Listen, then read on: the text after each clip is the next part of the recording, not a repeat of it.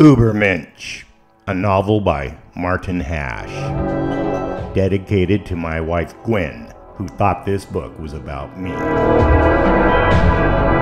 Part 1. Discovery. If you gaze for long into an abyss, the abyss gazes also into you.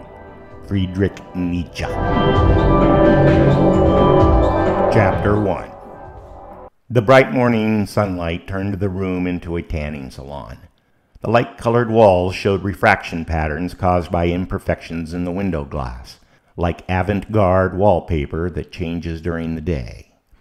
The iPhone that I kept in my left zippered breast shirt pocket let me know my ex-girlfriend, Elaine, was calling, a ringtone specific to her, the low spark of High-Heeled Boys by Traffic, a song I loved as a teenager because I wore high-heeled shoes at the time. Steve Winwood and other English musicians of that era were an anomaly in the history of music. There won't be a whirlwind of revolutionary creative output like that again in my lifetime. Elaine never knew why I used that melody, nor much cared why I considered that her calling card. She wouldn't get the sense of longing and betrayal the song embodied, even if I told her it was a perfect fit. I never considered not answering, even though I don't usually talk on the phone. Anybody who wants to communicate with me can do it through texting, or not at all. But mothers and old flames fall into the category of phone calls you have to answer. I unzippered my pocket, took out the phone, and held it to my ear rather than blast it over Bluetooth. More intimate that way. Even though there was nothing left, I still valued when there had been. I even spoke in a lower tone, like I did when we were lovers. "Hello, Elaine. What's up?" "Just seeing what you're doing." I was used to calls like this since we'd broken up, the old Netflix and chill ploy to get me over to her house, or better yet, her inside my apartment. The sex was good, but there was always the problem of getting her out afterwards because she lived almost 2 hours away. It used to be common for her to come over under the guise of snuggles, which she knew I was always up for, figuratively and literally, and then stay for days with the excuse that she lived so far away and didn't want to drive home in traffic. "Your place?" I asked, trying to escape the trap, but I knew that she knew what I was doing and it triggered her. "But what if you get like you do?" An accusation. Asked innocently, but really putting the knife in on purpose. The allusion was to the manic behavior I displayed occasionally. I'd never threatened her or put her in danger in any way, but my exuberance with life was out of the ordinary during those times, not like regular people. I took pride in it, thinking it was something that made me unique and special, but she used it to beat up my self-confidence. It was one of the many ways she kept trying to control me. Not the reason we'd broken up, but in amongst the list of 100 other things she intentionally did to manipulate me. I told her to stop, even made a 2-page detailed list of some of the things that annoyed me, pointed out the inevitable collapse of our relationship, but she was too focused on what she wanted to care what I thought or needed. She wasn't going to change anything, so I did. "Well, actually, I'm kind of busy," I responded, just as passive-aggressively. She knew that catchphrase. It meant I was blowing her off. "Don't be like that," she mewed. "Don't start it," I suggested back. I knew she was staring daggers into her phone and had that little perturbed pout on her face that caused a dimple on the right cheek. The image was clear in my mind. I even considered switching over to a video call so I could check. She was silent for a while. Finally I said, "Bye," and hung up.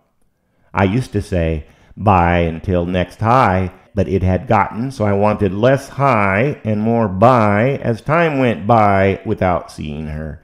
That's a bad thing, and tells a person they need to make a clean break and not allow old weights to cling to their body while swimming new seas. I intentionally made those kind of poetic aphorisms out of such feelings. It made me feel creative. Elaine didn't like it. She always thought I was mocking her and others, but that was rarely the case. I often told her I didn't judge people and say things behind their back. I took pride in my honesty and sincerity. Her lack of appreciation in my cleverness provoked me, so I provoked her out of petulance. I felt worse than I had before she called, another indication that getting out of such a toxic relationship was important. A lot of miserable people never seemed to catch on, or maybe it was low-level sadomasochism. That would make Elaine the dominatrix. Otherwise, I couldn't understand why she wanted to remain. Did she indeed take pleasure out of our verbal wrestling matches? That would make it even worse. Her a succubus to my unwary Patsy. I'd considered that before, but then she'd be the best person ever, and I enjoyed every second, especially the sex. Around half the time, I'd rather be around her than anybody else, and that includes being alone with myself, which I truly enjoy. It's not like there wasn't a lot of cleverness and humor between us. Finally, it had come down to the math. I was willing to put up with a lot of negativity in something as long as there was more positive than negative. It was a truism I was known for saying, and certainly had been a successful rule of thumb, for me anyway. But when I asked that question of myself about Elaine and my relationship, unfortunately that answer had become a no. Chapter 2. There was a time once, long, long ago, when I harbored the idea of getting married, as anachronistic as that may seem to some today. It originated from my pseudo-religious upbringing where men were men and women were women, and the expected thing to do was get married, stay married for life, and have children. Never were other options really considered. Even now, that seems an enviable fantasy, but the reality is that once someone is well into their 20s, their personality and sense of independence is so established that remolding to meet someone else's expectations is not realistic. However, the time was then, and I was only 18 when there was the girl and the choice was before me. Given the flexibility of youth and a determination not to push the giant life reset button of divorce, I'm pretty sure we could have made it work. Her name was Regina. She had bushy black hair budding on an afro, but Anglo features. She was small and athletic. We'd met playing badminton together in an evening summer league class. We were both shy, but when she told me jokingly that Regina was a nigger spelled backwards, my initial crush became an avalanche. The very fact that both of us were foolishly conscientious made achieving the white picket fence, 3 kids and a dog, more fact than fancy. Being in love, even if it was only the adolescent immaturity of crush and lust, was a big positive. I sometimes regret that the clock ran out before we could consummate our mutual desire for a life forever together. First it was finishing her education, then it was finishing mine, which was never ending, and ultimately we grew into those 20-somethings who were covered in a shell of self-absorption impermeable to change. The other important ingredient, which can't be overstated, is that both partners have to want to be married for the same reason. Increasingly, probably a majority of women no longer see the arrangement as beneficial except in a financial sense. And men, if they are interested at all, see it as having at least one subject in their kingdom. Without religious and civic indoctrination, if both sides are given the option of independence, they'll take it, except for the issue of sex. Alarmingly, though men consider virtually all women sexually acceptable, women only see 20% of men as potential sex partners, resulting in a lot of men, young men especially, having no sexual outlet with anyone but themselves. The term incel, for involuntarily celibate, has emerged for men who are trapped in this situation. What makes it worse is these unrequited men are constantly insulted, ridiculed, and made scapegoats by gynocentric social media. My understanding of testosterone suggests this is not a sustainable society, and it will blow apart at some point, probably during my watch. There is some hope. Sex dolls are becoming more beautiful and more realistic. At least the urge part of celibacy can be mollified. Combine that with the new concept of a simp, where a beautiful woman will present herself online as the virtual girlfriend of all her simp admirers. She pretends to be personally interested in each and every one of her followers and continuously asks for money, which they give because they consider her their virtual girlfriend, all 10,000 of them. As bizarre as this all seems, it's made even more so by mixing in antiquated ideas of values and morals about sex. Prostitution is illegal, but knowingly having a covey of pretend boyfriends masturbating to your live stream while asking for money is not. Luckily, if luck is the word for it, many boys never mature past adolescence because they are shielded by their mothers and other female gatekeepers from ever being inducted into the male dominance hierarchy. No hitting, no yelling, no bullying. Sit down. Don't go out alone. You can't say that.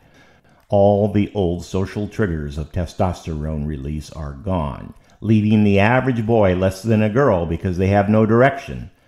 That's probably why so many of them want to become girls. Gender dysphoria has become so common it's mainstream, not even considered a psychiatric condition that needs attention anymore. There are hints in history that other civilizations went through a very similar metamorphosis, where women were women and men were women too. Ancient inhabitants of Greece or Rome would probably recognize the manifestations and symptoms. Whatever culturally acceptable narrative is presented for the downfall of their empires, the real reason seems all too obvious. The tribe across the hill had more violent men. Women can demand all the rights and dignity they want, but unless they can hold a sword and are ruthlessly willing to wield it, all the equity in the world won't keep them from getting raped to create a new crop of soldiers for the invading barbarians. Chapter 3. I've never bought a house, not even a condo. I know aspiring financial advisors everywhere recommend real estate to build your personal wealth, but I'd never seen the value in it. I don't have a family, and frittering my time away at the end of a cul-de-sac in a middle-class neighborhood near good schools, so at the end of 30 years the property would have appreciated a couple years' salary worth, never seemed to add up to me. Instead, I rented different apartments whose location appealed to me at the moment, and from which I could extricate myself at a moment's notice. Plus, I could change around the decor a lot to match the setting. To find an apartment is relatively easy. I go to a grocery store in the area I'd like to live and take however many free booklets from the racks by the entry and thumb through them reading the ad copy. You can get a pretty good idea about the neighborhoods by reading the couple paragraphs under each listing. I didn't care how many rooms or what the kitchen was like, nor the flooring, or the brand of the washer and dryer. However, the words sunlight, spacious, and view caught my attention. I certainly didn't want to pay for maid service. I had an iRobot vacuum for that, one of the few appliances that I took from one place to another. I'd become attached to it like a pet. The little guy would buzz around at a set time every morning that wouldn't annoy me while I was working, and dock itself when the battery got low. There was a cleaning station, but it wasn't ideal because the filter in the vacuum got clogged and had to be brushed out regularly, one of the little chores that took no time but had a big payback. I suppose most single guys had a similar lack of high standards and furnishings, but I like to pride myself at minimalism, having the least of the least, especially avoidance of status-conscious symbols like a wine closet or bidet, though I'd be tempted to take a place with a urinal. Because I didn't care what the interior colors were, I could get a nice place that would chase off other potential tenants due to their lack of imagination. Surprise me was my attitude. One time the interior rooms were pale blue with dark blue trim, another time it was orange. The landlord offered to paint, but I was okay with it. Even got to like the fact that I never saw any place else painted the same color. Except in old trendy magazines out of the 1960s, burnt orange I think it was called. The other color at the time was avocado green. I'd even occasionally buy an old design magazine if I found one at an antique or thrift store so I'd know more about it. I loved going into places where everything for sale was from the last century. The past was definitely a more exciting time, with much more experimental tastes. Ones that appealed to me, atomic age furniture and light fixtures from that era was clearly identifiable. I always thought that if I was ever going to stay someplace permanently, that's the motif I'd decorate in, Saarinen tables with knoll tulip chairs, the single pedestal kind that look like they can be tipped over. For now, I rented my furniture, even my king-size bed with firm mattress. However, I didn't rent the wall decor. I carefully selected the original art, vintage posters, and various bric-a-brac that few people other than devotees even recognize. I had different sets for different places, rock and roll in the living room, circus memorabilia in one bedroom, travel pictures, my own, enlarged in the bathroom, nothing at all in my bedroom, and old farm scenes and antique implements in the kitchen. Dishes and silverware were disposable as far as I was concerned, easily replaced and color coordinated to new surroundings. My only requirement was indoor, secure parking on the list even though the parking garage is a quarter of my total rent. I've even been known to stop pursuing an opportunity just because parking would be inconvenient. Chapter 4. Though I'm fascinated by new technology, I'm not an early adopter, the opposite in fact. I'll wait until the new becomes the past, and the people who bought it for the look-at-me factor have moved on to other things. Then I enthusiastically join the dwindling chorus of true believers. For example, electric cars, specifically Tesla, are very appealing from the outside, which is my problem with them. The wrong kind of people dominate the buyers, causing the prestige aspect of owning one to overshadow the technology. Certainly at some point I will own an electric car and revel in it, but not until all of the hype has died down. Perhaps when Tesla is just a footnote in history. The disadvantage of this attitude is that automobiles contribute an inordinate amount to the male's self-worth. At least the old-school testosterone males that I aspire to. Driving a gray Toyota or taking Uber's adds nothing to a man's image. Only the right car will do that. Combine that with my technology fetish and it becomes difficult to get a vehicle that has the correct combination of style, dependability, reputation, and personality at a reasonable price. I ended up reaching back into the past for possibly the most overlooked technological and marketing wonder vehicle of any age, the 1963 Studebaker Avenue. The car was designed by the famous at the time, Raymond Loewy. It was created by the always ahead of its time Studebaker Company, the last remaining token of its existence being STP for Studebaker Treatment Products. The Avanti, which means ahead in Italian, was their last-ditch effort to stay afloat after a century of leading the automotive pack in innovation, and the buggy business before that. President Lincoln attended parades in a Studebaker. Unfortunately, Studebaker fought their own version of the Battle of the Budge, with the same outcome. The most advanced car in the world was its tagline, and it demonstrably was. First car with disc brakes and sway bars, it had an integrated roll bar, and was the fastest stock car, meaning production car, in the world at over 168 miles per hour, clocking 29 speed records at the Bonneville Salt Flats, and was the 4-seater speed record holder for a long time, even though that isn't a recognized category. The average person doesn't know what an Avanti is, but any car guy will tell you its tale with a sense of awe and regret in their voice. It was the fastest car, the most technologically advanced car, the most ostentatiously designed car,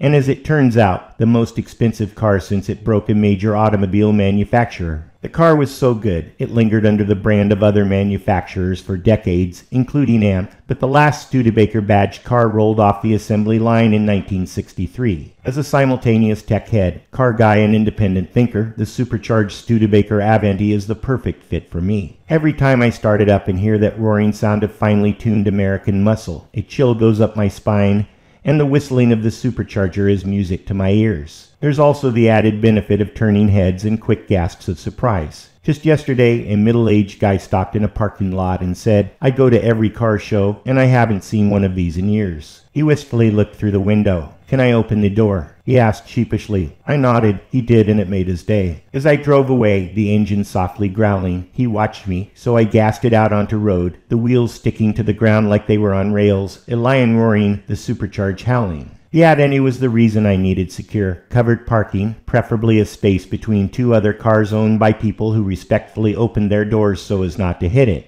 Convertible Mercedes, Jaguars, late model BMWs, those were the kind of cars I looked for as companions to my baby, cars of people who appreciated cars. A Hyundai or Honda, especially a Prius, stay away from. I'll pay extra not to be next to anything with 4 doors. Women were always suspect, but some could tell fine machinery, even classic iron, and those I always judged in a positive light. The car may not make the man, but it certainly pointed to one. Chapter 5. There's that just waking period. I don't know how long it is. Could be minutes. Could be seconds. My mind is not yet conscious enough to comprehend time. Everything is stopped. My primal mind fears the complexities and adversity of the outside world, so instead it turns inward, tightening into a small, obscure pinprick of existence, hopefully too inconsequential for the universe to notice. Here I am sovereign, my kingdom under the covers in a community of one. The satisfaction and relaxation that comes with that sense of control is unrivaled.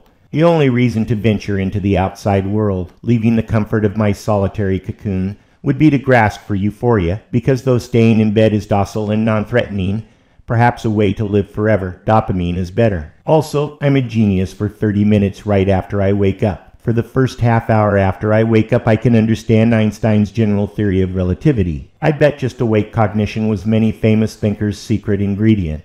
It's one of the most important aspects of my life, but I've never heard anybody else ever mention it. Maybe other people aren't geniuses for a few minutes every day. Because it's such a common trope. I guess one's routine must be synced with their wake cycle, morning person or night person, so maybe some people are geniuses at night. I'm a morning person. I like a regular early but not too early wake-up time so I can spend the genius time in bed thinking. I don't know when I noticed how intelligent I was after my brain chemistry had a good night's rest, but it was in my teenage years, and I really took advantage of it during graduate school. I'd put an impossible problem away in my head at night, then fish it out in the morning while I was in my cocoon. It got to be a personal joke. Every night I'd think I'd finally found a concept I couldn't understand or a problem I couldn't solve, and every morning I would understand and solve both. The predictability of my nightly swing between despair and elation was both humorous and proof that the human body is a machine that needs recharge regularly. I've tried using the time to plan the day's events, but my mind is free-flying and I just can't get harnessed into mundane tasks, and even if I do, the genius is extinguished.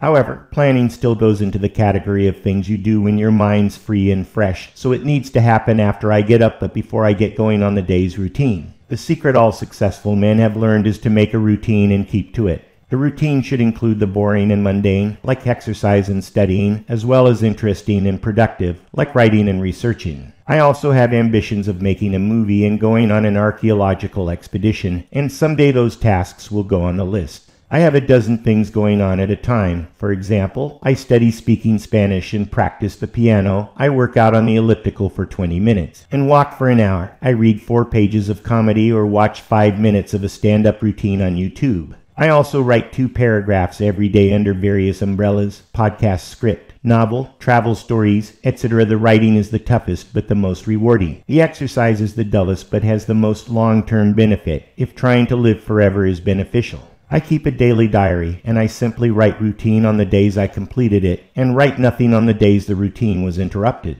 I try to do at least one unique project per day, like working on my car or preparing my taxes, more if I don't lose motivation. Dividing difficult things into bite-sized tasks is also very effective. Read about repair, take apart, do repair, reassembly can be more exactingly done on consecutive days rather than one long multi-hour stretch that risks tired or bored errors. I was always amazed at my friends in university who would work all night on a paper or spend all day locked up in the library studying for a test. How could they keep that up? Obviously they couldn't, because those kinds of people became less and less prevalent as my career progressed. It was the ones, like me, who kept to a schedule of allotted times for each task that stayed in the competition. Some of those people actually took regiment too far, past the point of where their productivity was affected negatively. Those were people who weren't autistic, but they were definitely on the spectrum. The prattle you always hear about keeping balance in your life is one of those pieces of schmaltzy wisdom that's actually good advice. Not that I'd know, since my sense of balance is nothing like other people's. I can tell when I'm excited about something when I pop out of bed earlier than my regular 5:30 a.m. to work on it. Sometimes I jump out of bed, run to my computer to type away furiously before the genius runs out. Go back to bed, then get up again later to continue where I left off once the outline is there. Unfortunately, my whole day is discombobulated if my routine is left uncompleted, often for the worse. I'd rather have a too busy day that included a robust completion of everything on the list than more sleep anytime. It's less stressful and more productive.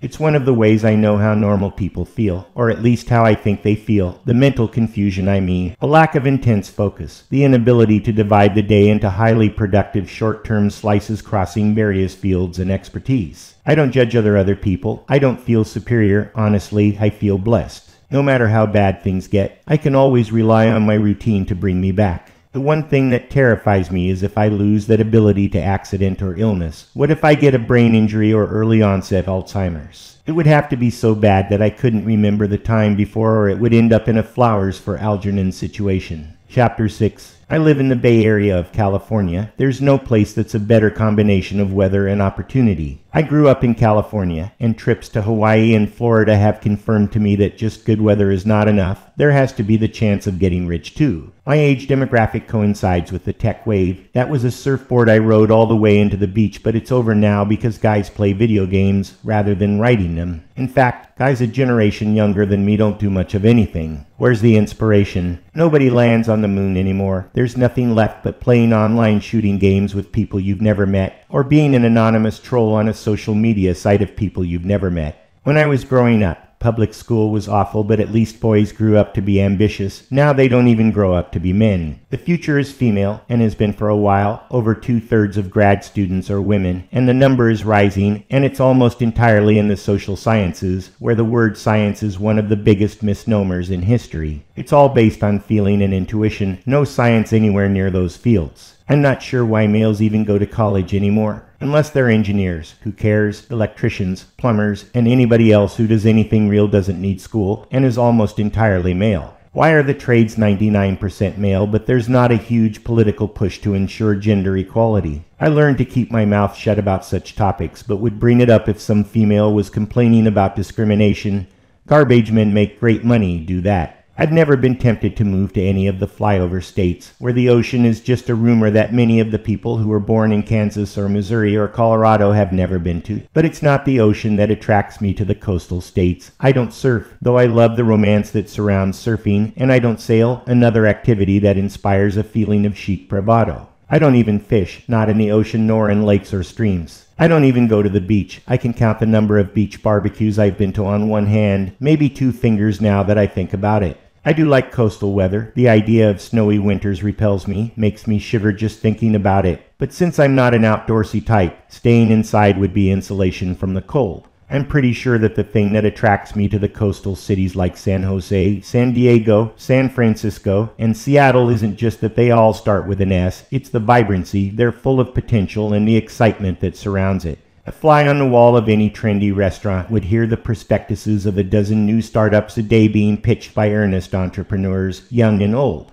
There's no question why Silicon Valley is the tech hotspot of the world. Beautiful weather without bugs nor excessive rain, outdoor activities, and most important, beautiful young people. Unfortunately, the secret's been out too long, and overdevelopment is everywhere. In an airplane from above, the ribbons of asphalt and boutique wineries look like the landscape is wrapped up like a gift. Endless lines of cars during rush hour add to the illusion. The problem with city planning is that every time political winds change direction, the city planners do too. The results are probably more chaotic than if growth had simply been allowed to mature naturally, but maybe the infrastructure mess in the area wasn't planned. It certainly didn't feel like it. The Bay Area got its start with the gold rush in the mid-19th century. Actually, all the mining was going on in the Sierras, the big mountain range to the east, where huge mounds of soil from the excavations, up to 50 feet high, eroded away into the rivers, eventually dumping into San Francisco Bay, speeding up the natural geological process of filling in the coastline by thousands of years, and adding miles of buildable but unstable landfill.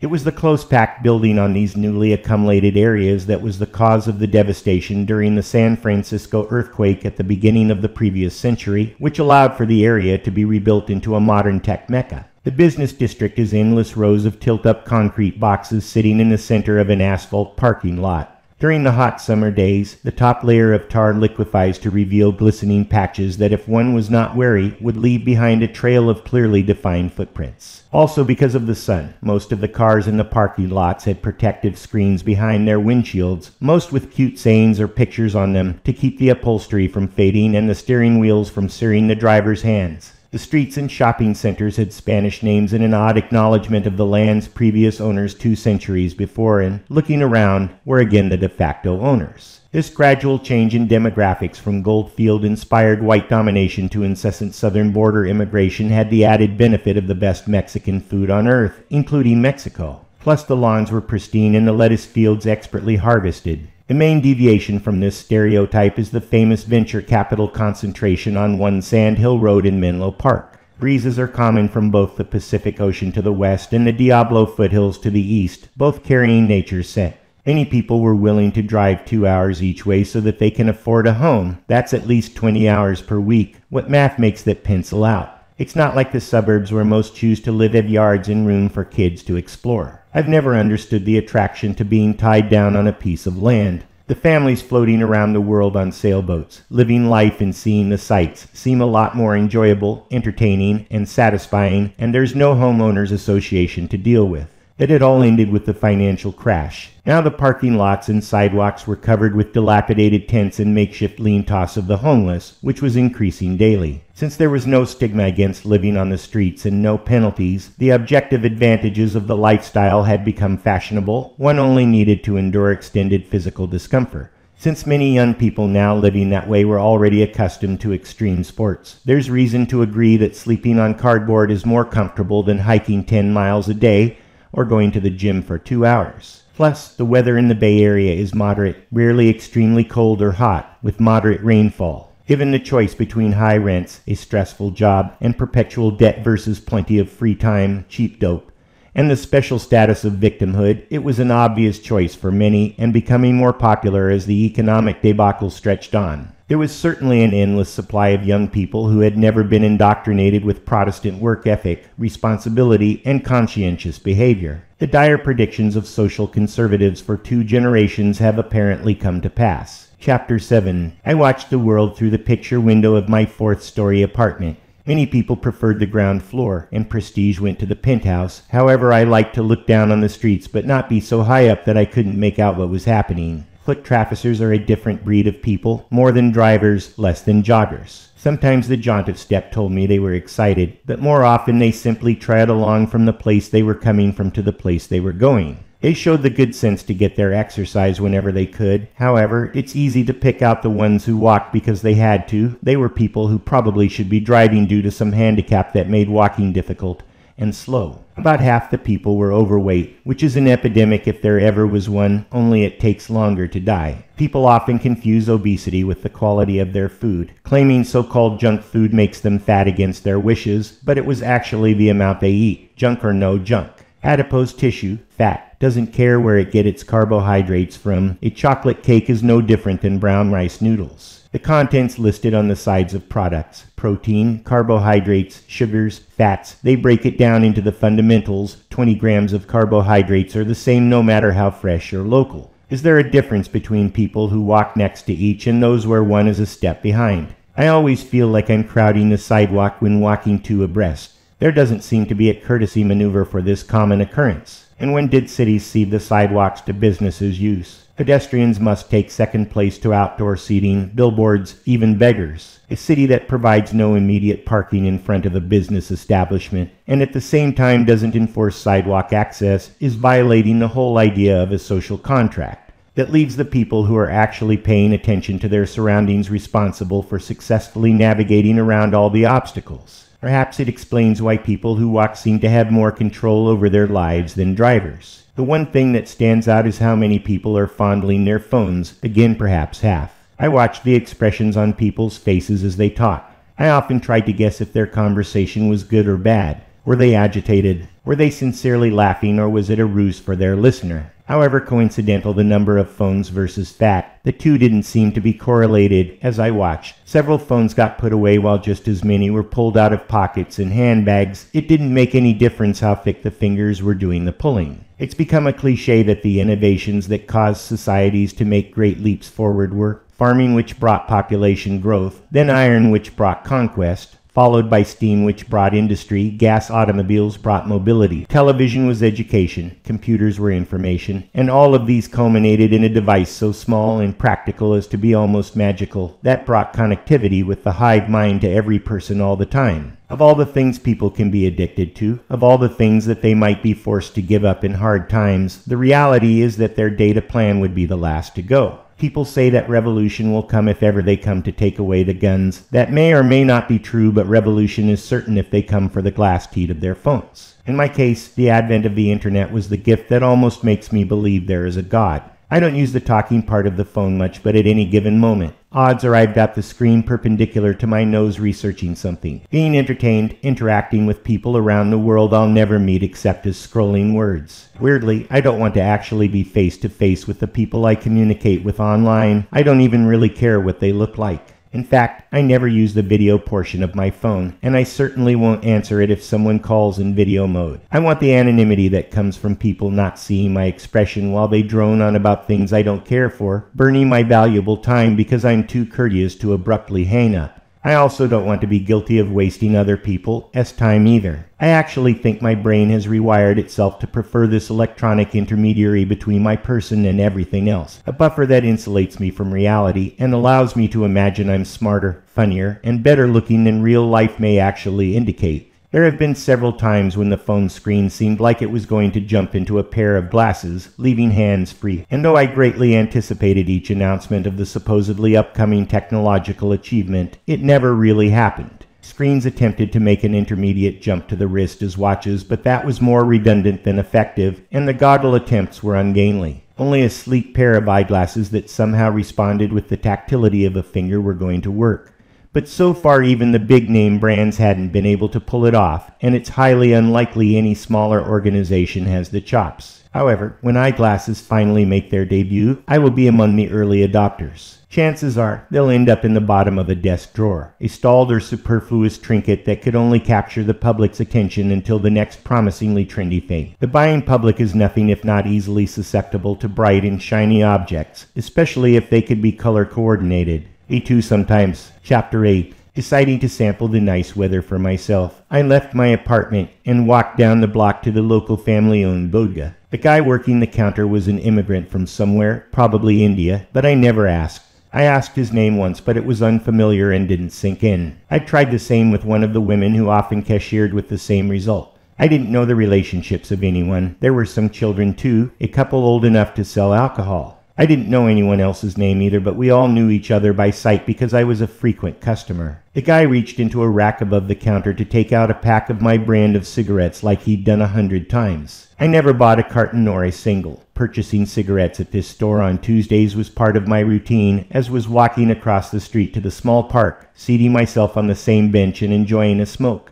It didn't have to be Tuesdays, or that bench, or even smoking a cigarette. It just usually was part of the formula I performed to relax and think about things. I've been told smoking kills. Says it right there on the package. I'm surprised they don't use their fortune and lean ability to buy lottery tickets. Why bother telling other people how they'll die when there's a world of possibilities of other ways to predict the future? Anyway, I know for certain they're wrong. I'm not going to die from smoking, guarantee it. Might as well smoke. I did compromise by only smoking filtered cigarettes, and most of the time I didn't even finish before pinching out. I kept a little fireproof bag in my pocket to put the stubs in. There aren't many ash cans anymore, and I won't litter. I didn't smoke in the house so the place wouldn't smell. Elaine was always complaining how my clothes smelled of cigarettes. She'd go nuts if it was on the bedsheets. I'm not going to use a vape pen. That defeats the whole purpose of smoking. I'm not doing it for the nicotine.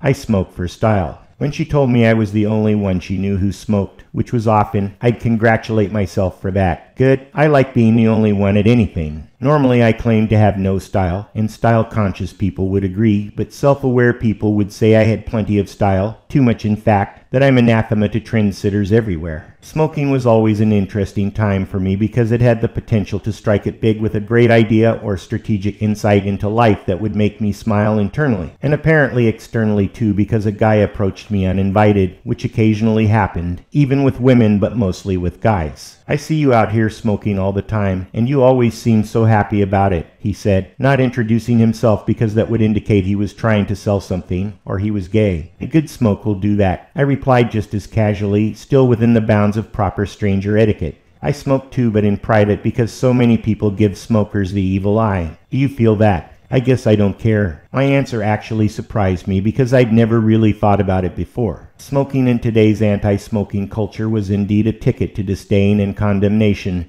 yet the censure never crossed my mind. The guy had much darker skin than me, more than the family that worked the bodega, but he didn't have an accent, and I wasn't much for racializing people, so he was just some guy who wanted to talk. It didn't seem like he was gay even though he had the boots for it. Shoes are one of those things I never look at unless they're cowboy boots made from the skin of exotic animals, the scaled coloring of python or the pebbled texture of ostrich, especially if the toes and heels of the boots are tipped, preferably decorated with polished turquoise or agate. Taps add the ambience of sound to the whole package, but the person wearing the boots has to be an appropriate fit. Blue jeans are a must, and a checkered western shirt with pearl buttons on the pockets and embroidery on the collars is almost as important. A cowboy hat can top off the ensemble, or it can ruin it. Too big or too small are equally bad. Woven straw is best because that's what real cowboys wear in warm weather. People dressed like cowboys in trendy downtown restaurants don't have to be real cowboys, but they shouldn't wear the hat. He wasn't wearing a hat. Can I smoke too? He asked, seeming to take pleasure in the thought. The more the merrier. I watched as he took a pack out of his inside jacket pocket.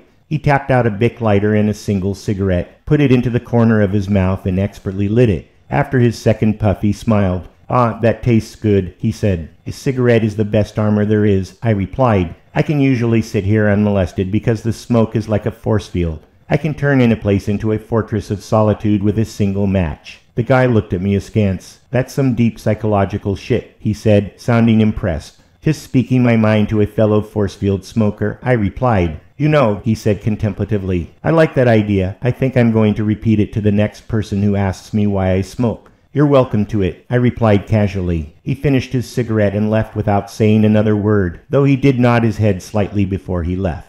I had more to think about, so I lit up another one. Chapter 9. There's lots of things I'm not good at, really. A number of my failures could probably be listed in the Guinness Book of World Records. But don't take that the wrong way, because all of those failures are a result of trying many, many things, more than anyone you know or have ever met, and as statistics would have it, some percentage of all the things I try aren't failures. And because the numbers are so large, that can turn into quite a lot of accomplishments, degrees, businesses, money, success, minor celebrity. Certainly, I'm not complaining, but it's always healthy to remember where I basically dwell, which is in Loserland, and I'm not alone. Loserland is the most populated place on Earth. Like some in Loserland, many of my days, perhaps most of them if they were all taken in aggregate, were seated in a classroom ignoring the droning of someone dumber than me explain things I could more easily learn from words in a book. It started in kindergarten, a half-ring of youngsters seated on the black and white asbestos-tiled floor, enraptured and in puppy love with a female teacher who at the time seemed aged but in retrospect was probably no older than the quarter I carried for lunch in my pocket.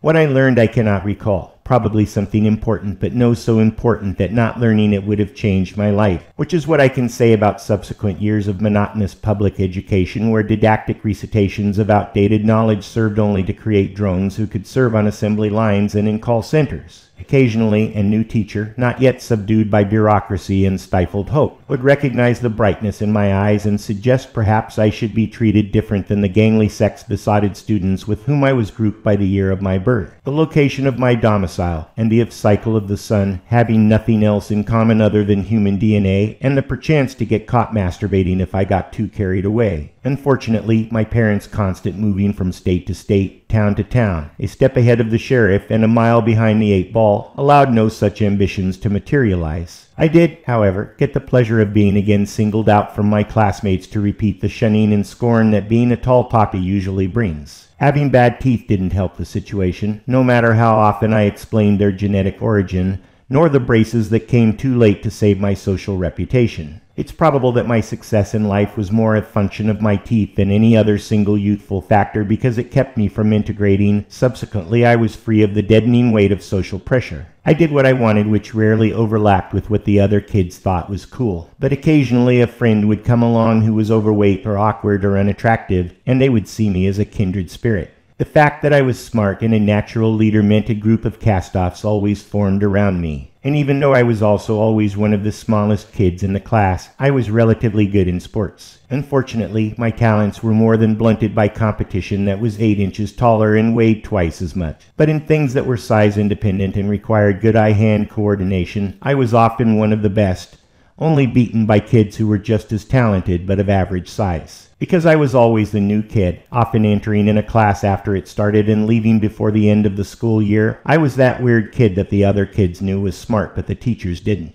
Something about institutionalized education lets exceptional students fall through the cracks, inhibits them even. Due to never finishing a school year, my grades were guesswork, so my records were no indication of past achievement or potential. A teacher I had in 7th grade, a school where I didn't even finish the year, was surprised the other students in my class gave me a homemade going-away card titled, "To our computer, Kirk." She said she'd never seen that happen before, and asked why they called me Computer. On my last day there, the PE coach, who must have recognized how he could make use of my athletic talent to size ratio, had me wrestle every kid near my size, which I easily beat, then larger but awkward kids, then larger talented kids, and I won them all, even though I must have wrestled 24 times, right up to the class bell. He came up to me with regret on his face and told me he was sorry to see me go because I was a natural and could have started on the wrestling team in my weight class next year. I probably would have tried in the next school, but they had no wrestling team, and by the time I was in high school, when I went after school for tryouts, there were so many kids there, my natural shyness was overwhelmed and I just turned around and walked away. Friends were also touch-and-go affairs, and though I bonded well and became several kids' best friend, I could never be part of the cliques that formed naturally among children who had been in school together since second grade. In retrospect, I would have done much better being homeschooled, not with my mother as teacher, but just me reading books and doing assignments. Social conditioning wouldn't have suffered because we did go to church twice a week no matter where we lived. Me, my mom, and brother and sister. My dad was not a religious person, and he didn't much care for the kind of people who go to church anyway. I was bullied, taunted, and shunned enough there for a lifetime of socialization. Chapter 10. The weather in California is seasonal, but they tend to run into one another. Spring was good, but we were still in school, so summers were always best. Lazy and warm, equal parts adventure and boredom. To relieve the boredom, I was always seeking the adventure. Knocking on the door of another kid and asking one of his family members if he could come out and play was frightening. I couldn't conjure up the courage, so I learned to entertain myself. It's not to say I didn't knock thousands of times, but that I just as often decided to catch insects, go to the creek, or explore empty fields by myself. When I found lizards or snakes, I'd catch them, take them home, study and admire them until I got bored, then let them go. Once I caught what I thought was a baby rattlesnake. I scooted it into a brown paper bag and left it on the floor of my bedroom to show my friends, but it was a Sunday and I wouldn't see them until school, so I just left it there. Then I forgot about it, and the next time I looked, the bag was empty. I never told my parents. I didn't think they'd take it well that a rattlesnake was loose in the house. I did tell my friend, George, but he didn't believe me even though he knew I did that kind of thing. He even brought it up once or twice to taunt me, like the rattlesnake in your bedroom. That is until I found another baby rattler, cut off its head, skinned it, and brought the rattle to show him at school. The other boys in class didn't know about the one in my room. George looked at me strangely, but he never mentioned rattlesnakes again. About a week later, him and I found a horny toad under a bush. I should say I found it. He walked right past. I caught it for him and he took it home. He told his mom he found and caught it. I never corrected him, even in private.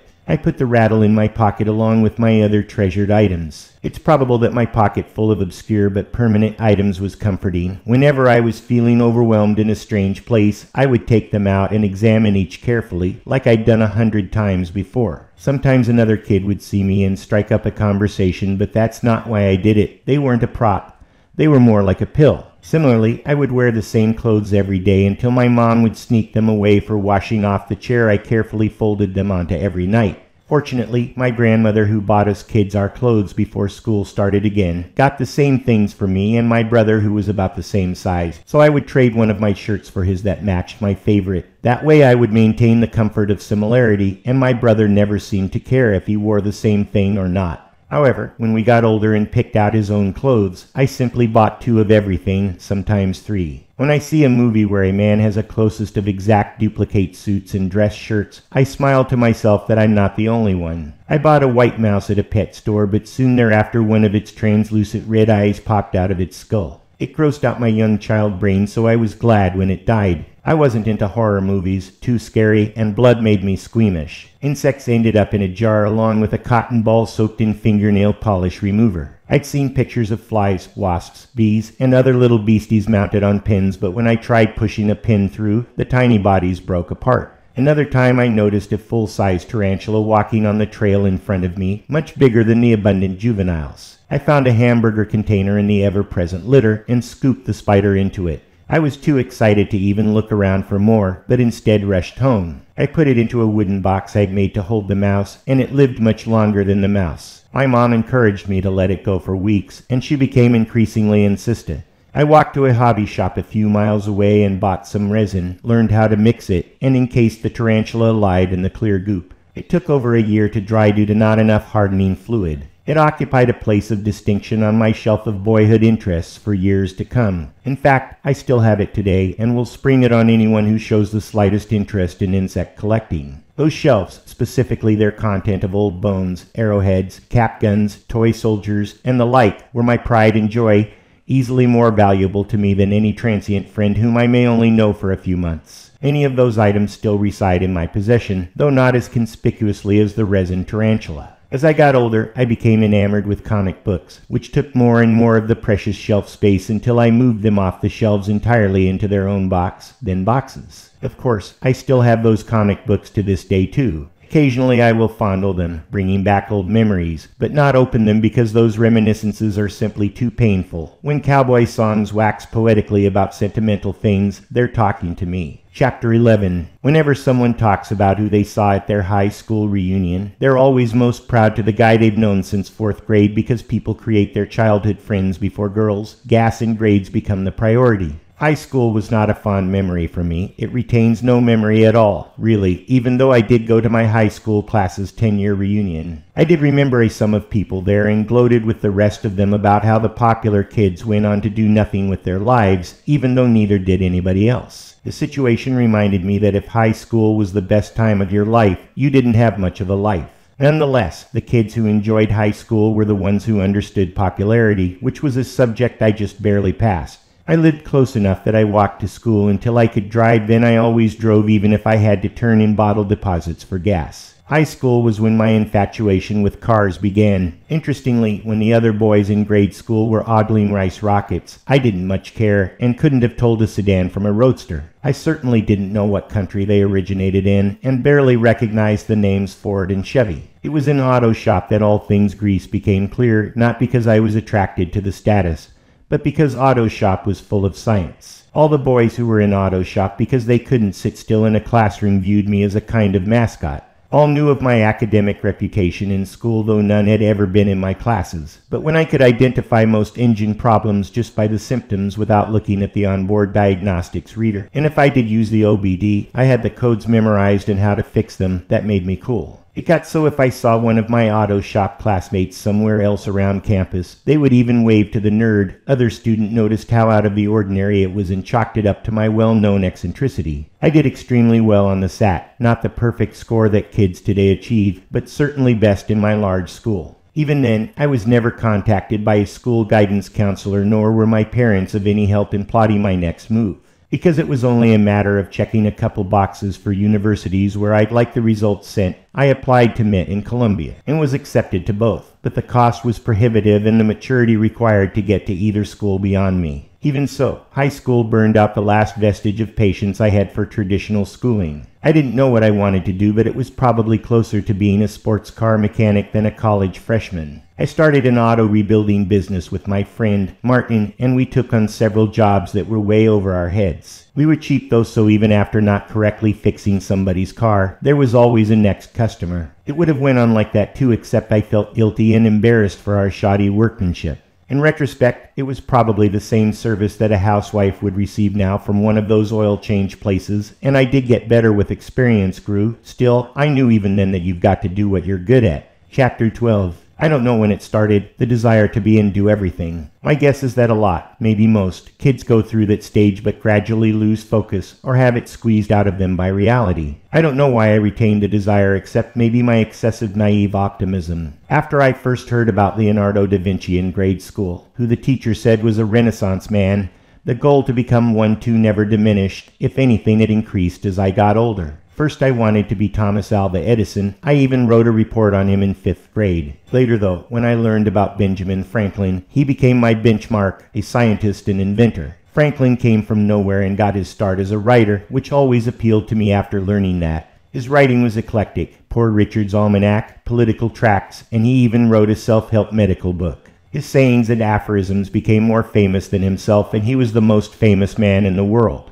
His acquaintance with the law included editing the Declaration of Independence and being enshrined as a founding father. As an indication of how enticing and persuasive man Benjamin Franklin was, he spent the later years of his life living and presumably engaging in ménage à trois with a mother-daughter team while serving as ambassador to France. I didn't know what that was at the time, but Franklin also played chess, so I did too. At some point I learned about the 17th century term homo universalis, the universal man. I found the scientific-sounding nature of the term particularly appealing, but I'd never actually heard it used, only encountering it when I was researching polymaths of the Renaissance. A homo universalis is an individual whose knowledge spans a substantial number of subjects, known to draw on complex bodies of knowledge to solve specific problems. that fit my aspirations perfectly. I made a list of what I thought would entitle someone to call themselves a homo universalis, determining that there was a circumference of aspects that included science, medicine, law, business, art, sport, travel, and philosophy. To have achieved expertise in all would be the goal, where expertise was composed of both education and practice, as indicated by a doctorate in the field accompanied by a state-sponsored license. In the humanities pursuits, a quantity of output could be deduced, such as traveling to 100 countries, being a published writer, and a custodian of mind and body.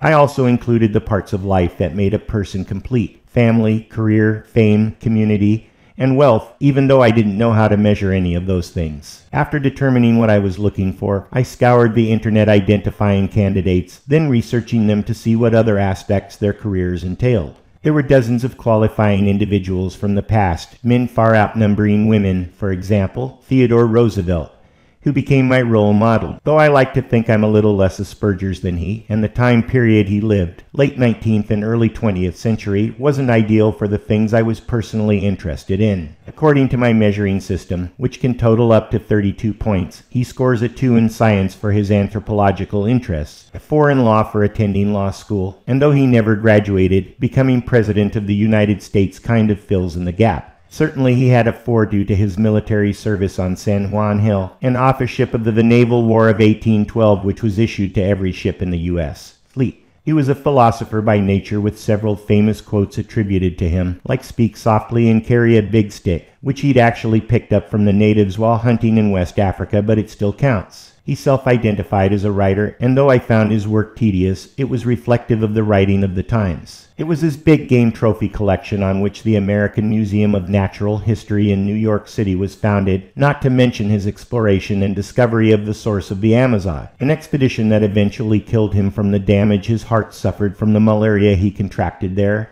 and he had to bury his favorite son, Kermit, along the way after the younger Roosevelt succumbed to the dangers of the jungle, a grave that's never been rediscovered. His personality was bigger than life. My goodness, his head is on Mount Rushmore. He married twice with a family of 5 children. He was a born leader and accomplished much for humanity, including the establishment of the concept of conservationism. All considered, he scores a 25 on my makeshift scale, the highest of any past high achievers. Another amazing universalis was introduced to me while reading science fiction in my youth, Englishman Sir Richard Francis Burton. He was probably the greatest playboy of all time, even though he lived in the 19th century, world-renowned for his open sexuality, which he turned into a formal philosophy, surprisingly while remaining married. He was classically handsome, a writer, poet, and fencing champion. He also founded the Anthropological Society of London, and as a captain in the East India Company, he was the world's greatest traveler and spy of that century. Didactic, speaking 29 languages fluently, he was the first Westerner to infiltrate the Great Mosque in Mecca. So admired and accomplished was he that he was knighted by Queen Victoria. Like the others of his caliber, he scored over 20 in my personal metric system. I could not imagine emulating him, even though I was incredibly impressed.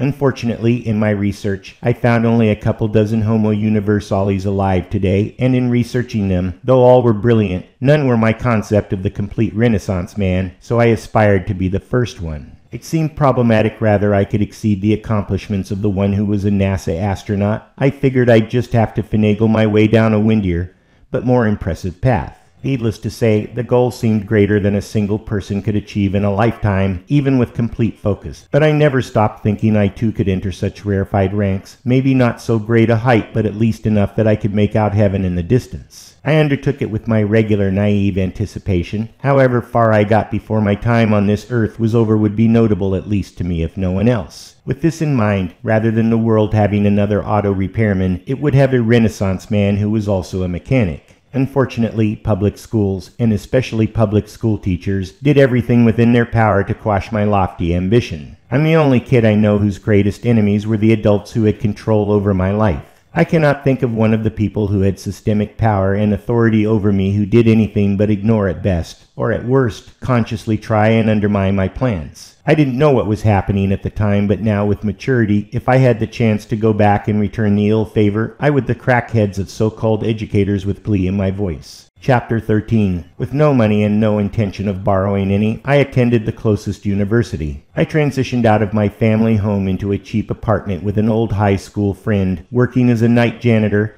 and odd jobs to pay the bills. My Renaissance man goals were more general than specific, so which degree to pursue was unclear. At some point in high school, I had taken an aptitude test that recommended majoring in biomedical engineering, and though I had no interest in medicine, I did in electronics.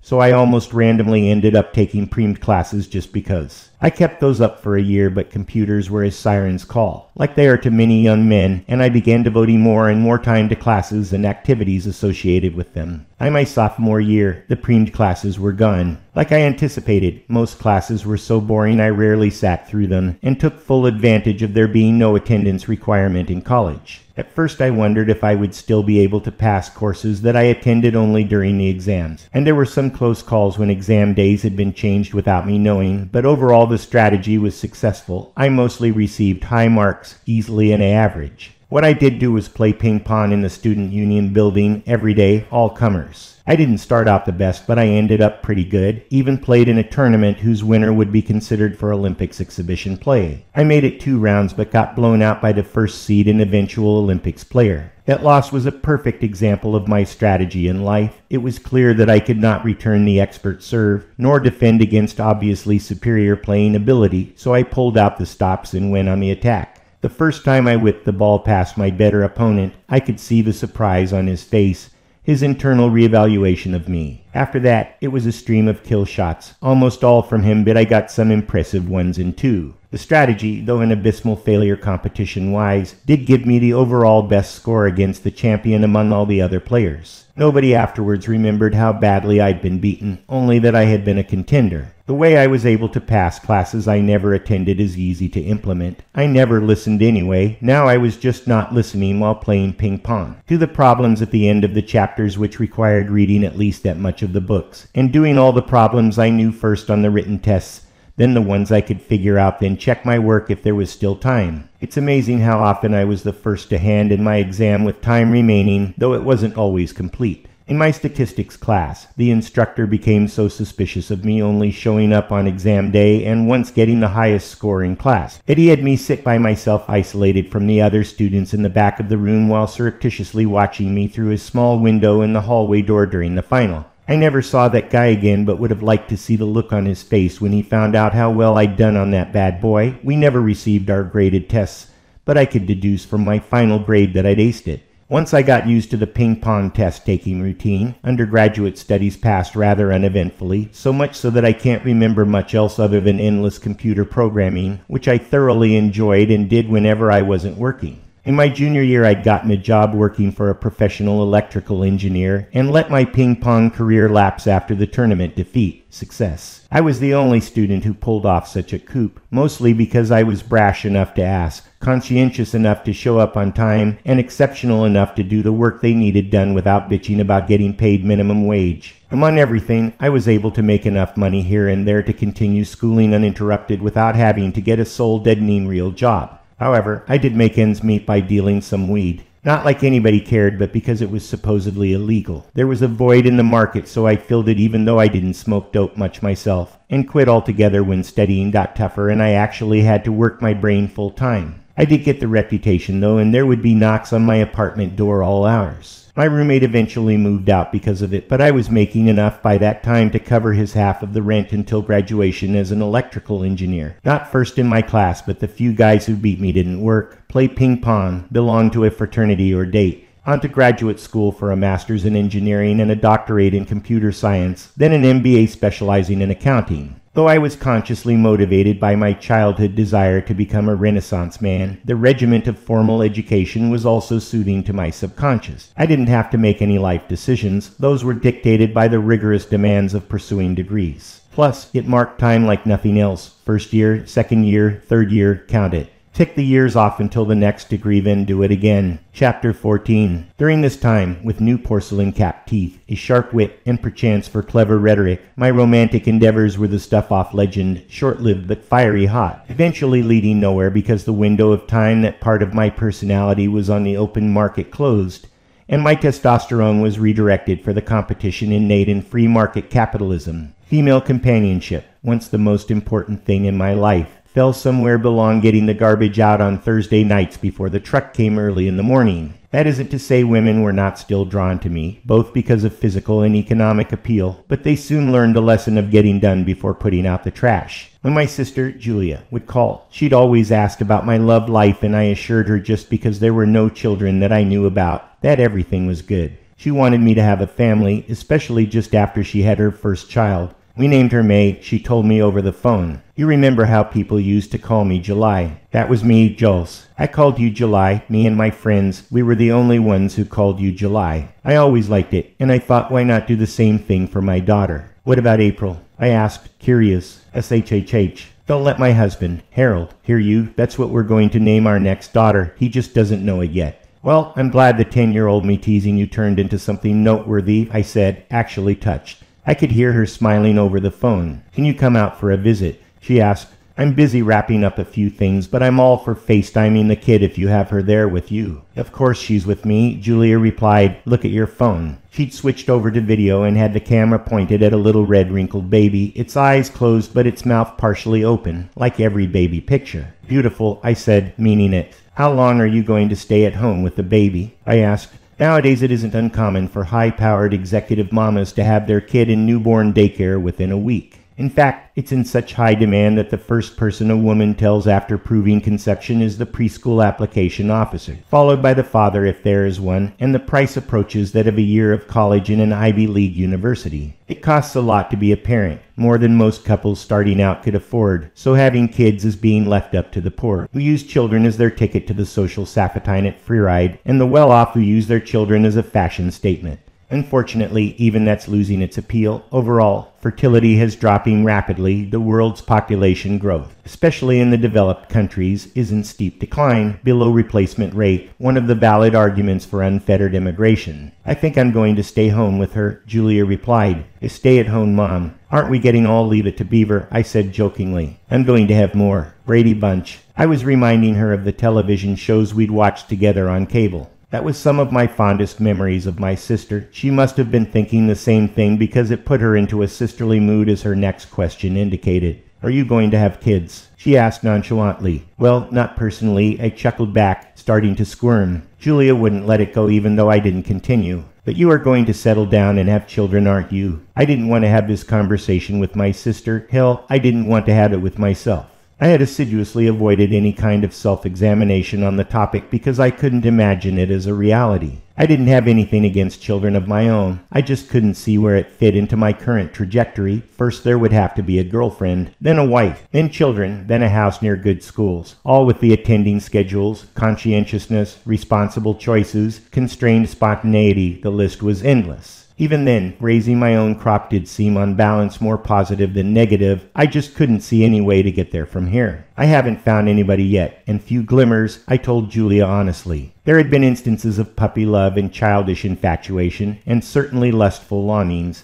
But as far as an intellectual exchange of equal beings making each other's lives more than the sum of their parts, nothing even close. I'd had no experience in the past of a woman who was a real friend and confidant, and, frankly, didn't expect any in the future, though I still hoped such a thing existed. Hell, I didn't have that many examples of men who were friends either. From my experience, relationships seemed more Gilligan's Island and Bewitched, slapstick over magical. Baby Ginger still available? I said, jokingly, alluding to the crush I had on the movie Esther, Castaway Julia knew I had as a child.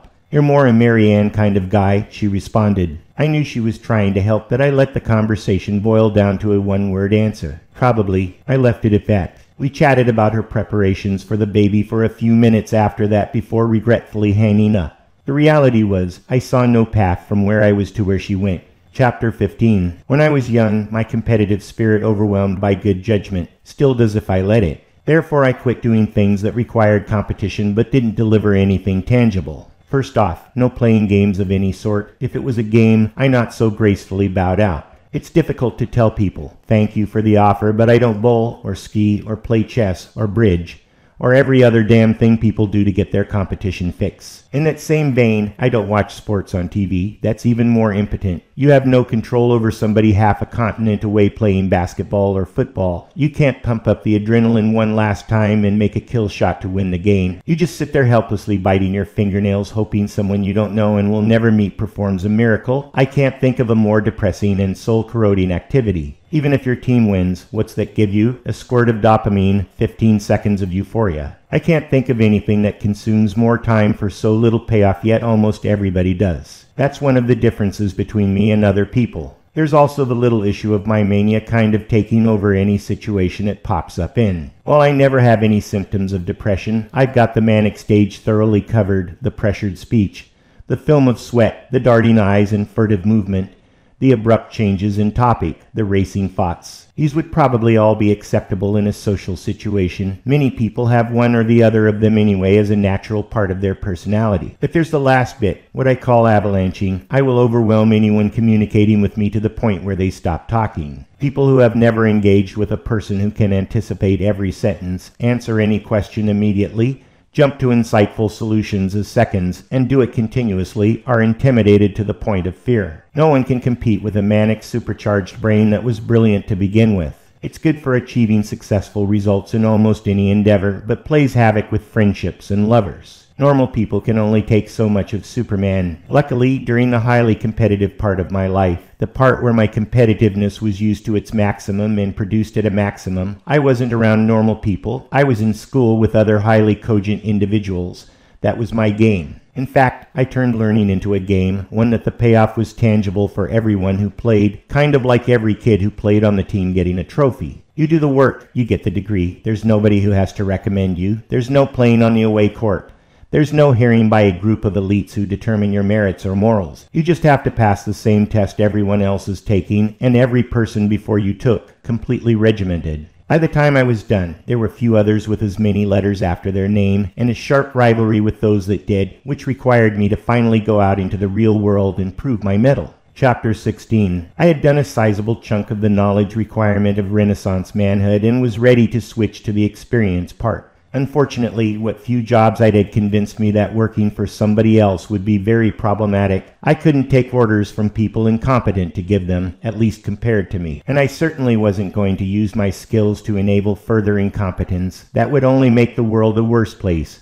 So I did what I always do, which is to do what I want to do, not what other people thought I should do. Because of my nomadic childhood, when it was my choice as an adult, I stayed where I was and started a software company right when the Bay Area tech bubble was in a downturn. Those were some drink Coke, sleep under your desk times, fly fast, go high, hopefully not flame out. My strategy was to continually come up with new software application ideas, mostly art creation tools, and implement them so fast that by the time they started getting copied, I was already 3 more ideas down the road. I got a reputation for this behavior, and the industry started to notice. I even got written about in magazines. I got contacted to do consulting work which paid well without much work at all. After 5 years, if I was conscientious with my money, I would never have to work again. It's not that I wanted to quit, but the business model I was following, write software and get paid for it, was disappearing. The very thing that attracted me to the industry, do everything yourself, including development, manufacturing,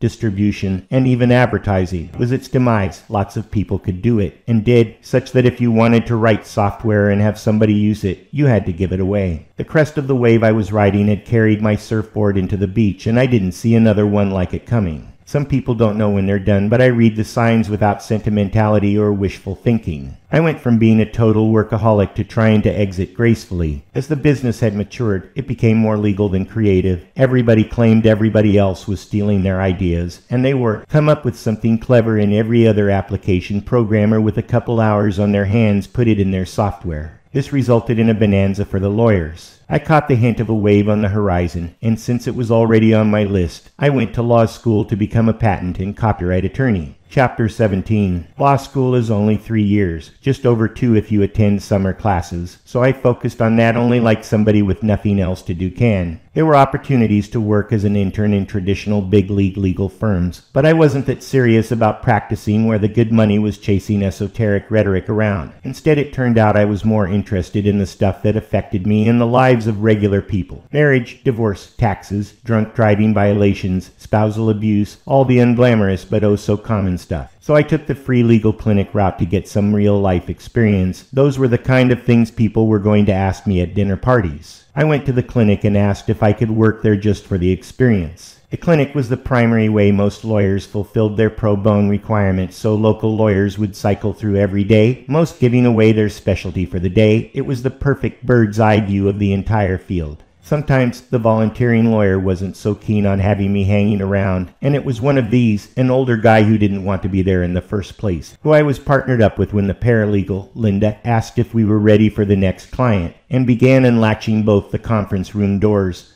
something I'd never seen before. Then she rolled in this extremely obese woman, so large she could only lean back in her giant, heavy-duty wheelchair. She had a little lap dog, but was so fat she didn't have a lap, so the dog was kind of perched on the roll of her stomach, awkwardly balancing to keep from falling off. The dog was wearing a banner with a sign that read "Seizure Alert Animal." I know I'm supposed to be sympathetic towards those less fortunate than myself, but I couldn't help thinking, what the? A lawyer with me didn't seem fazed, so I sat there with a straight face listening to this woman describe how she sleeps under the bridge with her homeless boyfriend. And she'd like to rent an apartment, but none of the scummy landlords will put in an elevator so she can get to the second floor where the cheaper rooms are. I couldn't help myself. Jesus. I said it real quietly, but the other lawyer heard and frowned over at me. Then all of a sudden, the woman's eyes roll back and her flabby arms start flapping. I could see a dark stain in her stretch pants from wetting herself. That's when the seizure alert animal started yapping before wobbling down the rolls of fat to lick the woman's crotch. I'd had enough. I jumped up. Jesus H. Christ.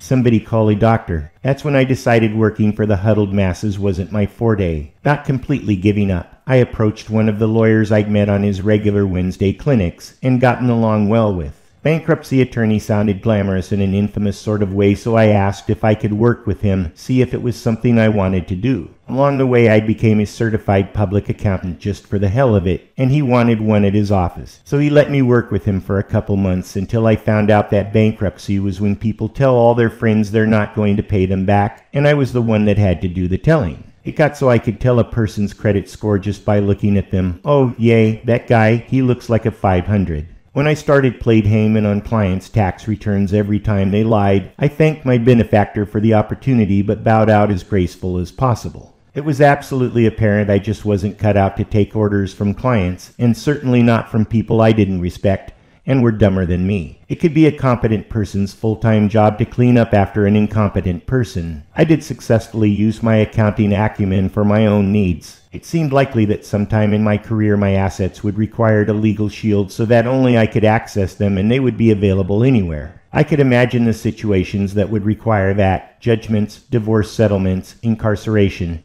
but none of them seemed even possible right at the moment. I found a bank on the Caribbean island of Nevis that for a low yearly fee and an imprinter with their name on it would provide a veil between me and mine. It was a rather convoluted arrangement that not only obscured the property's ownership, but it also stripped any equity they might have. Why tempt the notoriously greedy plaintiff's bar? Best of all, the shell companies that did have access to real value were U.S.-based, so I could put on my high-priced lawyer suit, walk into a U.S. bank, and withdraw what I needed whenever I needed it with no one else the wiser, and it wasn't illegal. All taxes were strictly reported and above board. It was one of those things I did just because. Just because I also got a federal U.S. patent agent registration number, but I never used it except for bragging rights. Just because is a very good way to learn a lot about the law, the kind of comprehension that suffering through Socratic instruction can't bring. After the burst of energy it took to license under the state bar, I never gave much consideration to practicing law again, except I was still approached for advice by people who knew I was a lawyer. What was odd was it was always the friend of a friend. Most people don't quite know what a lawyer does, and assume that any lawyer has at least an informed opinion about all parts of the legal universe. So in an evening at a party, I could get personal information about someone's divorce, or advice on how to sue an employer for whatever imagined reason, or how to respond to an IRS request for tax information. Knowing this was going to be the case, I would watch YouTube channels that featured lawyers discussing cases in the news. I can categorically state that if somebody really wanted to learn the law and be simultaneously entertained, this is the way. Not only law, any subject could be trained faster and retained longer by watching YouTube. The number of esoteric but interesting and useful things I've picked up watching some guy in their basement talking off the top of their head is amazing. Chapter 18. Once law school was in the rearview mirror, it dawned on me I didn't have a plan. Yeah, I had the overall goal of knowing everything, but I was self-aware enough to wonder if that was a boy's fantasy or a mature man's dream. I never really understood what self-awareness meant when I first heard the concept. I didn't know it at the time because I wasn't self-aware. Self-awareness is understanding your motives, and by extension, other people's motives. Youth is inherently narcissistic, being the center of the universe where everyone else serves at your pleasure. Babies are the most narcissistic of creatures, but they gain self-awareness as they mature to recognize other people exist and must be respected, right up until they become elderly and lose the ability or simply don't care anymore, so become narcissists again. Unfortunately, the word narcissism is colloquially used by people with low self-confidence to denigrate people who have high self-esteem, just as the word ego is used by people without accomplishments to describe those that have. True narcissism has a clinical diagnosis that includes a controlling behavior, never admitting being wrong, always taking credit for good and blaming others for bad, and a self-centeredness that verges on autism. Many people never gain self-awareness. Fortunately, most of them are harmless and can be ignored because their wants are inconsequential. Unfortunately, that's not always the case, and a truly narcissistic individual can block your path, a person with power over you, perhaps even a family member. In economics, it's called rent-seeking, and institutionally, it's called gatekeeping. If you have self-awareness, you can recognize what's going on and maneuver around the obstacle or get clear of it altogether, but socially blind people are usually trapped. Luckily, even though I didn't fully understand the situation entirely when I was young, it was simply logical to not let anything stop me, and so I would evade their clutches. I specialized in situations where there is no hidden agenda or gotchas, like schooling. Unfortunately, anytime there's a person between me and my goal, that's when I can get stymied. It only takes a few sorties to determine if who I'm dealing with is going to be an ally or if they expected to be benefited or entertained by me without quid pro quo. Some are simply masochistic. If so, I walk away, no need to feed the beast, not going to win anyway. Even though I consciously tried to expand my self-awareness through study, both academic and practical, I finally caught a glimpse of something else almost as important, so-called external self-awareness, which took a lot longer to comprehend. Contrary to internal self-awareness, where you are guessing how people will react due to their otherwise opaque internal motivations, external self-awareness is what are you going to do to form their opinion of you? It's the manipulative portion which I hadn't understood because I didn't care. My problem was I may have risen above narcissism, but other people didn't know it. I would talk, dress, and do as I please. But as ubiquitous as these things may seem in American culture, they are, in fact, not that common, and will almost always be silently discriminated against. Free-spirited people have a hell of a time finding places to express their perceived eccentricities without penalty. I became very cynical about external self-awareness and the control it gave other people over my life, so I ignored it. I still had it. I just chose to suffer the consequences of not acting on it. Other self-aware people recognized that I had consciously made that choice and excused me for it. But those lacking in maturity were a constant source of backbiting and vindictive behavior. Self-awareness is one of the most important components of wisdom, which is what I thought being a Renaissance man would bring me, and I recognized that no more schooling or even practical experience was going to increase it. What, I wondered, did other Renaissance men of the past do? They weren't more educated than me, they weren't more experienced than me, they probably weren't even more intelligent than me. One of the things that stuck out combing through their curriculum vitae was that they were all travelers or explorers of one kind or another, however circumspect due to the technology and politics of their times. I already had that requirement on my list. Chapter 19. I never really gave much thought to traveling the world, even though I've loved old National Geographic magazines and watched nature shows on television. I still have some of my favorite vignettes saved and watched later on YouTube. One is a capybara swimming in the Amazon that is suddenly eaten down to the bones by piranha, bright red blood filling the water. I'd seen it as a child and the horror had stayed with me. I'd even tell other kids about it. Finally, as an adult, I Googled the description and the correct clip popped up. Apparently, there are lots of kids who want to revisit that image. When I got my undergraduate degree, I knew a lot of other graduates whose parents gave them money to go to Europe for a year before they had to look for a job. That was never an option for me, both because a year of doing nothing seemed like a waste, and Chapter 19. I never really gave much thought to traveling the world, even though I've loved old National Geographic magazines and watched nature shows on television. I still have some of my favorite vignettes saved and watched later on YouTube. One is a capybara swimming in the Amazon that is suddenly eaten down to the bones by piranha, bright red blood filling the water. I'd seen it as a child and the horror had stayed with me. I'd even tell other kids about it. Finally, as an adult, I googled the description and the correct clip popped up. Apparently, there are lots of kids who want to revisit that image. When I got my undergraduate degree, I knew a lot of other graduates whose parents gave them money to go to Europe for a year before they had to look for a job. That was never an option for me, both because a year of doing nothing seemed like a waste, and I didn't have the money anyway. Now I had the money, and to a self-aware person, doing nothing while collecting new experiences seemed like doing something. The more I thought about, the more value I assigned to experience. I went to Hawaii, flew from island to island.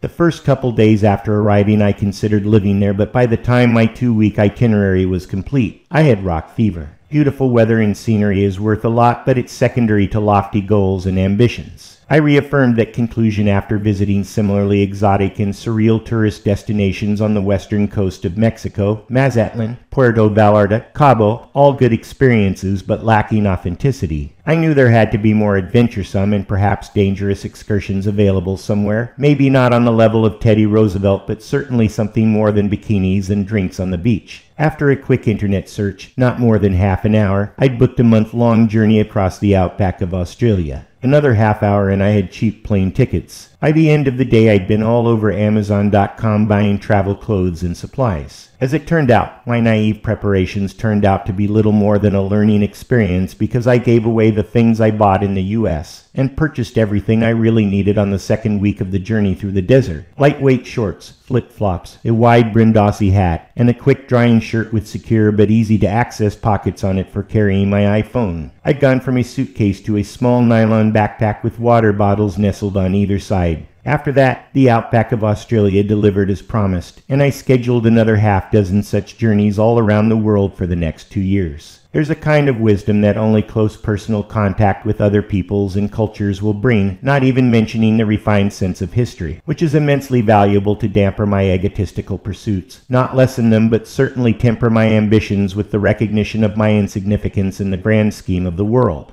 You don't know how big you are until you know how big everything else is. Chapter 20. After my traveling sabbatical, I was back to figuring out what to do next, and because I had the time and resources, I decided to return to my original ambition of being a doctor. That's when all those wasted premed classes paid off because they were exactly the ones needed for the admissions requirements. Though I did still need take organic chemistry, etc., things that electrical engineers and computer scientists didn't have a lot of call for. It had been a while since I'd studied at that level, so I struggled to get the rest of the prerequisites as quickly as possible by taking online classes from multiple schools simultaneous, only having to live in an apartment once to do 5 weeks of intense lab work on campus. Applying was a labyrinth. I was surprised how little I knew about the process even though I'd read everything I could get my hands on, followed written blogs of past students, and thought I'd prepared myself, but it wasn't what I'd imagined nor expected. Medicine is the best of example of who you know that I'd ever witnessed firsthand.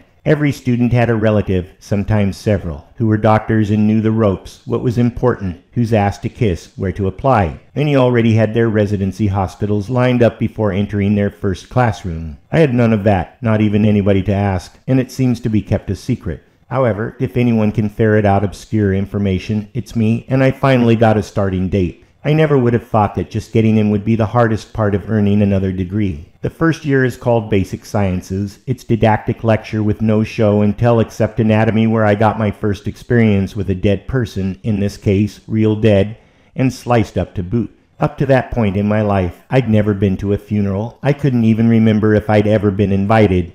Do you get invited to funerals? I still don't know. My perceptions of what happens after death were unformed, and still are now. The recognition of my own mortality has not yet assaulted me. The cadavers I was obliged to probe and cut parts off of did cause me to reminisce about what their life used to be like. I wondered where the bodies came from. I'd heard people donated them in their wills, but that was apocryphal. No one ever confirmed it to me directly. I'd also heard that grave robbing a couple centuries ago was how bodies were procured for medical students, and that in China they used the bodies of Uyghurs from the re-education camps, probably after they harvested their organs. Once my curiosity was aroused, anatomy became my favorite part of the curriculum. I wasn't a whiz at remembering all the esoteric names of sinew, vessel, and bone, nor was I particularly interested in holding the scalpel, but my inner storyteller was talking the whole time. It gave them not-so-clever names like One Arm, No Ears, and Heartless. They all had the same autobiography: lived, died, got the crap cut out of me. It's thoughts like those that make a 4-hour class get over with before you know it.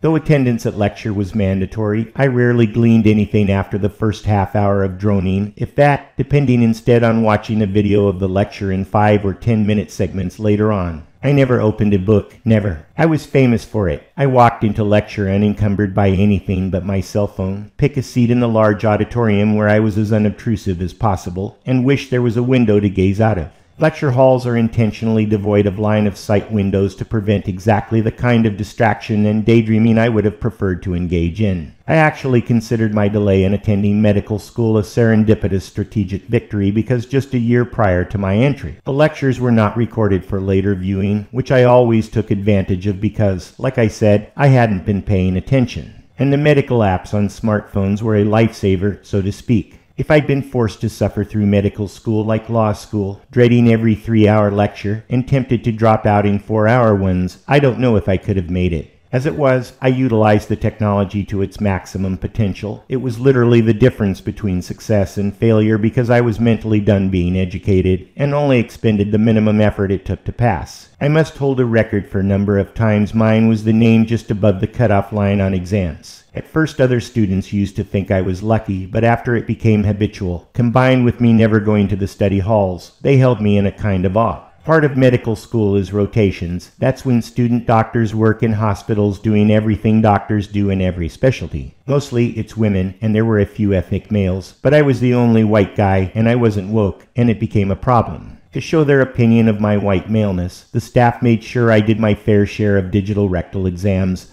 the bend over thing, abbreviated DRE. All middle-aged men coming into the emergency room were required to get a DRE, and many didn't want a woman doing it to them, so whenever I heard "Doctor, please report to exam room 2, I knew it was for me. Besides that, most doctors have no sense of humor. One time, we were doing rounds of dementia patients, asking them questions to see how aware they were. My patient was named Bob. I liked good comedy and remembered the old Cheech and Chong skit, "Bob, what is your name?" Naturally, I did that bit on the guy. "Bob, can you tell me your name? Starts with a B, Bob. Ends with a B. Come on, Bob, what's your name?" I looked over at the other doctors, smiling smugly at how clever I was, but nobody else got the joke, and just glared back. I finished medical school without delay and passed all the exams to enter into the practice. Unfortunately, from what I'd learned during rotations, it was very apparent I wasn't cut out for the hospitality business. Maybe male doctors of the past were treated with admiration and respect, but modern-day medicine is dominated by empathy and personal care, and the patients had got the drift that they could claim a doctor wasn't being empathetic enough, especially one that didn't act like a woman. Most disappointing was the endless repetition. It was the same dozen ailments day after day. I was expecting it to be like one of the medical shows I'd seen on TV where everyone was attractive, and a new patient would present with a disease only found in the Amazon. Let me assure you, it's not like that. Everyone is old, overweight, has high blood pressure, and lies about how much they drink. The final straw was the amount of magical thinking still in modern medicine. Up until the 20th century, doctors killed more patients than they saved. For example, George Washington was murdered by doctors continuously bleeding him when all he had was a cold. Medicine supposedly became evidence-based, but it should be called exploitation-based because it's the one thing that doesn't obey market pressures. People are selfish about their health, and nobody wants the low-cost knee replacement. Combine that with an epidemic of hypochondria and the placebo nature of pharmaceuticals, and the whole thing looks like a sham. I got the degree, passed the exams to license, and skedaddled hospital life forever. Chapter 21. My aversion to metaphysics and all things arbitrary goes back to my youthful infatuation with Mormonism when I devoted much thought and discussion to mysticism. But as I became more contemplative, I became more critical. Talk of spirits, prayer, and especially faith, the believing in things not in evidence, became repellent, but I still, like everyone, wanted to know the meaning of life. It was obvious that path had been walked before, so I thought it only a matter of finding the correct philosophy among the hundreds that existed. Enthusiastically, I jumped into the quagmire: rationalism, utilitarianism, Aristotelian, relativism, existentialism. The list on Wikipedia was much longer than a reasonable person would think existed. Most philosophies had kernels of truth, but with heavy doses of metaphysics, which is nothing more than someone trying to get control of a situation by making goals and decisions subjective, where they are the person making the subjective determinations. So almost all of the philosophers tended to make life about themselves, but they weren't Renaissance men, and so didn't have wisdom for it, except perhaps the Stoics. When I first heard the Serenity Prayer, either on television or maybe in a book, it was before my interest in philosophy, so I didn't recognize it as Stoicism defined. God, give us grace to accept with serenity the things that cannot be changed, courage to change the things that should be changed, and the wisdom to distinguish the one from the other. I immediately recognized the foundational truth in that concept, and knew I had to become an acolyte. Turned out it was associated with alcoholism, and I was a Mormon at a time, which raised my suspicions. Plus, the most famous aspect of Stoics, at least on the layman level, is its abstemiousness, which I mistook for asceticism, and that was something my youth was not ready to accept. Because of that innocent misapprehension, I didn't work back around to understanding Stoicism and how neatly it applied to me until after maturity. Whereas most philosophies tend to demonize certain personality traits that I admire, Stoicism doesn't blink when faced with ambition, ego, and pride. What's interesting is that Stoics aren't necessarily self-aware. They are simply the ultimate pragmatists, and have no place for mysticism in their outlook. They know their contentment in the world is up to them, and everyone else is just an obstacle. Stoicism is defined by 3 parts. Logic is the things you're told, true or not. Physics is a quest for all knowledge and experience, and ethics is one's personal values and morals. Stoical ethics are more like apothegms. Nature is rational, the universe is reasonable, virtue is living rationally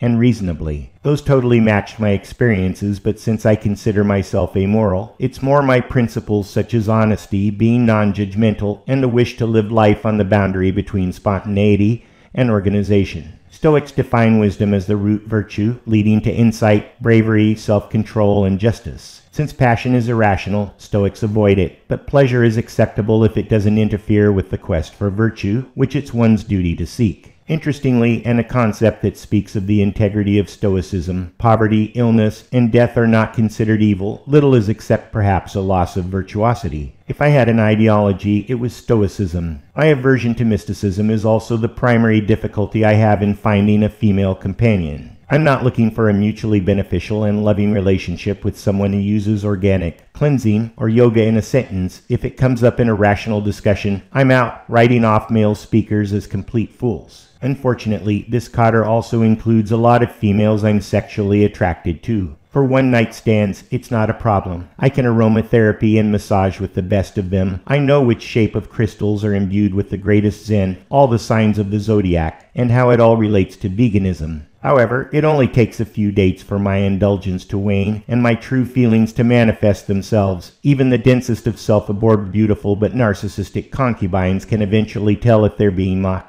I leave them with a courteous smile as I quickly make a getaway. When I'm auditioning a potential partner, someone I think I'm going to spend quality time with, it sometimes takes a while for the magical thinking to manifest, often after I've really gotten to liking them. I'll kick the tires a bit more to see how ingrained the fantasy is, but most people are who they are, and when they start talking about angels, they've pretty much drank the Kool-Aid. Chapter 22. It was because of the long duration of my emotional celibacy that getting a girlfriend when I got home from traveling became a priority. I'd been in lust plenty of times, but I was ready to fall in love, or at least what I imaged real love to be, not young puppy love. How to meet the person to fall in love with became quite the challenge given my stricture against mysticism. The one thing I did know was, if you're looking for more than a one-night stand, your partner's personality makes a big difference. In combination with my other rules, I seriously considered the possibility that I was just too picky, so I decided to relax the entry requirements somewhat. A little woo-woo was okay as long as everything else matched up.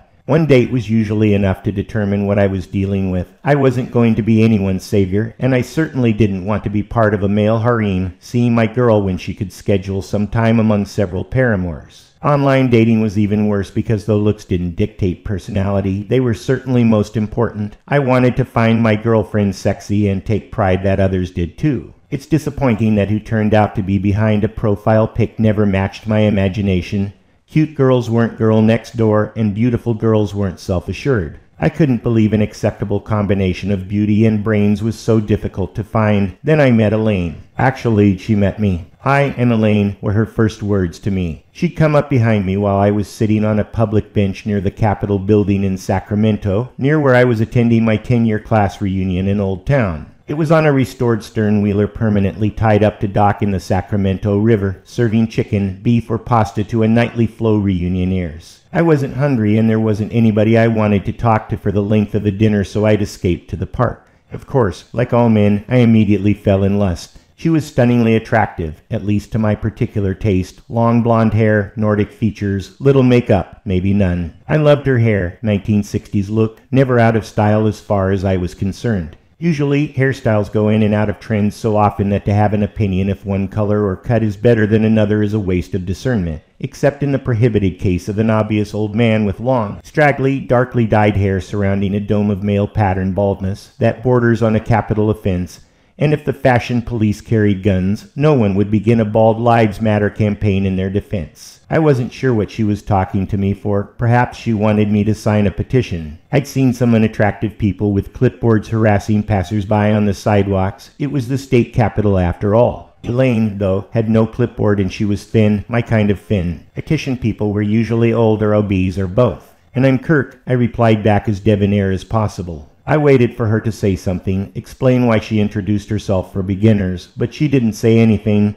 It started to get awkward. "I'd love to help you with whatever you're doing. I'm a registered voter. I can sign stuff," I offered, trying to be humorous, not sure if it was coming across that way. I smiled. I hoped it looked inviting and not forced, or worse, creepy. "Oh, you mean the canvassers?" She was a little surprised. "No, I just saw you sitting here about 10 minutes ago when I walked out to my car to get something, and when I got off work you were still here. And you look interesting, and I'm taking an assertiveness class that requires me to try and meet new people," she explained. "I'm a new people." I was still trying to be clever. "You're a new people too as far as I'm concerned." I finally got a big smile out of her, and we were off to the races. She worked part-time as a paralegal for one of the state senators, usually from home, but had come to a mandatory employee training seminar about workplace etiquette. I only needed about an hour with her to know no assertiveness training was necessary. Elaine was pretty comfortable telling me things. "I'm not usually like this," she confided in me 15 minutes after we've met. "In fact, I can't ever remember walking up to a man and starting a relationship."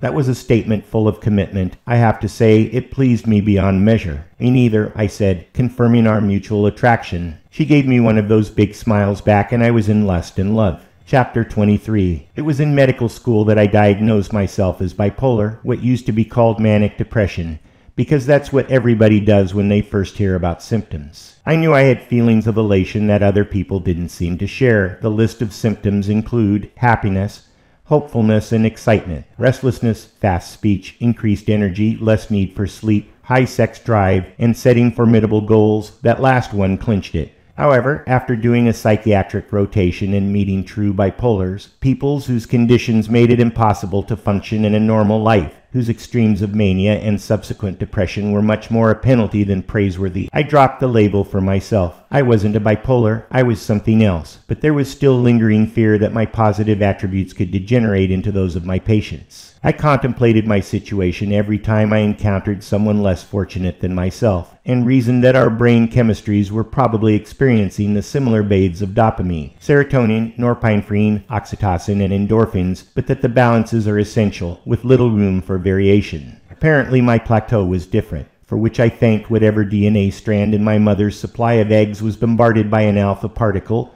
and damaged in just the right way so many decades ago, probably while she was young, beautiful, and laying on a beach in her bikini. The fact that I was the lucky result of a subatomic accident due to the vagaries of space and time did give me a special tingling feeling of specialness, but so what? We're all the center of the universe in our own minds. Henceforth, I never considered myself a victim of anything again. I would trade all the lucky rolls of life's dice that made other people great athletes, moguls of industry, or stars of film and stage for what I got. But then again, that's probably what everybody thinks too. The whole naive optimism of life that lets each of us continue in a happy existence. Evolution could have turned out no other way. One of the awesome benefits of mania is the ability to concentrate on difficult tasks for long periods. In school, other students could only get similar capabilities by taking Ritalin or Adderall. The market for a single pill of those stimulants was a significant cost to poor students, so really only the ones with wealthy parents could compete with me in that way, unless the user was willing to go with methamphetamine, which many did. However, some of those became addicted and soon fell to the wayside. I never really knew how students who depended upon such artifices fared in real life.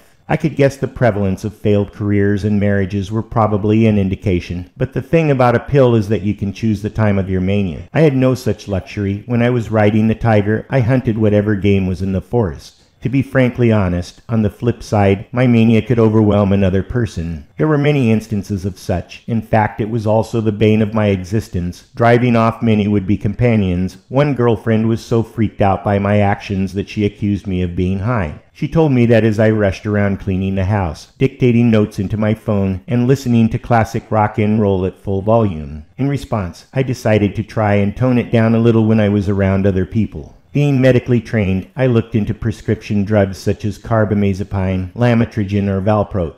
But they were all for full mania people, those whose lives were spinning out of control, not just someone who made their girlfriends uncomfortable. As an experiment, I bought some lithium orotate over the counter from the supplements section of my local supermarket. Lithium is one of the first elements that comprise the universe, occurring naturally in Earth's soil, and plays a vital role in healthy psychiatric functioning. When the soft drink 7-Up first came out, it included lithium, bib-label lithiated lemon lime soda, introduced right after the 1929 Wall Street crash. People loved it because it elevated their moods, a similar situation as when Coca-Cola's original pick-me-up was cocaine. Lithium is considered an essential nutrient at 1 milligram daily and offers a host of therapeutic effects: brain, bones, blood, even lengthen your life. There are 4 types of lithium: carbonate and citrate that require a prescription, and aspartate and orotate that are available in the heath food section of supermarkets, with no concern but overdosing. Unless I needed doobie at peak capacity, I took a daily pill with a little water to wash it down. There's no stigma. Most people simply consider it another naturopathic placebo. Indeed, lithium did quash my elation, even my anticipation of elation, instead instigating almost the complete opposite, lethargy and an overall zombie-like feeling. My God, whatever I imagined depression to be, this was close. I can understand why actual bipolar sufferers would stop taking their medication. Mania is awesome. Most people want mania. It costs thousands of dollars in cocaine to get a similar feeling, and that only lasts a few minutes. The biology of dopamine does not allow for an endless euphoric high. Still, I knew my nightmarish first experience was probably just an initial reaction, so I continued taking lithium for a few more mornings to see if I would get used to it. How could it hurt otherwise? It was easily available, had no physical side effects, didn't affect my intellect any, was naturally good anyway, and most importantly, brought my daily composure down to just within range of what other people considered normal. Plus, being calm has its own soothing benefits, not the least of which is to sit staring into the distance thinking about absolutely nothing. That's not something I'd experienced before. The way I looked at it, my mania was a superpower. Not only did life run at double speed, I also felt a sense of confidence and invulnerability. Nothing was impossible, and nothing scared me. I had unlimited enthusiasm and optimism, and could focus on even the most boring and mundane tasks. The only downside was that my judgment might be impaired by naive optimism, but even that manifestation was of questionable severity. I didn't have to take a pill to become an action hero. All I had to do was stop taking one. Chapter 24. My doorbell rang. That was an unusual occurrence on its own considering the building has security, but I was expecting it. "Hello, Mrs. Pitch," I said when I opened the door. "Oh, hello, Kirk," the little old lady holding his small dog replied. "You startled me. The door opened so quickly." Mrs. Pitch was the only neighbor I knew, not because of anything I did, but because she constantly came to my apartment to ask for help, reading something and explaining it to her, fixing her eyeglasses, or whatever excuse was on hand for her to have a reason to talk to a young person. I wasn't that young except compared to her, but she still dressed young. At first I found a septuagenarian wearing tank tops and shorts a little unusual, but who was I to make that kind of judgment on other people? And she still wore her hair long. Though it was mostly gray streaked with white, I still found it attractive, no matter her age, and she didn't try and wear makeup like so many older women chasing after their youth did. Most importantly, she hadn't attempted any plastic surgery, at least as far as I could tell. Except for Cher, every woman who's had a facelift regrets it eventually. "I was waiting for you," I welcomed her, smiling. "You and Yorkie come in." Yorkie was her dog, which she was holding in her arms. It was looking at me sanguinely, calmly suffering the indignity of having its hind legs dangling under it. Mrs. Pitch shuffled in like many elderly people, intent on not falling over and perhaps breaking a hip. "Thank you so much for taking care of Yorkie for me," she said sincerely. "I normally take him everywhere, but the hospital don't allow animals, even comfort pets." I nodded my understanding. She had asked earlier in the week if I could watch her dog, and I had no reason not to say yes. I'd done it several times before. "He always has fun here, and me too," I said reassuringly. "How long will you be gone?" "I don't know. I have a car service taking me there and back, and I reserved it for 3 hours, but I don't know for sure. Sometimes the clinic is very busy, but I only need to have blood work to renew my prescriptions. That doesn't take long." She put the dog on the floor in front of me. "Well, have fun," I said jokingly. "I will. Set you later, sweetie." She bent over to ruffle the little long-haired dog's ears. Yorkie looked back up at her lovingly, but didn't seem to perturb that his mistress was leaving him in my care. Mrs. Pitch shuffled back out, turning once to give Yorkie a finger wave, then headed down the hall as I shut the door behind her. I wouldn't be most people's first choice to pet sit. I'm not a pet person. My lifestyle was too fluid, and my psyche isn't so fragile that I need the unfettered admiration of dogs or the comforting presence of cats, and I certainly didn't need to take care of fish or birds every day. Even once a week watering of houseplants was too much of an anchor. I wanted to be able to stand up from my kitchen table at a moment's notice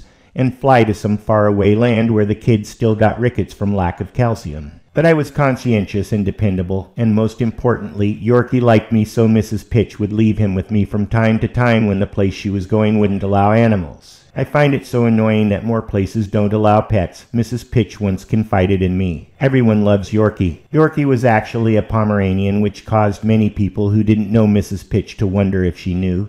But though she looked frail, her mind was still sharp. I named him that so that strangers had something to ask me about. I can't begin to tell you how many entertaining conversations I've had with people who ask if Yorkie is really a Yorkie. I smiled at the thought of Mrs. Pitch's subterfuge. "Well, that's how you met me," I said. "Yes, it is," she replied slyly. Yorkie immediately established himself king of my couch. "It's just you and me, Yorkie," I said to the dog. Yorkie started licking himself, totally relaxed. "Yeah, me too." Chapter 25. The dog was a distraction, which is one of the reasons I don't like pets, especially dogs, the other reasons being their neediness, dog hair everywhere, and not mentioning their bowel habits that involved a human picking it up with a plastic bag. So I used the time to look up some things on the internet that I'd been meaning to do but hadn't got around to it. I have a habit of taking a note of something that sounds interesting or never heard of before, like words or people, and coming back to it when time allows. I don't know what people did before Google. I guess that's why so many people without intelligence imagine they're smart. Google is their wingman. It's gotten so I can tell when somebody is giving me a Google synopsis. But it's better than not knowing,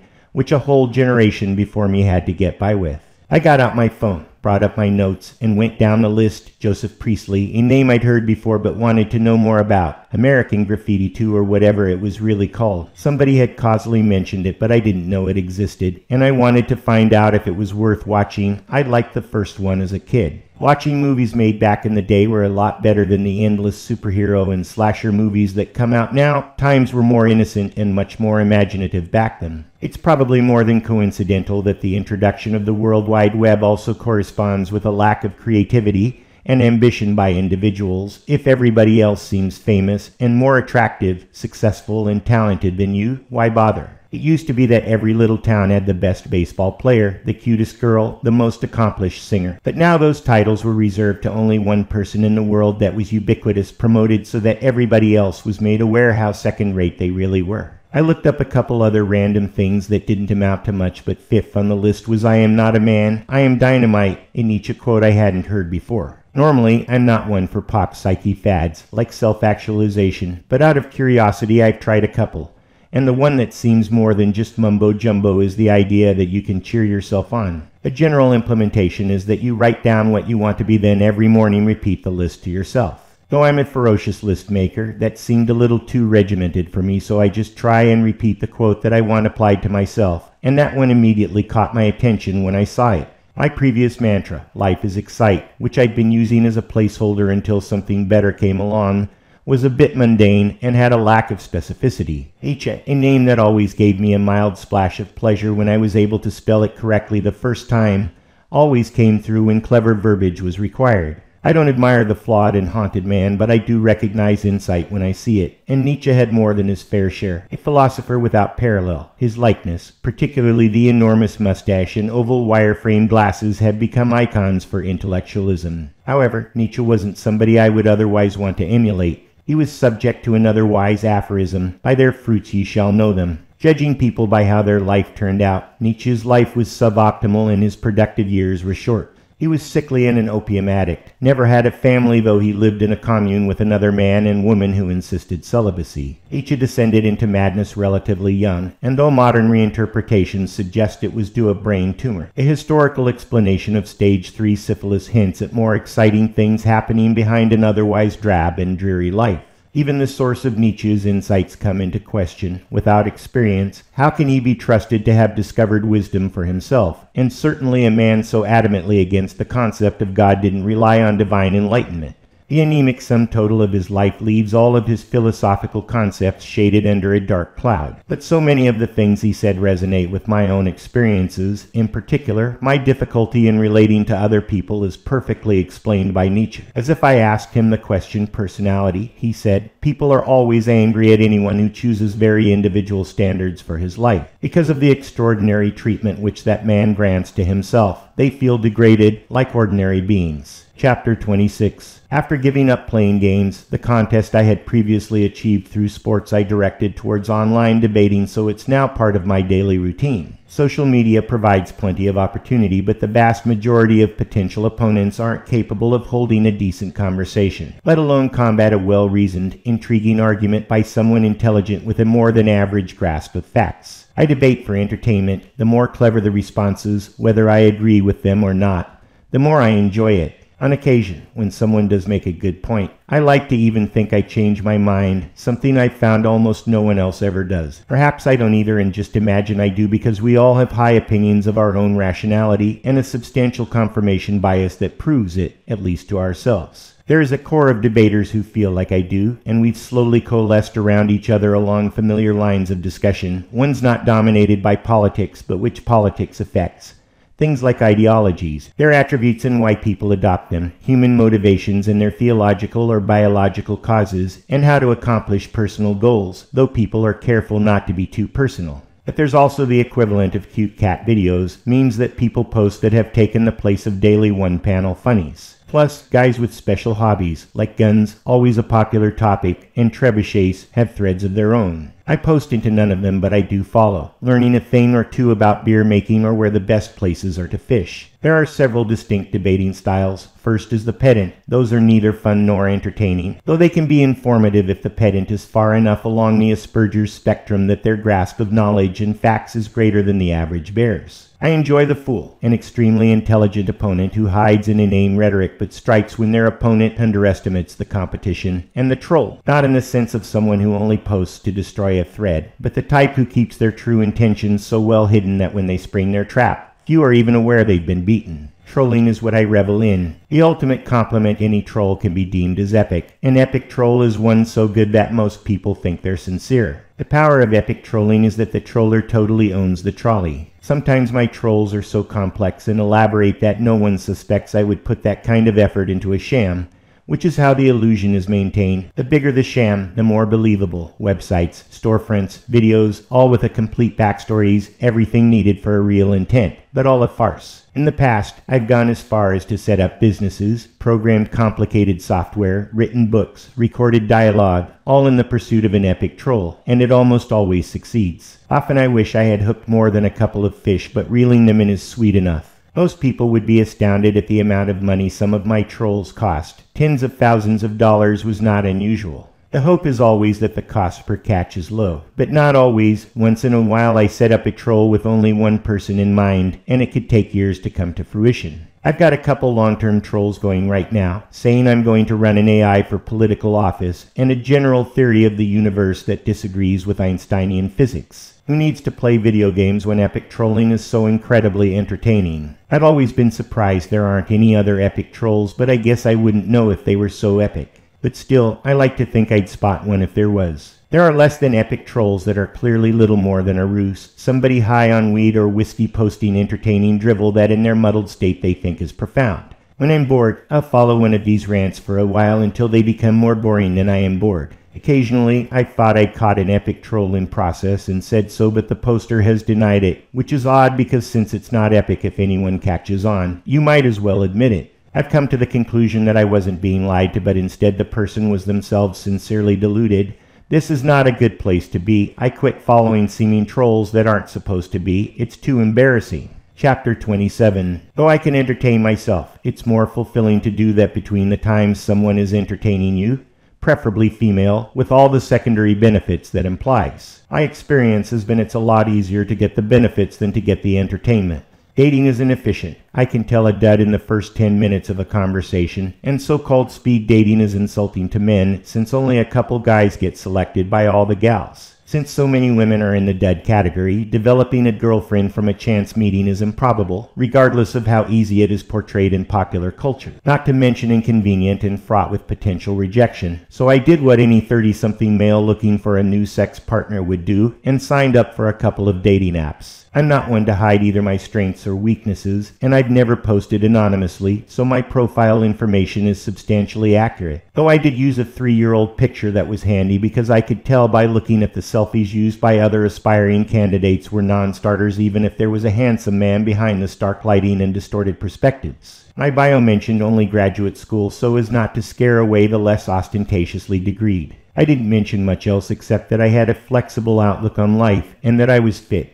That's always a key, fit meant thin, with 60% of the population overweight and 20% morbidly so. Fit was in short supply. My admiration of a woman's mind is not affected in the slightest by her physical appearance, but I'm not having sex with her mind. The other problem is transgender women, which I decline for the same reason, unfortunately, since not all transgenders are as forthcoming as courtesy would suggest. I don't mentally commit to what they say their sex is until some unknown judge inside my brain tells me it's so. I've also heard that because most dating sites give the first month free, they lure in unsuspecting temporary customers with canned responses from phony women. So I ignore any reply that looks too good to be true. I'm a good-looking man with an impressive career, but I know the score when a big-busted 21-year-old wants to hang out and chill. It seems to me that all the women who are fit are also pros looking for a John. That is if they reply to your contact.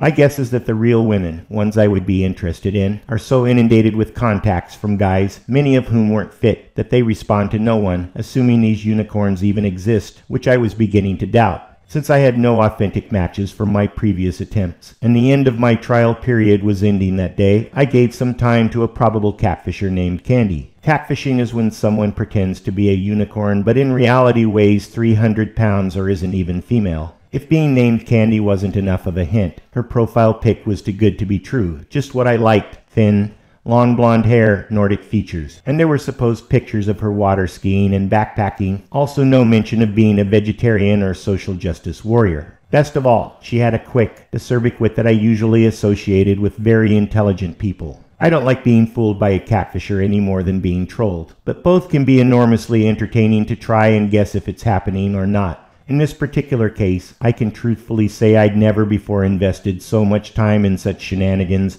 but like I said, who can tell? The instant I was sure she wasn't who she said she was, or that she was a pro, even though I strongly suspected either or both, I would have stopped. But as long as she kept me in suspense and intrigued, I was still willing to go along, so I gave him my divided attention throughout the day while I was debating on other forums. Plus, Yorkie needed to fed and played with, and when Mrs. Pitch returned to pick him up, she wanted to talk. After that I picked up around the apartment, all the while intermittently playing Tootsie with Candy the catfisher. As it turned out, I never could tell who or what I was really talking to, but my subscription expired and I signing off for good, never intending to give the casual encounter a second thought, and went to bed. Chapter 28. During my exercise routine in the morning, I was bored with videos and forums, so I put my phone down and just thought about things. Lots of stuff flittered through my brain until finally landing on a question I'd often contemplated.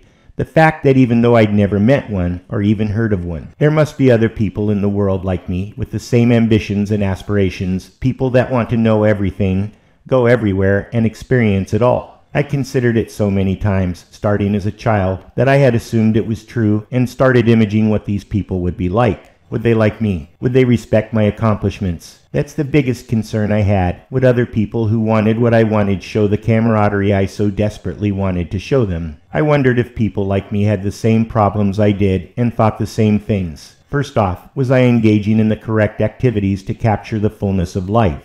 Even though I had gone through a logical evaluation and came up with what I considered a plausible goal set, it still was only an educated guess on my part. The others would have a similar list, wouldn't they? I had started to put myself into the shoes of my imaginary compatriots in an attempt to discover more things I could do, or less things if those were taking up too much time for too little benefit. Would they have the same tastes? Would they like the same things? Would they be entertained by the same things? One of the things I liked was to watch true life crime YouTube videos, specifically the ones that were solved years later through DNA forensics, where they tracked down the perp through their distant relatives on the public ancestry repositories. Serial killers caught in that fashion, like the police officer who had raped and or killed 73 victims during a 4-decade-long career without ever being captured or even suspected. He was especially fascinating for that reason, but when I read more about him, he didn't seem exceptional at anything except not getting caught. Gary Ridgway, who killed 42 during a 30 career, also appeared to be a nincompoop.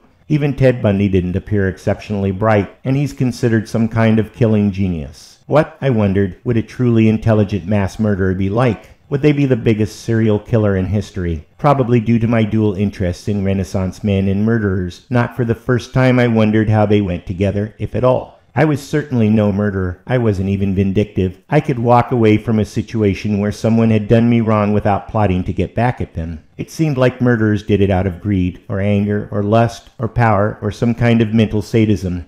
But what if killing someone wasn't feelings-based? What if a Renaissance man chose to kill people just to add it to the list? It wasn't that far-fetched. Why did I do anything that didn't directly lead to some benefit other than making a mental checkmark on an internal scorecard? My mind was doing its usual gymnastics of putting things into lists, making goals, then plotting how to achieve them. There were 3 questions, really. Were there other aspiring Renaissance men? Would any of them become super murderers? I immediately coined the term meta for such a type. And how would I discover either of these? Chapter 29. While I was contemplating this, the ringtone for Elaine sounded again. She knew my morning schedule and had obviously waited for my full attention. I dug the phone out of my pocket and pushed connect. We just talked and I certainly had nothing more to say, but again, I felt obligated to be attentive, though she obviously wanted something to be calling so often, but was being her usual self of beating around the bush, leading up to it gradually. Hey, I said into the phone. What are you doing right now? She asked. There was no reason not to be blunt.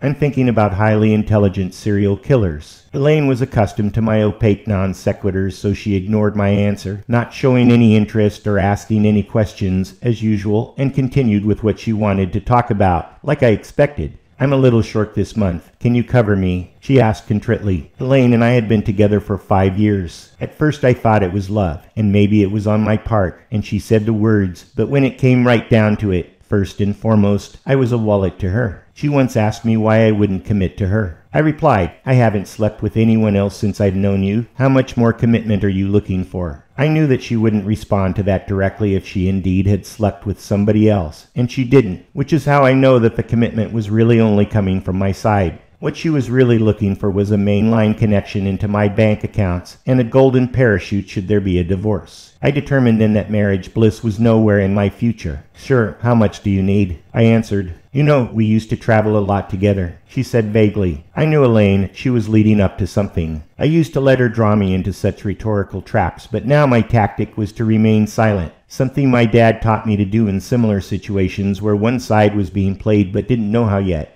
She waited until it was clear I wasn't going to answer. An attorney told me that time we spent together is considered a meretricious relationship and I have the compensation rights of a spouse. Again she waited for me to respond. I didn't. I know I told you it wasn't going to get adversarial. She half apologized, but I could hear combativeness in her voice. I'm not upset that you lied to me. I'm upset that from now on I can't believe you. I finally responded. The revelation was such an egregious violation of what I thought had been our mutual respect. No discussion, no warning, straight for the jugular, but my reprimand didn't even slow her down. Instead, it encouraged the tirade. I should be getting alimony from you. I shouldn't have to come begging every time I need money, she said threateningly, now on the attack. I knew that once we got here, it was full narcissistic personality disorder time. I hung up. This had been the purpose of her call, not that she needed money. I guess the next time I talked to her would be through legal counsel. And to think this was the best potential companion I could come up with. Those guys, the MGTOW people,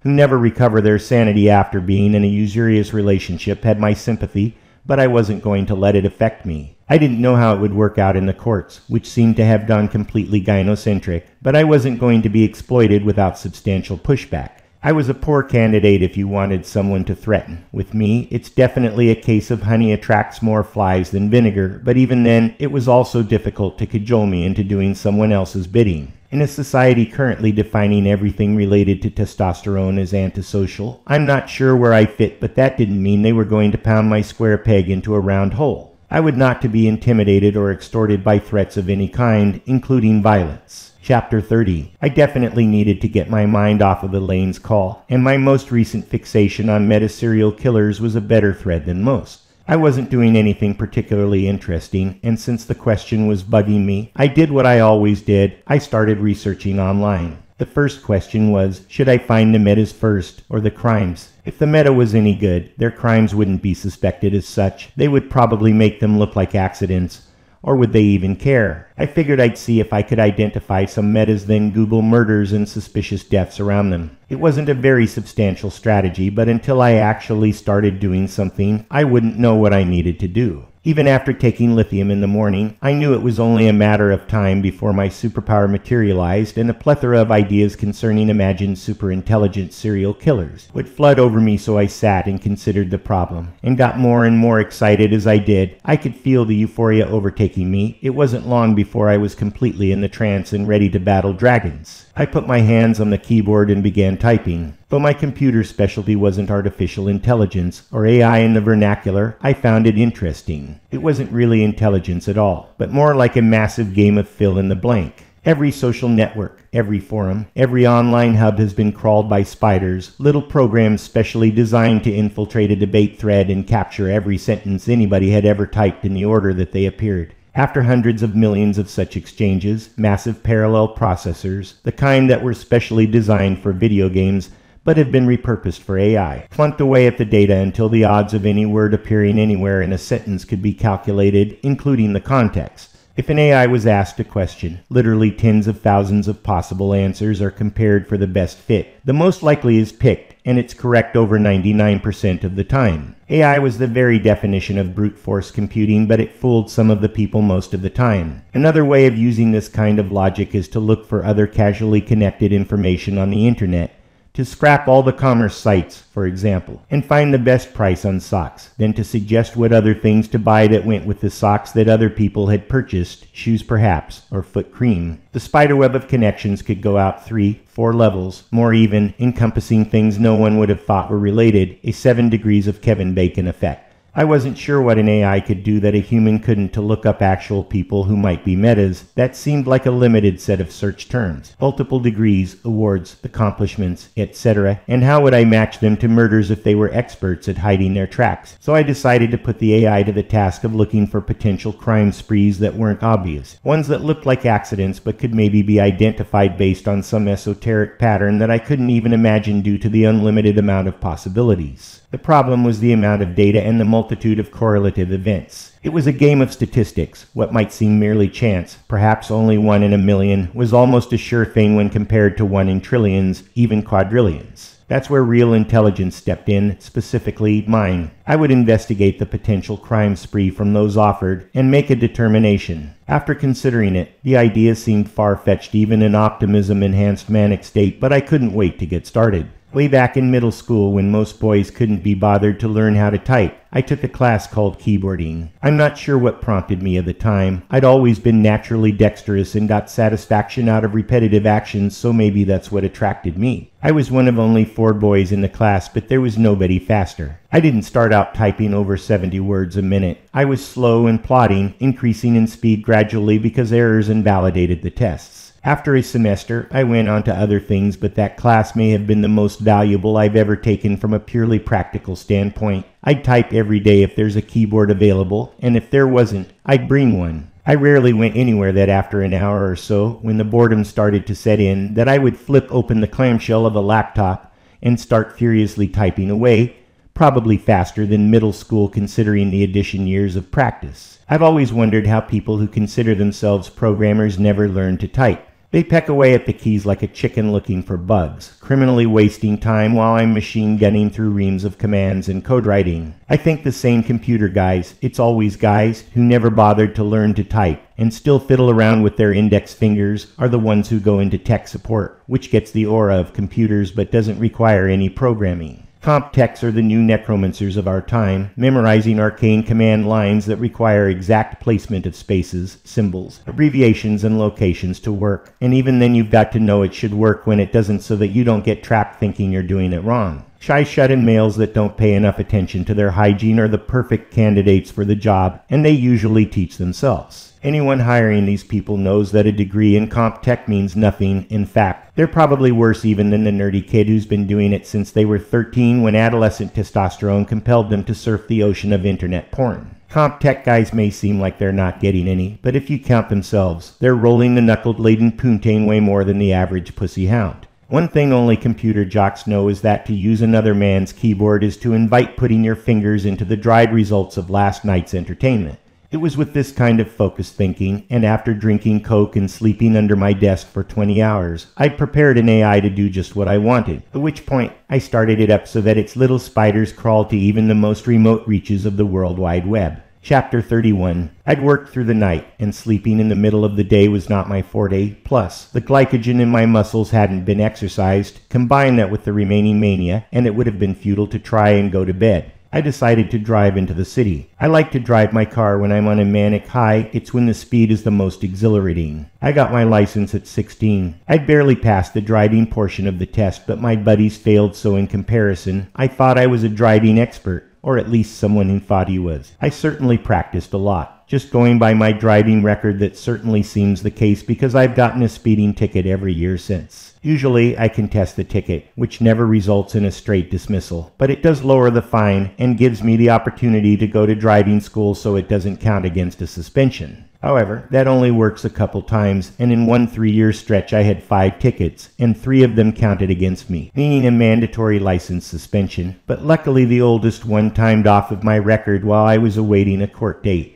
I was so relieved I simply told the judge I was guilty of speeding, since every single other person in the courtroom was trying to get off. He didn't even look at my record, just banged his gavel, told me to see the bailiff about payment, and called the next case. Some of the other speeders who had waited in court all morning clapped in appreciation of me not wasting any more of their time with a futile appeal. Plus, my fine was reduced anyway. I drove on Interstate 580 through the Altamont Pass that connected the San Joaquin Valley to the Bay Area, San Jose, Cupertino, San Francisco. There was a temperature change, so windmills lined the hilltops, giant fans of dozens of different styles and shapes, usually grouped together. They'd been there for decades, and the variability of renewable energy combined with the idiomatic method of its collection, plus the inevitable wear of any moving object, left only a broken army of headless behemoths, rust-streaked and fenced against the threat of their ultimate collapse. The entire enterprise a decrepit reminder of how public-private partnerships primarily benefit the privates and the politicians whose pockets they line.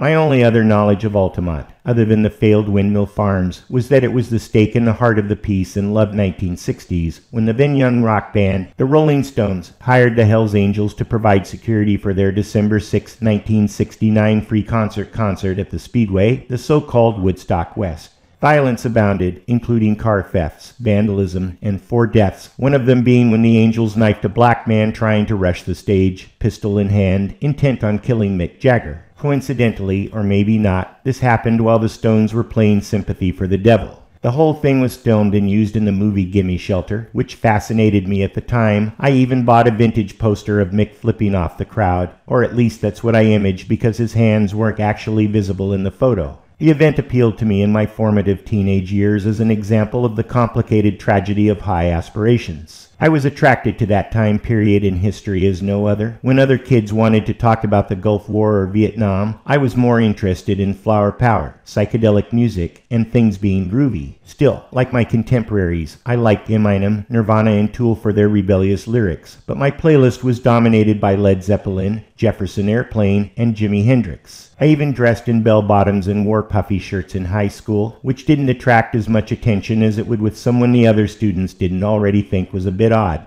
I even experimented with marijuana, but it produced nothing but coughing, making me think we were probably smoking oregano because once I knew I actually was high because of the odd feeling I had while sitting in the balcony of a vintage movie theater playing a midnight showing of Pink Floyd's classic, The Wall, with the pungent smell of burning weed and smoke so thick it obscured the screen. I didn't care. The buzz and the music were entertaining enough. Chapter 32. What my predilection towards the youth rebellion decade in American history did do was inspire me to follow politics from a young age. My mother took me to a Bill Clinton rally when he was running for his second term where I got to shake his and Hillary's hands, and I went by myself to an Al Gore rally where the sea of people was so impassable that I could only see him on stage through breaks in the crowd. Gore had gotten a Nobel Prize and Emmy Award for his book, The Inconvenient Truth About How Climate Change Was Going to Melt the Polar Ice Caps by 2010 or something. Turns out it was all bullshit, and he was a sex addict that left his supposedly perfect marriage to start a progressive radio empire. He was a Ken doll in a bespoke suit who achieved everything through nepotism and networking with no real accomplishments of his own. When I learned he had a lower GPA at Yale than Bush Jr.,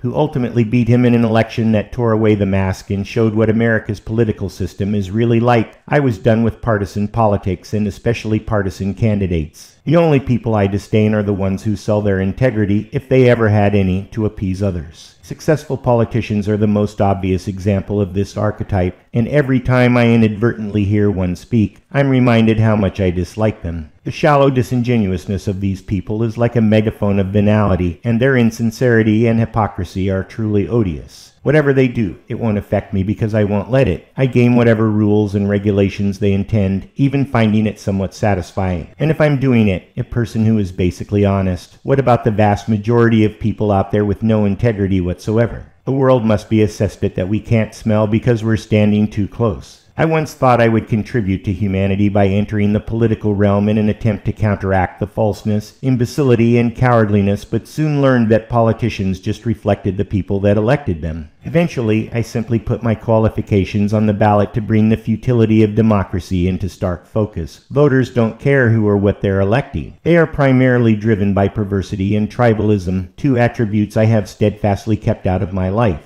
The election results were even more difficult to digest than my already low expectations. Not only did no one care about my competence, confidence, and consciousness, another candidate who included nothing but a phone number on the ballot, not even a photo of himself, received more votes than me. I called it phone number, no one answered. Chapter 33. I circled back on the 680, then returned to my apartment. I was crashing and barely had the energy to take off my clothes, fold them, and slide into bed. I must have fell asleep immediately because I couldn't remember lying on the pillow contemplating the events of the day, but instead had a thorough recollection of a dream that must have been going on all night. At least it seemed that way. Dreams are proof that time is not linear. I've woken up after what were seeming long dreams that in reality were only 15 minutes. But the night's dream must have been long because I've never heard of brain neurons firing 10 times faster during dream state, and the events that unfolded were played though in excruciating detail. I was a child. 4th grade. Our family had moved to Los Angeles for my 4th grade year. I was riding my bike to the school to play. It was a cool Stingray but not a Schwinn because they were too expensive.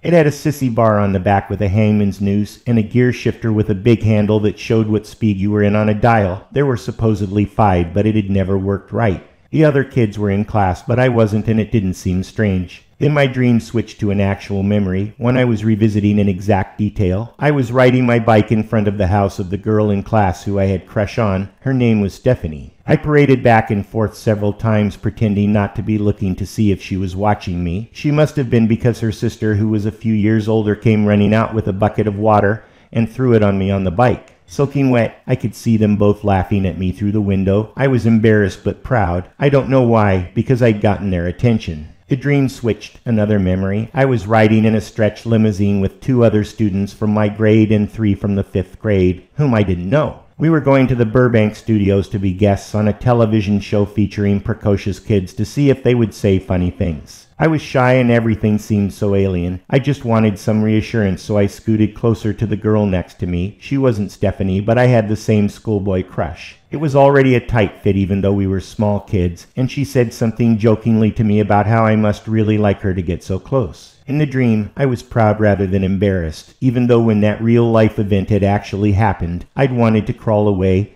and hide. Then I was climbing through a dumpster in the grocery store behind our house looking for rotten vegetables and eggs. A man came out of the back door and yelled at me to get out. I jumped on my bicycle and rode past Stephanie's house multiple times, eventually throwing an egg. I didn't wait to see if it hit anything, but instead furiously pedaled away. I never rode past Stephanie's house again. I lost my crush on her, but I still had a crush on the girl in the car, and she liked me, I think, but I couldn't remember her name in the dream. It didn't seem important. She brought an old-style album cover that her brother had hand-drew to school to show me. It said Steppenwolf.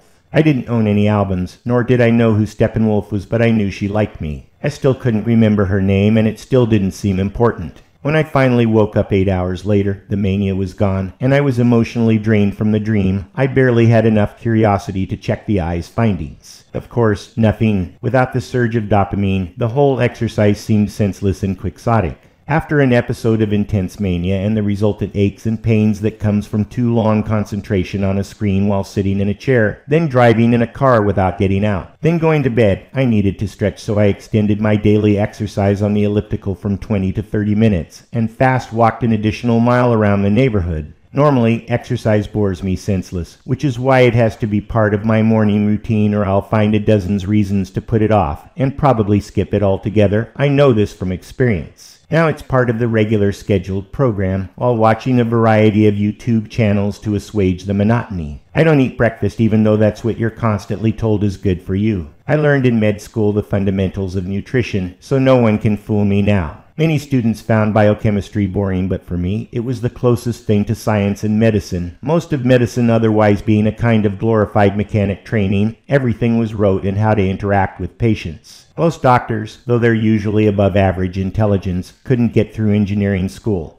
But they're good with people, which is not something I can say about most engineers. Unfortunately, the main things doctors are taught is to memorize, which couldn't be farther away from science, so when there was any science, I ate that stuff up. Plus, knowing how the body works makes it a lot easier to select foods based on how the molecules inside your gut interact with each other, rather than the new trendy fruit diet from South Beach. In a nutshell, the worst thing you can do is let your muscles atrophy, with becoming obese a close second. 90 minutes of medium exercise a day will keep you cells fit, and limiting the amount of carbohydrates you ingest will keep the weight off. If you have a sweet tooth, there's always phony sugar, though that doesn't cure the craving because your taste buds may not be able to tell the difference, but your blood can. When I was done with my workout, I opened a can of Diet Dr. Pepper, the first one of the day in which I usually have several, and went in to see if my AI had found anything. Nothing. I couldn't even tell if it was running, so I paused its operation and took a look at the search history. Son of a gun, that baby was working overtime, if you can say that about computers. I didn't know what I'd expected, but billions of comparisons already in one day seemed pretty damn good, even though, so far, it hadn't found anything suspicious. On the spur of the moment, I decided to name the AI Doctor. Death seemed appropriate. "You just keep doing what you're doing, Doc," I said as I resumed its operation. "If there are any hidden killing sprees out there, you'll find them." As I said those words, a message popped up on the screen. Match, Chapter 34. I couldn't believe it. I was stunned. It was as if me uttering those words had caused magic to happen. I stood for a minute, let Doc run for a while longer, then slowly bent over and investigated the search history. There was a link there and a correlation, which is the possibility that the match was real, of 99.97%. There was also a list of other links. Clicking the first one, the browser opened a wiki page called List of Unusual Deaths with a picture titled The Death of Aeschylus showing a bird dropping a tortoise onto the bald head of an unsuspecting old man. The first entry in the list was titled Draco of Athens. Apparently he was a popular Athenian lawmaker who in 620 BC was smothered by cloaks thrown on him by adoring citizens. Doc had provided a corresponding link. It went to a relatively recent newspaper story about how a hat check attendant at a wedding banquet had suffered the same fate as Draco when the overhead racks broke free from the ceiling in the coat closet. Promising start, I thought, but could easily be a coincidental. I'd have to see what else Doc thought wasn't random. The list was in chronological order, and the next few entries had no matching links from Doc, but some did. For example, in 525 BC, the bribe-taking Judge Sisamnes was flayed alive and his skin used as a seat cover. And 13 months ago, a judge who had resigned in disgrace for corruption had fallen into his wood chipper with the debris covering nearby patio furniture. In 50 AD, Simon, one of Jesus' apostles, was sawed in half, as was some poor sod a couple weeks ago in an unexplained chainsaw accident.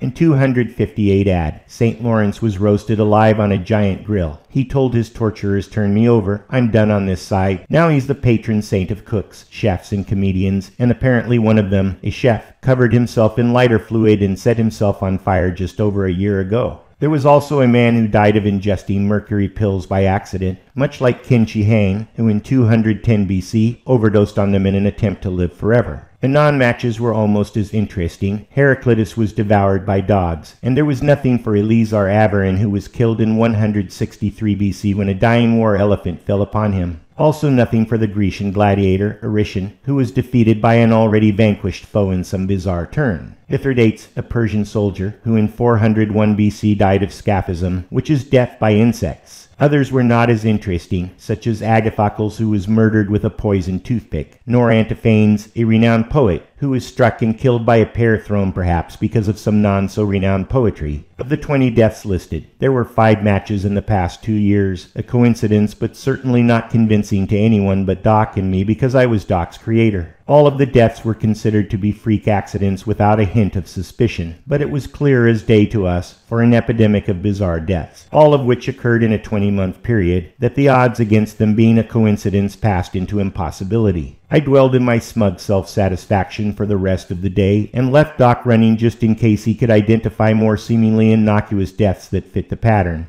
But I had enough for the next step of my plan, which was to identify the killer. That one could be a little more challenging, or maybe it would be easier. I'd have to see. First, I thought, what was needed to do the killings, the weapons so to speak? Would the murderer simply walk into a pet store and buy a tortoise? He'd probably wear a disguise for the security cameras, just in case tortoises had serial numbers that could be traced. I was joking with myself, of course, but these kinds of thoughts would have to be the same thoughts he was having while formulating the perfect plan. But no matter what securities he took, how could he ever guess that someone like me would come searching? No matter how intelligent Meta was, he couldn't outthink the processing power of thousands of servers all tasked by an AI to determine if he existed, and hopefully who he was. Just then another match popped up. In 206 BC, Chrysippus, a Greek Stoic philosopher, died of laughter after he saw a donkey eating figs. Yesterday, a man was killed by the kick of a donkey. The article didn't say if the donkey had eaten any figs, but I'd be willing to bet on it.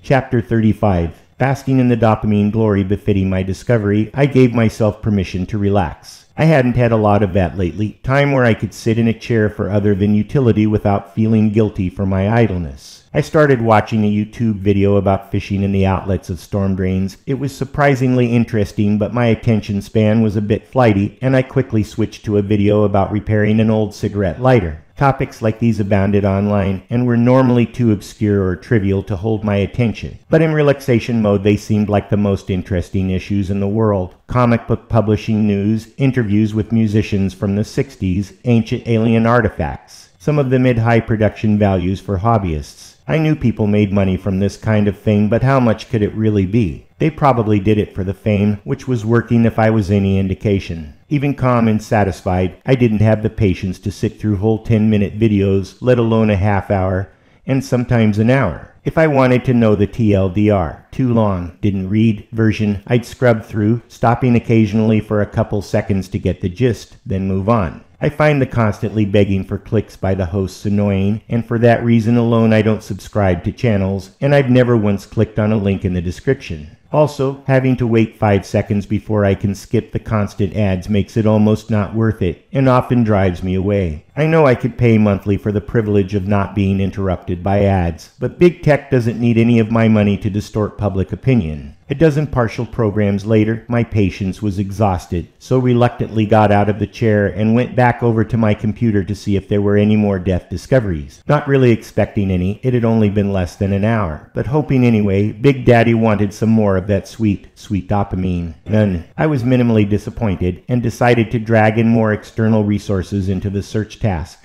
I even decided to pay a small amount for some time on Google's developer platform Tensor Arrays, which were banks of GPUs located someplace distant. Montana perhaps, processor farms dedicated to simultaneously executing millions of vectors, something that simulations, graphics, and AI were champion consumers. I had just put in my account information and added the tremendous additional horsepower to my search when my phone vibrated, signaling an alert or text message. I hoped it wasn't Elaine again and was reluctant to check, but I did anyway. I felt some relief when I saw the text I'd received was from 0-0, clearly a scam, probably warning me that my car warranty was about to expire or some other catastrophe that would require my bank account information and credentials. I was about to delete it when I noticed the message said, "Mask your IP or he'll know." A chill went down my spine. Was that really for me, or was it just a coincidence from a scammer? I couldn't bring myself to believe that my online activities had been noticed and tracked back to me, including a spoofed cryptic warning. It didn't seem legitimate, but I didn't delete the message like I usually do. I couldn't think of any way to respond to the phony number nor its message. All I could do was ignore it, chalking the feeling it inspired to paranoia. However, discretion being the better part of valor when computer security is involved, I immediately turned off the search and powered off my laptop. I sat there in front of the lifeless screen thinking for a minute. I'd be personally embarrassed if I found out I'd been hoaxed into affecting my actions, so I had to remain confident. But I did disconnect from the Wi-Fi before powering back up. Following the message's advice, I utilized a VPN, a virtual private network, to mask my identifying IP before reconnecting to the internet. Many people use a VPN routinely, but the technology is really only a panacea for the semi-informed computer users who think surfing the internet anonymously will protect them from companies interested in selling them t-shirts or auto parts based on their search history. Frankly, I got more utility out of companies knowing what I was looking for than harm from violation of my privacy, except maybe porn and except maybe now. I didn't immediately restart my search because I didn't know what to do. The text was the first indication I was even onto anything real, and it sounded ominous. He'll find out. What does that mean? Was he a he? And what would he do if he did find out? Find out what? Until now, I'd just been fooling around, not really expecting anything of substance to come from my investigations. I decided to back looking for strangely killed dead people for the day to let my head clear and consider the situation for a while. Chapter 36. It was time to walk to Taco Bell for lunch, part of my routine I always looked forward to. Taking brisk steps along the way, I decided to take my search another direction. Assuming I had indeed identified a stealth murderer, and my supposition that he was a meta was true, perhaps I could identify suspects by identifying Renaissance men. That was something I didn't need massive computer power for. No AI or millions of processors. I could simply use the Safari search engine on my iPhone. I started with the search terms like polymath, universalist, humanist, and factotum, which is the term jack of all trades derives from. I also searched on multiple titles like doctor, lawyer, explorer, and multiple academic words like MD, PhD, JD. Out of the thousands of hits each search returned, I could only pick out a smattering of names with actual Renaissance prerequisites, and none of those seemed fruitful. While sitting in the fast food dining area, enjoying my 3 crunchy tacos and Diet Pepsi, I tried to find associations of the few names I'd come up with, and crimes. Any crimes. I didn't really have a strategy yet, and no patterns developed. Nothing promising. I automated the exploration as much as I could, running thousands of times per hour. I finished eating and walked back to the apartment to do other things while the routines hummed along smoothly in the background on my phone. I checked to see if anything had come up in the evening, then again before going to bed. The amount of data was simply overwhelming and the connections too tenuous for anything real to result. There was also the pesky fact that I may be making the whole scenario up in my head, There were no meta serial killers. Hell, there might not be any metas at all. I was contemplating shutting the whole thing down. The anxiety generated by Elaine's call had receded. I would call her back in the morning and discuss the situation rationally. The mania had long since gone. I was my regular self, tiring of the mind game I had created to distract myself, and no longer amused by it. I was just about to power everything down when I received another cryptic message from the untraceable number. The message read, "He knows. Run." Part 2. Suspicion. There are no facts, only interpretations. Friedrich Nietzsche. Chapter 37. The sun was occasionally obscured by clouds, but it was still a clear day, in stark contrast with recent incidents, which were as obscured as things can get. Too much to absorb, really, especially that last warning. I definitely had to sit on it for a while. You don't become an epic troll without falling for another one once in a while, though it had been quite some time since anyone had led me down a merry path without me knowing. However, here I was, and what a merry path it was. The whole incident was slowly percolating through my thoughts. I was trying to separate what I knew from what I think I knew. The only two legitimate pieces of information were, 1, how did my mystery confederate know I was searching for someone? And 2, how did he know it was right that instant? The likeliest explanation would be a kind of phishing attack. There were several phishing techniques. The most common was to simply call someone pretending to be their bank and query them for their username and password. More sophisticated ones involved emails or texts with links to websites that looked exactly like the bank's, and when the sucker typed in their secret information, the people behind the facade immediately used it to connect to the online bank using those credentials to transfer money into an account that couldn't be traced and from which the money could not be clawed back. Unless the bank contacted the victim to ask if the transaction was real, the thieves won. The other most common phishing technique, the one I was most likely facing, was more clever but also required brute force. Millions of those messages were sent out randomly. Chances were somebody was investigating somebody at the instant they received the message, in this case me. The thing is, assuming I was being phished, the question is what for? I hadn't been asked for anything. On the contrary, I was given something, a warning to use a VPN. It indicated that some mysterious entity was watching me. The second message had also given advice, run, as if the entity cared for my well-being, none of which made much sense unless it was coupled with my investigating activities. I couldn't understand what the motivation would be other than a morbid sense of humor. Probably I was just reading too much in because of the context. And who was he? I was searching for deaths, perhaps by a single person, so I attributed he to that person, and did it again when he was mentioned the second time. For all I knew, those two sentences could sandwich any number of activities, though off the top of my head I couldn't come up with any. Did it really have to do with one of those "the insurance on your car is about to expire" scams? Maybe you need to stop what you're doing and call this number or federal agents will arrest you type of thing. I've never sat through one of those pitches to know for certain, but this probable scam could be a variation on those themes. It certainly seemed more likely than the alternative, that an unknown guardian angel was trying to save my life. Having reassured myself I was overreacting, I mentally filed the episode under the heading of "good try but no cigar," and went on with my life. Still, even though I'd seen literally thousands of phishing attempts, this was the best timed, most on-point one that had ever crossed my path. I tried to forget about it, but it just wouldn't leave my brain. It took up residence and called to me every time another thought passed by. No matter how hard I tried, I couldn't think about using my phone to order a pizza without a niggling reminder that somebody might be listening, or use my computer without suspicion that my actions were being monitored. Instead of driving myself crazy, and because I was literally afraid to do anything else, I went to bed. Chapter 38. In the morning, I determined the easiest way to push yesterday's events out of my thoughts was to put something else in their place. So during my hour-long exercise routine designed for joint-saving cardio fitness, I thought about what I wanted to do next in my life.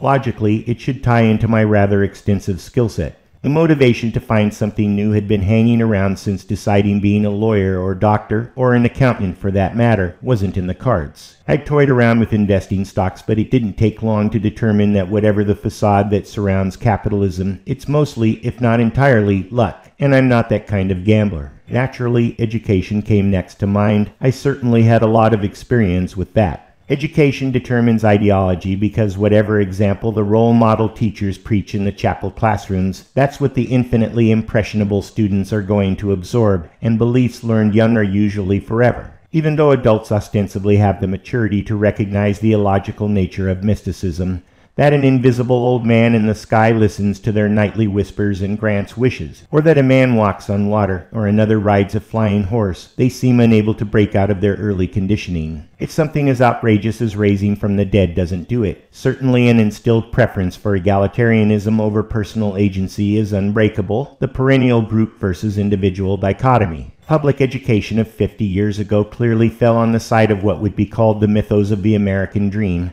building your own empire in the new world. But when meritocracy is the measure, there are many more losers than winners, resulting in a national inferiority complex. In a democracy, resentment, perversity, and covetousness will beat competence, confidence, and conscientiousness every time. Hence, rather than seeking to develop students to their maximum individual potential, public schools have become the great equalizer, crabs in a bucket pulling high achievers back into the pail. I have been able to escape the mediocrity probably because of my forced self-sufficiency of always having to fend for myself. But who knows how much more so many other exceptional students could have achieved if collectivist didactic public education wasn't holding them back. I wasn't the only one who felt like this, and was sure there was opportunity for like minds to band together to reimagine how learning could be accomplished in the modern age. In the past, there had been pushes for school vouchers so that parents could send their children to attend whatever school they thought would improve their social status, but this invariably involved busing to just another brick and mortar indoctrination camp with all other parameters the same. Instead, I thought students should be able to apply their voucher to whatever learning technique best suited them. This also had come up before in the industry, but the concept had been blocked by self-interested teachers' unions for years. Fortunately, during the pandemic lockdowns, a window had opened up because it proved that online education was possible and effective for a percentage of students, especially the ones with superior learning abilities. Even the social aspect of public education, the establishment's one viable argument, was undermined by forced social distancing. I enjoyed the explicit irony of the fortuitous situation. Also, the entrepreneurs striving to penetrate the emerging market were my kind of people, ambitious, driven, and smart. However, they didn't seem to have the organization and political connections to form a defensive line when the unions went back on the attack. It was a battle I felt obligated to fight. Because of the list of letters after my name, there was no teacher or professor that could claim superior knowledge, and if they tried, I showed them the error in their thinking. When I did debate someone of that ilk, they would always resort to mocking, straw-manning, and false equivalency, the go-to rhetorical weapons of the left. But I was thoroughly versed against such tactics, and not only did I immediately proffer a clever response, but I also trolled them relentlessly, often reminding them of their lack of personal achievement versus my own. Most school administrators were the exact opposite of the kind of person that could actually benefit the position they held, but they could certainly prevent anyone else from doing it either. Invariably, they were women or men who acted like women, focused on equality, dismissive of merit as oppressive, racist, and sexist, who through years of being the adoring center of attention of docile children, had gotten the impression that what they thought meant something, and that their word was golden. Many had continually been promoted through affirmative action and preferential hiring to the highest echelons, and they had fixed in their minds what education entailed, which is why it has remained essentially unchanged for 2 centuries. I wanted to bust clear through the envelope of what people were thinking when they discussed education. It wasn't like I'm the only one to come up with the concept, or even the first to implement it, but I knew a winning horse when I saw one, and the vouchers learning paradigm was clearly the one to root for if a brighter and more imaginative population was the goal. There was ample evidence. Look how enraptured young people, especially males, are by video games. They will do about anything to engage fully in the game, and if that means learn astrophysics along the way, then astrophysics will be taught. The idea of embedding knowledge in what students like is certainly not limited to games. There's also survival techniques out in the woods, or even in the city for that matter. There's music as a means to teach, not so much learning and practicing an instrument, but the science behind music and the sociology of why famous musicians pursued their goals. The world is full of interesting things that contain other interesting things that would be useful to developing minds. Of course, the biggest problem with this concept was the established interests wouldn't let the cash cow of education slip through their hands. The sanctimonious claim of it's for the children wasn't just something the public school hustlers were going to give up just because it was actually best for the children. The whole industry was awash in charlatans and pretenders, all trying to protect their turf. Frankly, I wasn't sure all the money and logic in the world could break through the Gordian knot of teachers' unions, but I was ready for the challenge, and woe be unto the teacher who wanted to challenge my bona fides. After the first brush, they sloughed away, unfortunately, turning their frontal attacks into ones of subterfuge and special interest appeals. I admit I'm not ready for the political pandering of behind-the-scenes influencing peddling. I'm simply too forthright and honest. Score one for the Dark Lords. I felt around the existing and emerging companies that were trying to create a niche in the burgeoning homeschooling market. Most were just trying to duplicate traditions. They were centered around didactic styles where information is presented and the student must repeat it back before going on. That's not how one learns in life. We are constantly presented with little problems that we solve nonchalantly, investigating just as much as we have to or are interested in, then move on. The same questions often come up repeatedly, in which case they drop into the things we know bucket. If everything students did had an independent component of learning in it, subtle but not invisible, tailored to the student, and removed after the student had attained full faculty of the subject, now that would be both entertaining and effective. Most important, that kind of learning stuck. Scientific study after study showed that most students in college courses, even the ones who excelled in the class, could not pass the tests again only a year later. Obviously, everyone involved had been wasting their time. I didn't want to be a programmer. I was done with that. But I wanted to interact with them, spacing the code and overseeing the work. I didn't want to be a programming manager either. I simply believed in a flat organizational structure where the creatives were directly plugged into the craftsmen. I wanted to make a dent in the world, like we all do, so this particular utilization of my talent stack seemed like an excellent fit. Plus, I was flexible financially so that I could stick around until a crack appeared and I could slip into it. My belief is that life is one giant slab of concrete, below which is your goal. You can pound on the concrete with your fists all you want, resulting only in frustration and hurt knuckles. Or you could let nature take its course and crack the concrete for you, after which you slip in and wait for the earth to move again a little bit more, over and over until breaking through. At least that analogy appealed to me because nothing was ever straightforward. There was always a gatekeeper, somebody blocking the door to keep out competitors or to simply feed their sadistic feelings of control. In the case of education, it's impossible to break away from the stranglehold of the established interests, not to mention the re-emergence of virulent egalitarianism, where excellence was not only discouraged, it was ridiculed. Do you think you're better than other people? As a white male, I was already a target, but if my adversary learned of my accomplishments, then the sanctimony hit the fan.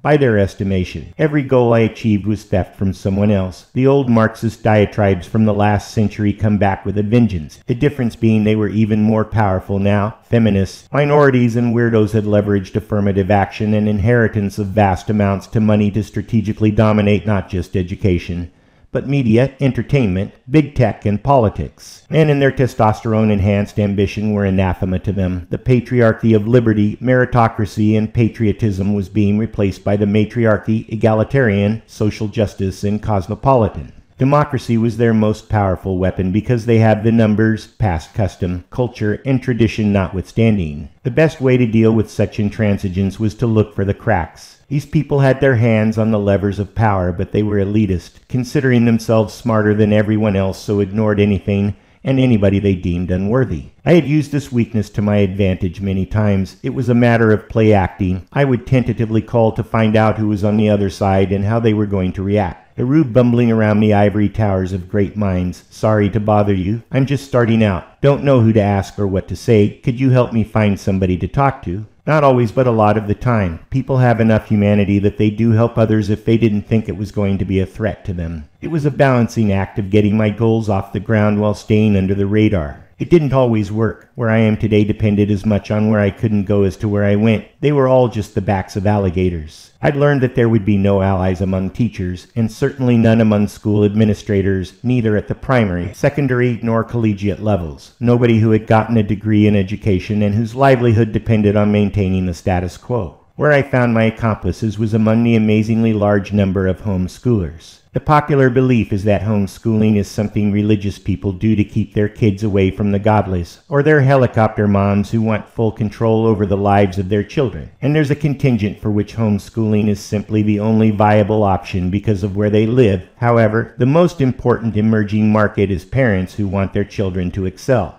Public school has been lost to egalitarianism. The disabled are enabled by sacrificing the abled. The idea is that smart students can take care of themselves, so public school should focus on the stupid. Not to mention the complete failure of inner-city schools where the grade point average is 0 and everybody is socially promoted. In those instances, sending your child to public school is actually destroying their life. But that's not how those parents view it. They just want a free babysitter. When women started entering the workplace en masse, that's when school's primary function became daycare. Parents, especially mothers, because whatever the social justice warriors may claim, traditional female and male roles didn't evolve out of power dynamics. Men don't install power lines and fix your plumbing because of the power in it. Just as women are patient and nurturing because they're raised to be that way, counterexamples are nothing more than filling out the bell curve. So it's the mothers who need teaching materials and syllabuses and lab experiments. Costumes for dress-up history class are a big hit too. Entire catalogs of reasonably priced teaching aids put homeschool options versus public school restrictions in stark contrast.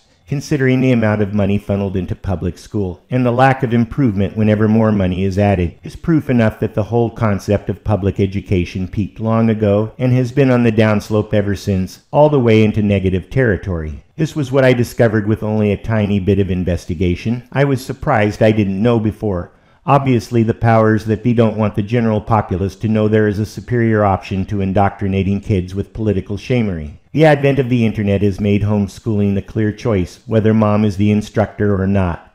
The pandemic lockdowns proved that it works. It was now a matter of getting away from the teaching paradigm and changing over to a learning one. Kids teach themselves. They just need mentoring. The roles teachers traditionally play needs to morph into being a facilitator. What individual teacher can possibly compete with the learning power of corporately sponsored, interactive online gaming? How can grouping kids by age, date, and location compete with not grouping them at all, but instead letting them advance at their own pace in each subject? Sometimes ahead, sometimes behind other students the same age, location, and time of year. Plus, the opportunities for field trips is boundless. No worrying if someone in the class is allergic to peanuts, or needs wheelchair ramps, or has to take their medication. The erroneous egalitarian derivation that if everybody can't have a piece of candy, no one can, is no longer an iron curtain holding back the meretricious. Homeschooling was only one model. There were certainly other solutions for any student who would benefit from some other form of customized learning. My excitement at the prospect literal fired up my brain, so I had to put those entrepreneurial thoughts out of my head for a while and calm back down. Chapter 39. I was tempted to look at my computer or phone and was just about to break down when it rang. It was my sister, Julia, a pleasant surprise and a distraction I really needed. "Hey," I greeted her casually, as if we just spoke yesterday though it had been months. She didn't respond immediately. The line was silent.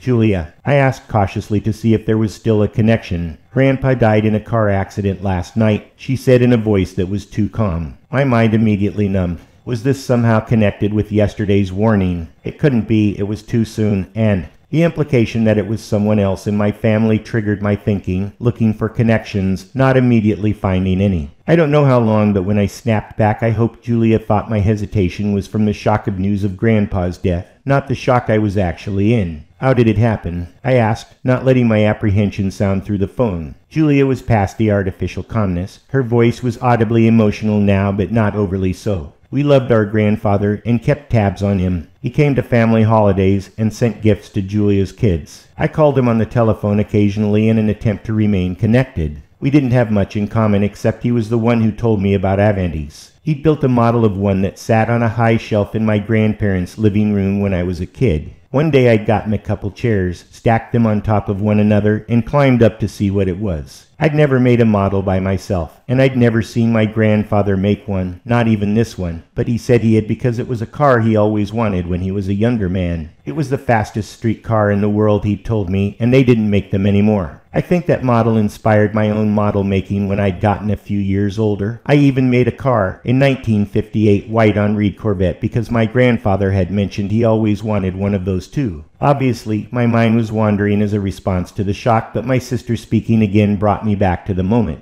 The police said it was a freak event. Both tires on the passenger side blew out simultaneously, probably from running over something sharp, and the car swerved and flipped, something they'd seen before. But then it rolled down an embankment along the freeway.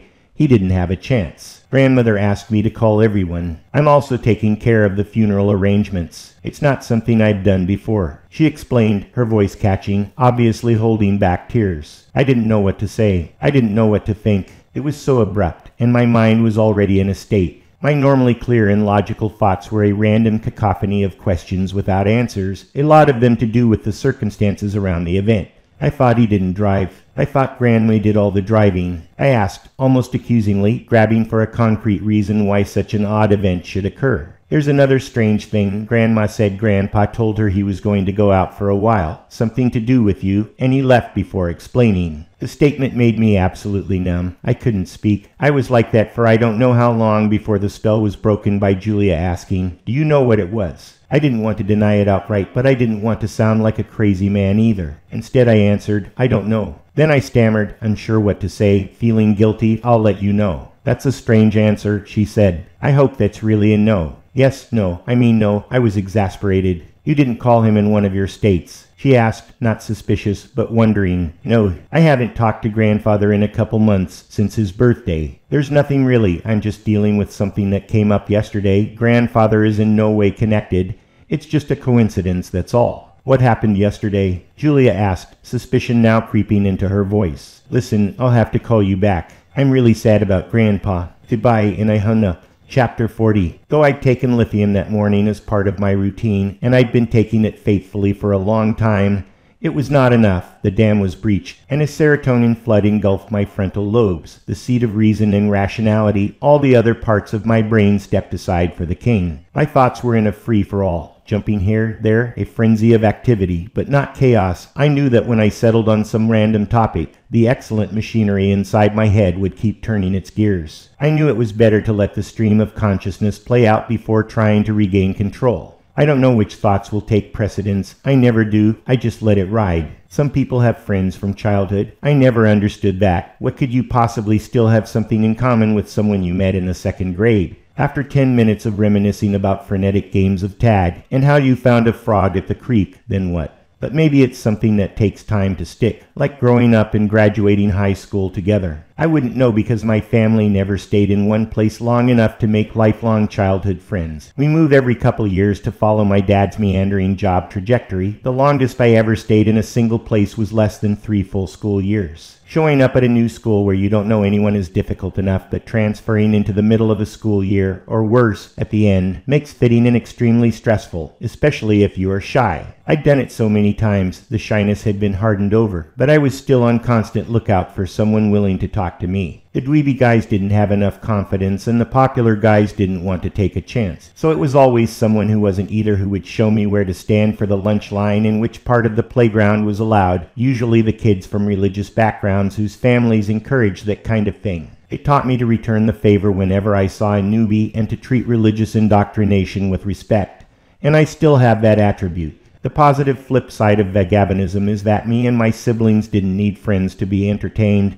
We could entertain ourselves. And we learned not to wait around for someone to help. I'd watch what was going on, kids playing foursquare, jump rope, monkey bars if the school was bold enough to have them, figure out how I compared athletic-wise, and chose to play whatever I had an advantage in. Because I was small, bigger kids would often underestimate my skills, so I was able to cause a surprise and create a reputation all with a few days. That became an incredible advantage later in my life when I was studying full-time and pursuing lofty ambitions. I didn't need anybody to go out with or buddy around or take a road trip. I just did it. My brother and sister were the same way. Self-reliance doesn't get enough emphasis in modern society. My first year in college, not yet 20, still a man-child, I learned about Maslow's hierarchy of needs in Psychology 101. The pyramid diagram they used to represent it was clear enough. At the bottom was physiological needs. Of course, staying alive is most important, then security needs. Ditto on the staying alive, then love and esteem, 2 concepts I hadn't experienced yet at that age but understood, and at the pinnacle was self-actualization, whatever that was. As a mature adult, I revisited the concept of self-actualization and found it was exactly what I practiced and still strove for: authenticity, acceptance, spontaneity, independence, autonomy, appreciative, and lighthearted.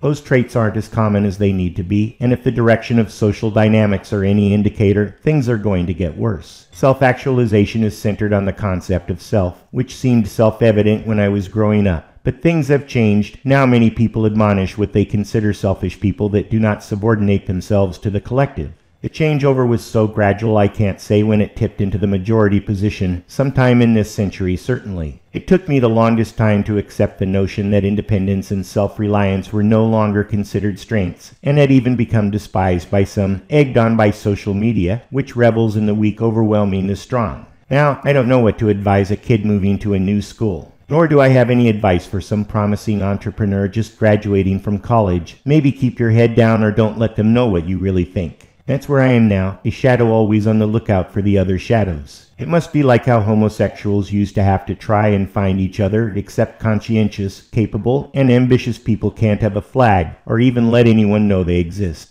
A better example would be freedom lovers imprisoned inside the old Soviet Union. At any point a neighbor could anonymously turn them in for not supporting socialism hard enough. The gulags were full of extraordinary people hoeing potatoes. The Chinese Cultural Revolution was even more brutal on self-actualized people. Those days probably won't be repeated because modern politics are so much more sophisticated. But Maslow's pyramid has been completely inverted. The words redefine to mean the opposite of themselves. People are no longer encouraged to be fulfilled individuals, but to instead attend to the incompetent and least capable. I could recognize the meandering of my thoughts and how they were slowly spiraling down from their neurotransmitter-induced contemplation. It was always a euphoric trip, I guess similar to taking LSD. The closest I'd been to a hallucinogenic drug was taking psilocybin mushrooms in Laos, and the thoughts that resulted from that were too chaotic to even remember. At least when I was on my own psychedelic high, it was productive, even if I couldn't control where it went. Just now, I could feel the easing of pressure, and when I attempted to recapture my chain of thought, I was successful, and so got back to applying my cognitive powers back on the matters at hand. Chapter 41. After deciding not to concern Julia with my probably false premonitions, causing her concern either for the danger they implied or that I was becoming paranoid, a lose-lose situation, I called her back. Sorry about that, I reassured her. Grandfather's dying caught me off guard, and my thinking went all squirrely. She knew I meant she'd grown up with it. Is something going on? She asked over the phone, sounding concerned. There's always something going on, I answered evasively. There was a pause. Julia knew I wasn't telling her something, and she probably wasn't sure if she wanted to know. Finally, she spoke. We used to be able to talk to each other, she said, forlornly. What happened? I didn't have to ask what she meant. On TV and in the movies, especially the ones made for the sentimental cable channels like Hallmark, siblings have mature relationships where they talk with one another throughout their lives, asking and giving advice, and getting together for Christmas and perhaps Thanksgiving. For the people I know, it's nothing like that. People hang around their friends, assuming they have any, much more frequently than their families. They don't know their nieces and nephews more than a high school graduation announcement, or maybe on a family Christmas card that shows little Susie and Timmy with big smiles, one or both missing some baby teeth. Julia and I had been only a grade apart in school, and I knew all her friends, and she knew all of mine, often crossing over. We played tag and sat one seat apart at the movies. We laid on our stomachs and played with My Little Pony and G.I. Joe action figures in the hallway between our separate bedrooms. We would go out hunting for snakes in the field even though Julia didn't like snakes, and when we found one, she would hold the bag and I would scoot the snake in with a stick. Funny thing, Julia did like lizards. When our older brother, Philip, got an iguana for his birthday from our uncle and didn't take care of it, Julia adopted it and raised it in her room. The iguana had imprinted on her and wouldn't let anyone else touch it. Unfortunately, when she went off to college, it stopped eating and died, and Dad had to bury it in the backyard.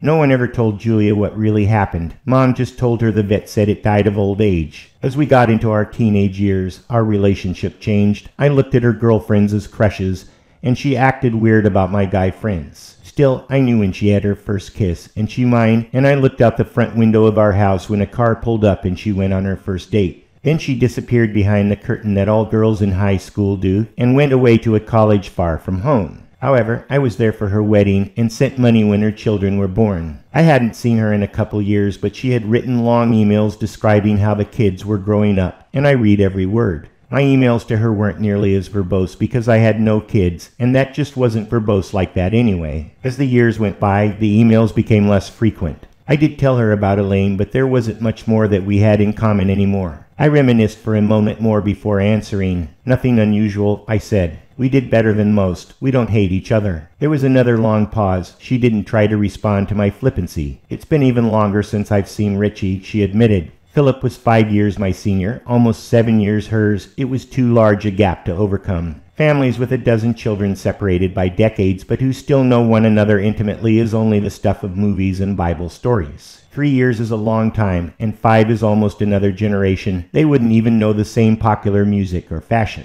I was hardly influenced by Philip except to be pointed out as his little brother, which I didn't like, but I took a lot of pride in being called Julia's older brother, probably because I was older, but also because it implied Jules and I were close. It was getting awkward, and Julia tried to change the subject, telling me how her kids were doing, and I could vaguely follow. I wanted to care, and maybe if I didn't have something else weighing so heavily on my mind, I would have. I did my best to interject questions about them, relieved that I didn't hesitate on their names, and that I could remember past milestones of theirs well enough to integrate into the conversation. But my heart wasn't in it, and Julia could tell. "It's been a long time since I caught you up to date. I apologize," she said sincerely. She was taking the responsibility for our estrangement on herself, and I couldn't let that happen. No, it's all me, and it has nothing to do with you." I tried to get her out of that self-blaming headspace. "You're just sensitive right now from Grandpa. We should be talking about Grandpa and not me, but I feel so behind, you and me." "We'll catch up eventually," I said, mostly trying to comfort her. But other than old age, I didn't know what we'd have in common in the future either. Chapter 42. After the phone call with Julia, I was agitated at the level that usually leads to a mental state I enter occasionally under stress when I'm stretched to my emotional limits. Though I'm rather self-satisfied of my bipolarism that usually manifested itself as euphoria, confidence, and optimism without the consequence of depression, I had another pole, bursts of uncontrollable anger. It was rare, but when it came, it overwhelmed all rational thought, leaving only a berserker, a word I picked up later in life that seemed to fit the occasion. It's an old Viking term for those who fought in a trance-like fury, which is certainly what it seemed like to me during and after the event.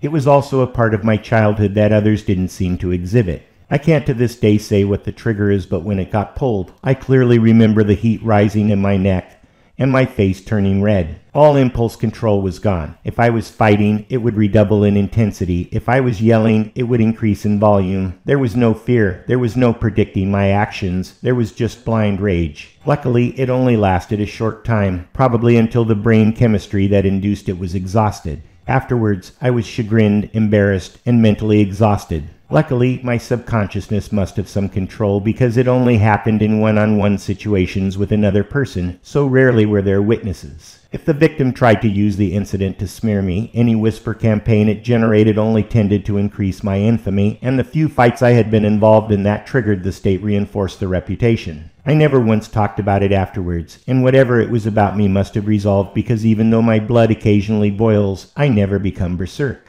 As an adult looking back, I think that was my unsophisticated means of solving psychiatric Gordian knots. Kids are spiteful and act perversely, less so than adults, but they can still be underhanded and vindictive for the same reasons: envy, resentment, jealousy, and inferiority complex, and I was on the receiving end of these primordial sins. At the time, I couldn't understand why some people acted like they did towards me, only that they were preventing me from my goals for no logical reason. Asking them nicely, cajoling them, even bartering with them didn't work, so my subconscious had to use the only other tool at its disposal, which was intimidation and threats, and it had to take over my body to get the point across. I don't have need for the berserker now because I can read the room with the wisdom of an adult, and don't let people get into a position where they can thwart my goals for their vindictive satisfaction. But once in a great while, my unchained emotion reveals itself, for exactly the same reasons. I could never say I could rely on the anger, and certainly never depend on it, but I cultivate the inner illusion that if worse got to worse, the berserker would appear in my stead. And whether or not it was a successful defense, it would take the opposition down too, and I deluded myself that it was still there if I truly needed it. Chapter 43. One of the philosophical achievements I'm most proud of is finding the sweet spot between fate. Those who believe that life's events are preordained by some supernatural force, and merit those who think their success is directly tied to how smart and clever they are, how hard they work, and whether they make conscientious and informed decisions. Invariably, when I meet someone who has started a successful business, or made a fortune selling real estate, or even become a millionaire from winning the lottery, they attribute their success entirely to their own actions. There's a blindness there that is inexcusable even if it is universal. Conversely, faders excuse their lack of ambition and success on the gods, that everything has already been decided beforehand, and there's nothing they can do about it, so why try? Though that's a rather Middle Ages way to view things, in recent times there's another outlook that combines fate and merit, and it has some high-profile adherents like Elon Musk. These people think that life is a simulation, and everyone has the ability to control it through affirmations, a kind of wishful thinking that turns them into their own god. What I deduced is that life is a luctocracy, that success or failure mostly rely on chance. Being born at the right time, in the right place, with the right parents starts the whole trip off. Then there's the right schools, and the right role models, and the rightness that comes from not being caught when you're wrong. Finally, there's the right product with the right market at the right time. All or none of those things have more control over your life than merit. And if they're fate, it would take one hell of a simulation to precalculate. It's like crossing a river on the backs of alligators. You jump onto the first one that looks like it's going your direction, then jump to the next when its direction seems more promising. Often the alligator you're on decides it's going to eat you. Hopefully, there's another alligator passing by at that time that you can evacuate to, because if not, your career turns out just like everyone else's, in the belly of the beast. Getting to the other side of the river unscathed is like flipping a coin 10 times in a row and always getting heads. But you're still not going to end up exactly where you planned, most probably not even close. And even that long string of fortuitous events doesn't include lucky with spouse, luck having children, and luck of the people around you whose unlucky lives would affect your own. This outlook on life, which I called my outlook on life, was the frame of reference I was using to determine what to do next. Chapter 44. I'd used up my capacity to distract myself, and for the rest of the day my mind was preoccupied with the coincidences. What are the odds that my grandfather would be killed in a freak accident right after I was researching freak accidents, followed by an anonymous warning? Why had Grandpa said it was something to do with me? It had all the elements of confirmation bias. Humans are excellent at seeing patterns. Even if they weren't really there, it was a major ingredient of intelligence. Most probably, however, I'm just making all of this up in my head like some kind of conspiracy theorist. One of the indications that I was slipping into the down phase of my bipolarism was paranoia, so I was always watching out for it. It's not like there's a chart I can look at that tells me what phase of my cycle I'm in. I just have clues. The weirdness of this whole situation even got me suspicious that my illness might have progressed into schizophrenia, and the delusions that accompanies it. The day was one of my worst ever, and then it got awful. The knock on the door was strange in that I wasn't notified by the building security that someone wanted to see me. I curiously looked through the peephole, keeping my paranoia in check. It was a professionally dressed man and a woman, not a delivery driver from Amazon or pizza delivery that got the wrong address. Probably not Jehovah's Witnesses or Mormons, and if they were a hick team out to get me, then I might as well let them, because how could I compete with such subterfuge? I opened the door nonchalantly. The mystery only got deeper when they introduced themselves. A middle-aged white man stood slightly in front of the younger black woman. The man wore a tie and sports coat, the woman a pantsuit, both non-ostentatious light gray, like government agents. Neither were smiling. "Mr. Kirklandfillo?" the man asked, his inquiry delivered in a professional tone. "Yes," I answered, suspicious of everything at this point, and ready to fight a flight if need be. The pair seemed well practiced and comfortable in this kind of situation. The vibe was definitely government. Not that I'd know for sure, since all of my knowledge of how government agents would act came from watching television. I causally lost myself for a moment, considering how much knowledge I thought I had actually came from entertainment.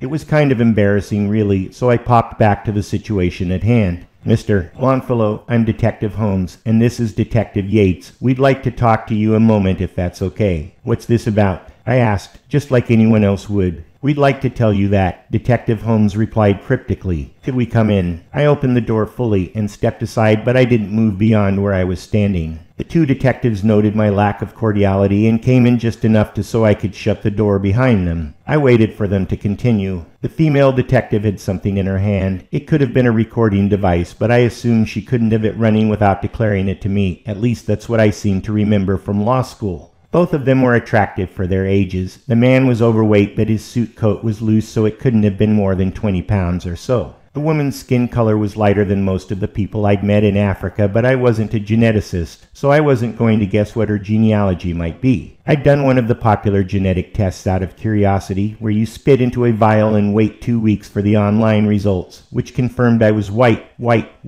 They put a little Neanderthal or something ridiculous in the pie chart, but I was pretty sure that was out entertainment or political correctness reasons. In reality, going back hundreds of years, Europeans had lusted after each other until I was the result. Mr. Longfellow, this is just a routine inquiry. Your name came up in an investigation and we're just performing our usual due diligence. You understand, Detective Holmes explained. He waited to see if I would respond, but I didn't. I'd had enough surprises recently. I couldn't imagine what he had to say that would surprise me more. Detective Yates then took over the conversation. Do you know Sylvia Plath? She asked. No, I answered simply. You didn't correspond with a person by that name on the Zeus dating website. She asked, the tone of her voice one of query, not an accusation. I answered slowly. I did correspond with some possible matches on a dating website, but none of them used that name. There was a candy that could have been a Ms. Platt in real life. A Miss Platt, I'm unaware if he or she had a preferred pronoun, was male by birth but was transgender and communicated as a female online. Were you aware of that? I'm certain I wasn't, I said, but I was thinking that there wouldn't have been any conversation at all if I'd known. I wish that kind of information about someone was front and center in their bio.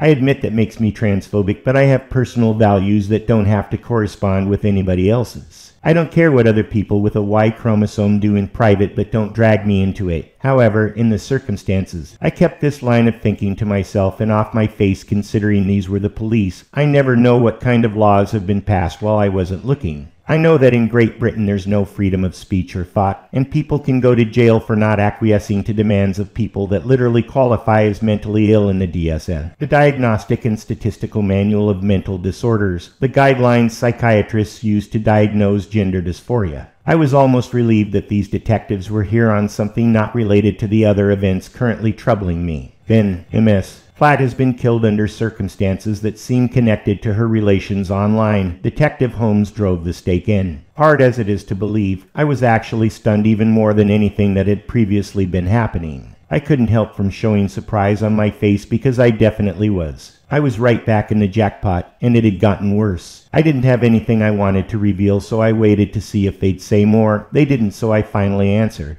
I don't know anything about anybody. The detectives took full note of my obvious reaction, way more than they were expecting, and they came to the correct conclusion that I was more involved than I was letting on. Detective Holmes was staring right into my eyes. He was squinting a little like my reaction had stoked up his alarms. Any hint that Detective Yates might have just been going along for the ride in this interview were gone. Their instincts and training were correct. It's just that my involvement was not at all like they thought. Hell, I didn't even know if I was involved. And if I told them my cockeyed story, they'd be even more suspicious. I decided I was better off keeping my cards close to the chest. Detective Yates took over the interrogation. You never met up with Ms. Platt? Certainly not. Did you travel to Seattle yesterday? No. He can check my credit card records for airfare. He could have driven. My 1963 Avenue would be a tad conspicuous, don't you think? He could have rented a car. Like I said, check my credit card records. Detective Yates determined this line of questioning wasn't going anywhere. She paused. You didn't ask how Miss Platt died. Detective Holmes followed up. He was probably using some interviewing trick to trip me up. I don't want to know. I don't want to know any more about it because it has nothing to do with me. The detectives could tell I was getting exasperated and soon uncooperative. They surrendered, the tone of Detective Holmes' voice becoming cordial, switcheroo, honey rather than vinegar. Do you know anything more about Ms. Platt? I didn't know anything in the first place. I flirt a bit online to see if someone clever shows up. Obviously no one did because nothing went beyond that. Both detectives stared at me intently, waiting to see if I'd volunteer anything more under the pressure of their simultaneous stares. This went on for over a minute, I guess. A standoff. Finally, Detective Holmes said, "Thank you for your time, Mr. Longfellow. Please contact us if you think of anything more," and he held out a business card for me. I can't imagine what that'd be. I replied, taking the card but not looking at it. I walked over and opened the door to let them shuffle out, and when I shut the door behind them, I almost collapsed from the ominous weight that had settled on my shoulders. Part 3. Murder. That which does not kill us makes us stronger. Friedrich Nietzsche. Chapter 45. The airport was crowded, the perfect kind of anonymity. He enjoyed the challenge of timing his arrival so that he wasn't waiting anywhere more than 15 minutes, and certainly not so early or so late as to be noteworthy. And he never bought anything at the airport, certainly not food even when he hadn't had a chance to eat for several hours. He was never sloppy about leaving more DNA than was absolutely necessary. As always, as a way to occupy his waiting time, he played the game of guessing who people were simply by their appearance, a young, buxom, but thin woman with nice hair. She had on dark blue dress. Dresses are rare anywhere nowadays, but especially at an airport where plane passengers tended to wear something comfortable for their flights. She was also wearing shoes with heels, which was a sure giveaway along with the rest of her costume that she was probably a prostitute. Whether she admitted to herself or not, there were many ways to exploit sex appeal that didn't involve direct cash payments. And who paid too much attention to their style and coiffure were probably gay, and if their sculpted physique was accentuated by their clothes, then they most certainly were. Straight men were more casual in their appearance and didn't display like a peacock. Boys in hoodies and girls with pink hair couldn't be read because their personalities hadn't yet developed enough to distinguish them from everyone else, even though they all assumed they were unique and precious snowflakes like their mothers told them, as exemplified by the handmade tattoos they all had hidden somewhere on their bodies to reassure them how independent and creative they were. Really, everyone he saw fit into the same dozen or so categories that most people in the world fit into: narcissists, simpletons, borderline, trans, etc. He also tried to guess the relationships of couples, married, dating, business, newly met. It was easy to tell which husbands and wives were satisfied in their marriages and which were on the verge of betrayal. Did they speak together casually, looking into each other's faces regularly and use head movements to emphasize what they were saying? Or did they stand apart from each other looking opposite directions into the crowds, their eyes locking admiringly on strangers as they contemplated what a tryst with that person would be like? The TSA line took less than 10 minutes. Perfect. He had nothing to check. He always purposely traveled light, and there was nothing in his carry-on that would show up on a scanner or trigger a security check. It took less than 5 minutes to get to the gate. He'd already checked the departures board and the app on his phone that kept track of flight delays. Still, he looked at the video screen at the gate to make sure it matched his expectations. It was a low-cost flight, one that required passengers to line up behind a sign separated by boarding numbers, masking his presence even more. He preferred second to last so that nobody would notice him while walking on the plane among all the shuffle. He never flew first class because they boarded first, becoming spectacles to everyone boarding later. His goal was to be as unobtrusive as possible, but he would rather have enjoyed the wider seats and extended leg room. Another 15 minutes, and he was in his seat, his backpack in the compartment over his aisle, the plane preparing for takeoff, him seated next to the window. He always liked to get the window because it gave him the opportunity to observe what was going on behind the scenes. He didn't like to observe other passengers because they would take that as permission to observe him in return, but nobody took notice of someone looking out the window. He watched the ground crew load luggage off a conveyor belt mounted on the front of a low-riding specialty vehicle. It reminded him of the time he had needed to put something too large for the overhead bin through the normal luggage process, and through some kind of snafu, the plane had taken off without loading all the passengers' luggage. A steward had announced the situation over the intercom that those affected could make arrangements to have their lost luggage delivered when they reached their final destination. At the time, he'd worried the whole time in the air that he would have to abort his mission, and where he would instruct his luggage to go that would not leave a trail, and address where he could have it sent that didn't expose anything. He couldn't just leave it. He certainly didn't want anybody looking inside and attaching the contents to a name, even if it was another identity. To his relief, his luggage had been loaded and was waiting for him when he arrived. He was surprised how nervous the whole event had made him, but it didn't affect the job. Actually, it had gone perfectly. He considered the scales of chance even. The flight lasted less than an hour. He ordered nothing to drink, even if it was free, nor did he speak to anyone, not even the stewardess offering coffee. He just nodded no after a quick look into her eyes to indicate he had heard. He asked no questions while disembarking. Someone with an accent asked him a question, but he shrugged his shoulders as if he didn't know the answer or couldn't understand. Quick smile, gone. He could see the questioner start asking someone else, forgetting him entirely. It was 10 more minutes to get through the rental car line, then another 10 to get out of the airport onto the freeway and onto his rendezvous. An inversion of smog was blocking most of the sunlight, but he wore sunglasses anyway. Chapter 46. He had to learn everything about personal low-cost drones available anywhere he could buy one anonymously. He'd always been interested in the technology, making this engagement especially appealing. He read about payload capacity, battery life, and reception range. He needed a drone that could carry 3 pounds a quarter of a mile and have real-time video technology. Turns out there were several to choose from, and rather than leaving a trail by ordering it online, he went to the nearest hobby store and picked it up, even though it was about 20% more expensive.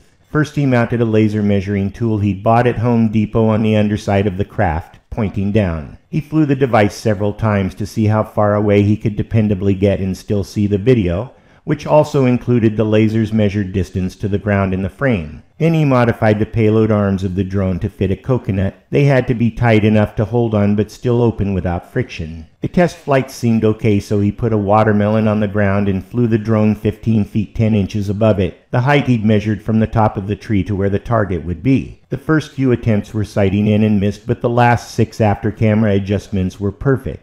He had to risk being seen on porch and other security cameras, so he put on a blonde hairpiece, his sunglasses, and dark blue sweatsuit before jogging to the location and preparing it. He was only there less than a minute pretending to tie his shoe while preparing the quarter and the bacon-flavored dog treat before continuing the pretend jog. He surreptitiously looked around to see if anyone may have noticed him, but there was no one all the way around the south corner of the block. He continued to his car, got in and drove to his motel for the night. Early the next morning, he checked for wind. There wasn't any, then took his rental car within range but out of sight of the drop site. He'd put a color printout of phony license plates on the car so even if it was captured on video, it wouldn't trace back to anything. When no one was around, he launched the drone and maneuvered it the 500 meters to land in the top of the palm tree where he turned it off remotely to conserve battery and silencing the rotor noise. Then he waited. He'd driven all over town the first day he'd arrived looking for just such a spot. He knew the general criteria of what he wanted, but the specifics were flexible. Someplace noisy enough to drown out the drone's rotor, next to a freeway, airport, or fountain perhaps. Not enough foot traffic that there were lots of potential targets, but obscure enough that someone wouldn't by chance catch sight of the drone or himself setting up.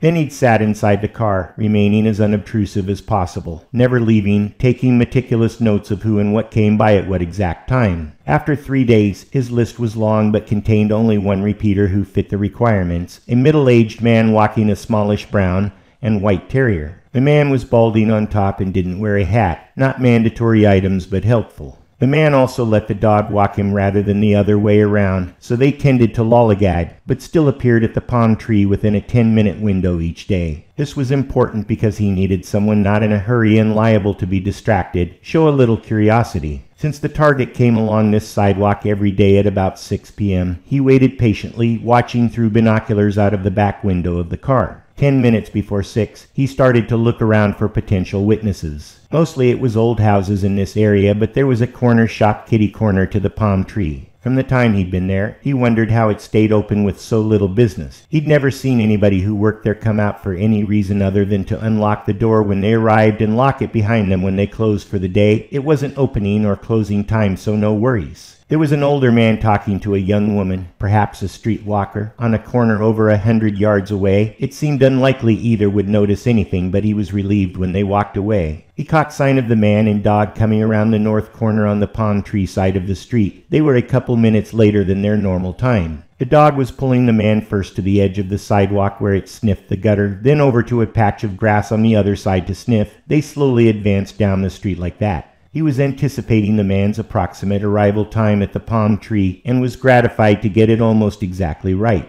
The target stopped right at ground zero because the dog was sniffing the spot on the sidewalk where he had rubbed a meaty dog treat for that exact reason. He watched as the man finally noticed, then bend down to pick up the quarter glued to the sidewalk, also for that exact reason. Luckily, the man was intent on prying up the quarter because there was a pause in the plan while a young couple passed by on the opposite side of the street, almost causing him to abort the plan. However, the couple was soon out of earshot, so he activated the drone using his iPhone as a controller and fingered it to rise off the top of the palm tree. He maneuvered it above where the man was bending over the quarter. At first the man didn't notice the sound, but eventually looked up for the source of the noise, finally looking directly at it. When the laser indicated it was over something 5 foot 11 inches high, he released the tortoise for which the coconut had been a stand-in. It took less than half a second to impact. Prefect hit right on the man's forehead. He too far away to hear any sound, but the bounce off was impressive. He smiled. The man didn't even stagger, just dropped like a rag doll, dead the instant his skull was crushed. Out of curiosity, he watched a few moments more to see if the tortoise had survived.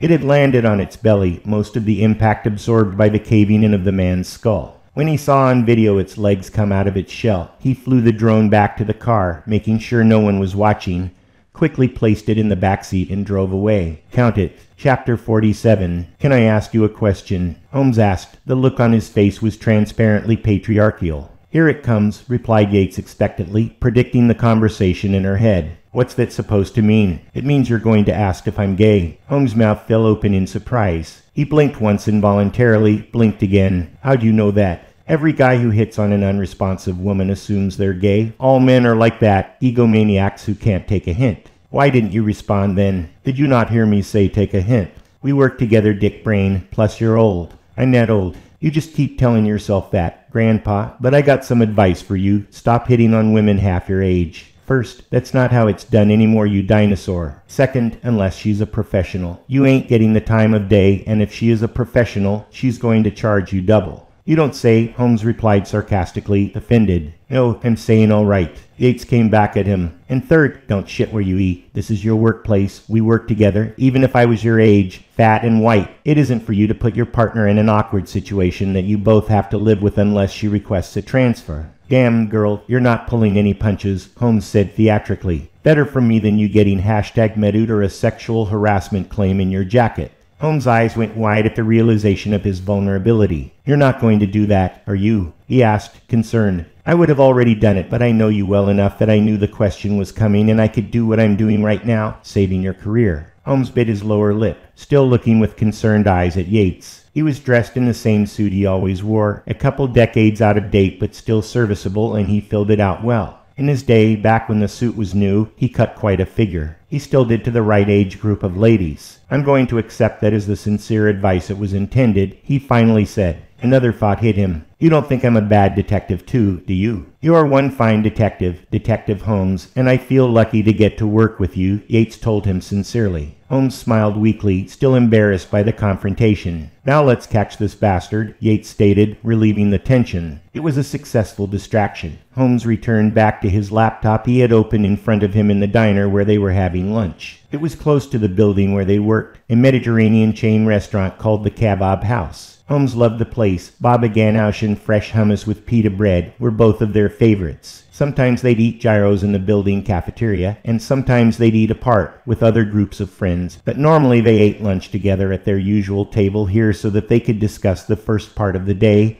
and plan the rest of it. That guy, Longfellow, says he doesn't know anything, Holmes said. What do you think? Liar. Look at his place. Guy didn't strike me as the criminal type. So that look on his face when we told him about the murder didn't seem hanky to you. Not any more hanky than you, but that's pretty hanky, Yates joked. Holmes took a bite of falafel, chewed on it thoughtfully, drank a sip of Turkish coffee, ate one of the grape leaves he was having as his main course, then turned back to his laptop. He had been working on his notes of their interview, not much to say so far, and Googled Kirk Longfellow. He was surprised by the number of hits. They filled the page. Yikes, how many Kirk Longfellows can there be? He said aloud. I can't believe there'd be more than one. Yates responded as if the question was posed to her. Well, this Kirk Longfellow, if it's all the same guy, has quite a chic. Detective Yates laughed softly at Holmes' use of police vernacular to describe online search results. What's it say? She asked. Says he's some kind of genius, made some good money in tech here in the valley. Same old, aren't they all? Yates responded flippantly. Holmes finished his food, a half portion, trying to keep his weight down and restrict his salt intake. He'd been having high blood pressure,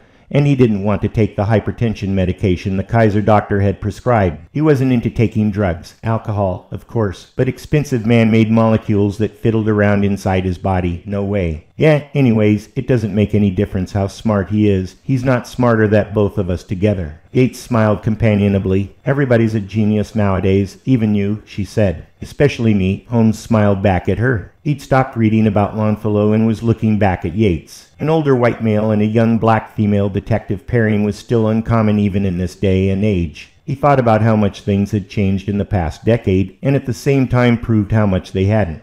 And did I tell you how cute you are when you smile? He said obliviously. Yates shook her head and frowned. Chapter 48. I'd had enough of strangers running my life. One of my most oft-repeated personal aphorisms is, if what someone else wants affects what you do, then they control your life. You don't. Well, that was no longer going to be the case. I couldn't do anything about Grandpa, nor a phishing scam, And though there's lots of people who probably have a reason to care what happened to Candy the Catfisher, I wasn't one of them. After deciding, it only took an instant to compartmentalize in my mind all of those things, wrapping in the visit from the detectives for good measure, and seal it off from further consideration. My thinking then did an acrobatic turn back to before all hell broke loose, which was plans for my future involvement in the online education industry. I could immediately feel my mood improving, and within a minute, I was totally back on board with the future and making plans. First, I had to at least stick my toe in the water, and there's no better way to do that than to go to a trade show. I Googled to see what the schedule was like for homeschooling events, and was surprised to see how many there were all across the U.S. My excitement returned at the serendipity of there being a homeschool trade show the next day in San Diego. It's like God was throwing me a bone for the tumult I'd recently been experiencing. I learned to love trade shows back when my company used to attend as an exhibitor. They would be a big part of our marketing effort, and I'd been to dozens to help work the sales counter. During my break times, I'd go from booth to booth and let very trained and practiced sales personnel give me their best 2-minute spiel on whatever they were selling. I enjoyed the practiced nature of their delivery, and they appreciated having someone to ply their skills on. Plus, I like swag, and still have some kooky stuff I'd gotten at trade shows decades ago. Purple tennis shoes too large to fit anyone under 7 feet. Super balls that light up when they bounce, and any number of wacky writing utensils that vibrate, glow, and make funny noises. Beer coolies and mouse pads were so ubiquitous, and I finally had to stop taking new ones. Since I'd sold the business, it had been a while. Then there was the pandemic, and it didn't look like trade shows were coming back. But nerds like their conventions, and resilient people like homeschoolers apparently do too. Chapter 49. It was an early morning flight. I wish San Diego was a bit closer so I could drive the Avanti, but that's too many miles on irreplaceable parts. I'd reserved a room in the Gaslamp Quarter, close to the convention center, itself nestled in San Diego Harbor on the immense San Diego Bay. The entire historic area is a tourist destination with an old WW2-era aircraft carrier, the US. Midway turned into a maritime museum including other old sailing vessels. There's also Waterfront Park with its interactive fountains filled with children, and the Embarcadero, the path around the bay's circumference that offered spectacular views and lots of shopping. After settling in my room, I left my backpack after removing my business portfolio to put brochures and swag in, and took the shuttle over to the check-in line in front of the entry to the exhibit halls. The line was immense. It's hard to believe there's so many people interested in homeschooling. But then again, I was there to learn about what was going on in the interactive market, and probably a lot of other people were too. I didn't mind waiting. The smell of the sea air was refreshing, and being around all those excited people was energizing. It had been a while since I'd interacted with enthusiastic crowds of people. I had a particular affinity for big crowds, outgoing and sincere, cloaked in their anonymity of the many. It was small groups that implied false intimacy that I couldn't get away from fast enough. Plus, the day was beautiful, and the sky something out of an artist's studio, as indeed many photos and paintings of it were available in the many gift shops. Eventually, it was my turn at the ticket window, where I was handed a lanyard hooked to a name badge, and a floor map in exchange for Apple Pay swipe of my phone. Finally, I was inside. The old feeling came rushing back like an old friend. It's amazing how similar all trade shows are, no matter what it is they're hawking, rather it be home improvement, computer technology, or industrial products. Despite my attentiveness and endurance, I decided to start with a cup of coffee like everyone else, but when I went into concessions, the lines in there were immense too. An overweight guy in a blue navy shirt that said security on the front saw my hesitation to wait again, and pointed through the double doors that led into the main hall where I could just make out a coffee cart inside. I nodded thankfully at the guy and hurried inside, where there was only a couple-minute wait, easily worth the double price. I gave it a test sip to check if the taste matched the dark aroma, and was pleased that maybe it wasn't so overpriced after all. With cup in hand, I excitedly turned my attention to the show floor. I always like going to San Diego for trade shows, especially Comic-Con, the largest convention of its kind in the world, with crowds so large that traffic was virtually impassable. Many attendees dressed like characters from popular culture, particularly anime. The last time I'd been to Comic-Con, I was relaxing in an outside diner, drinking a beer and checking out all the different costumes. The table next to me had a mother with 5 little girls. They were probably sisters if I was to guess from the age spread and similar appearance, and they were all dressed like Sailor Moon. I didn't know much more about that little girl character except that it bordered on inappropriately sexually provocative, and here this mother was chaperoning such questionable judgment. I had glazed over from the heat and the beer, so I didn't notice the woman approaching me until she spoke. Something about me staring at her girls. I didn't respond, though I could have. But it was Comican, and those little Sailor Moons didn't need to hear their mom's sensibilities questioned in public. I just looked blankly at the lady and purposely blinked. Eventually, she huffed and walked away, smug in her ironic sanctimony. Thinking about the event now amused me no end, and I laughed to myself. I was definitely going to go to Comic-Con again in the near future. Chapter 50. There was a person I was especially there to see in person, one Tim Ferriss. I'd met him on Facebook in the education startup group, which had been suggested to me by the Facebook algorithms. Even though there are dozens of groups a month that are recommended to join, the name of this one caught my eye because I was primed for it, so I clicked on the link and read through the first few posts as a guest. Even though I didn't know what the context of the threads was, they were close enough to my interests that I went through the sign-up process, which consisted of explaining my interest in joining the group limited to 100 words. I'm interested in all forms and modes of education, especially ones utilizing modern thinking and technology, and would like to meet entrepreneurs who want the same thing.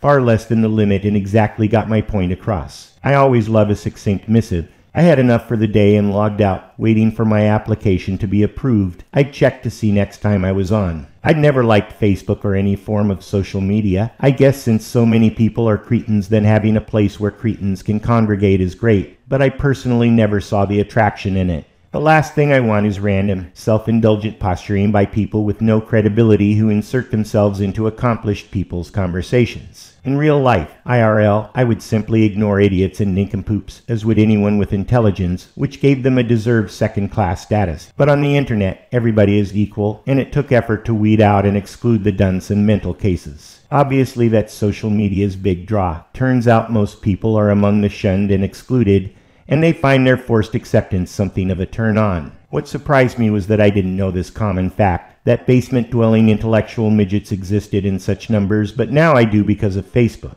And to think that Facebook wasn't the worst. Twitter was unbearable, the amount of inanity truly unfathomable. What is the pleasure so many people get by baiting others to an insult and excoriate them? Are people so lacking in any kind of human interaction that yelling invective over the fence and anxiously waiting for someone else to scream back is satisfying? Though I love to debate, or at least practice my trolling, I gave up Facebook as a hunting ground because it was patrolled by packs of what would otherwise be inconsequential know-nothings essentially deplatform me. As the term came to be known, anyone they didn't agree with, or they'd decided to target just for the hell of it, using a technique unique to social media, brigading. Social media is still primarily a written interface, like the choice between talking on the phone and texting. Most people chose to type, even though it takes longer and spelling is a challenge. Mix in a large number of ignoramuses, plus a dose of perversity, and this enables a particular kind of exploit. Consider you've just typed an ultimate rejoinder, or you're trying to get a point magnified. A dozen unknown posters will call you names, say whatever you typed is stupid, or make other desultory comments to bury your insightful gem and bullshit that no lurker will ever have the patience to find. They brigade you. The most effective brigade post is a meme, an image that takes up a lot of screen space. It only takes a half dozen insipid memes to completely hide whatever you've posted behind a barricade of suck. Worse, an inexperienced debater would get drawn into defending themselves against the onslaught of straw manning, parsing, and false equivalencies, further degrading their original message. I tried to defend against brigading by blocking anyone who engaged in it, even if I knew and liked them otherwise, but it turned out there's an endless supply, and they must have a brigade bat signal that calls other brigaders from the far reaches of the internet to your thread. Apparently, these people get the flush of power and control with such a simple shenanigan. Actually, I'm quite impressed with the simplicity and effectiveness of the tactic. When I'd been notified of my admittance into the group, I read through many of the message threads more carefully and was pleased to find at least 3 people proposing education startups. One of them was Tim Ferriss. I jumped into the conversation, and it flowed along as if I'd always been a part. That's one of the good things about Facebook. No so nice to meet you posts. People come and go too often for any of that insincere rubbish left over from courtesy IRL. It was soon apparent that Tim was ambitious. I looked at his profile info, and he was a few years younger than me, educated in astronomy and math, and had the same general interest in reforming how students learn as I did. Perhaps his interest in making it a career was greater than mine, but maybe not. You don't know if you like what you do until you do it. It got so that our threads were just between Tim and me, with only a few randoms occasionally interjecting. There were lots of likes on both of our posts, so I know other people were following our ideas. It's funny how you can make yourself famous without knowing who you're famous to. Chapter 51. I checked my online messages, marked both as spam, then went to Facebook to see if Tim had posted anything new.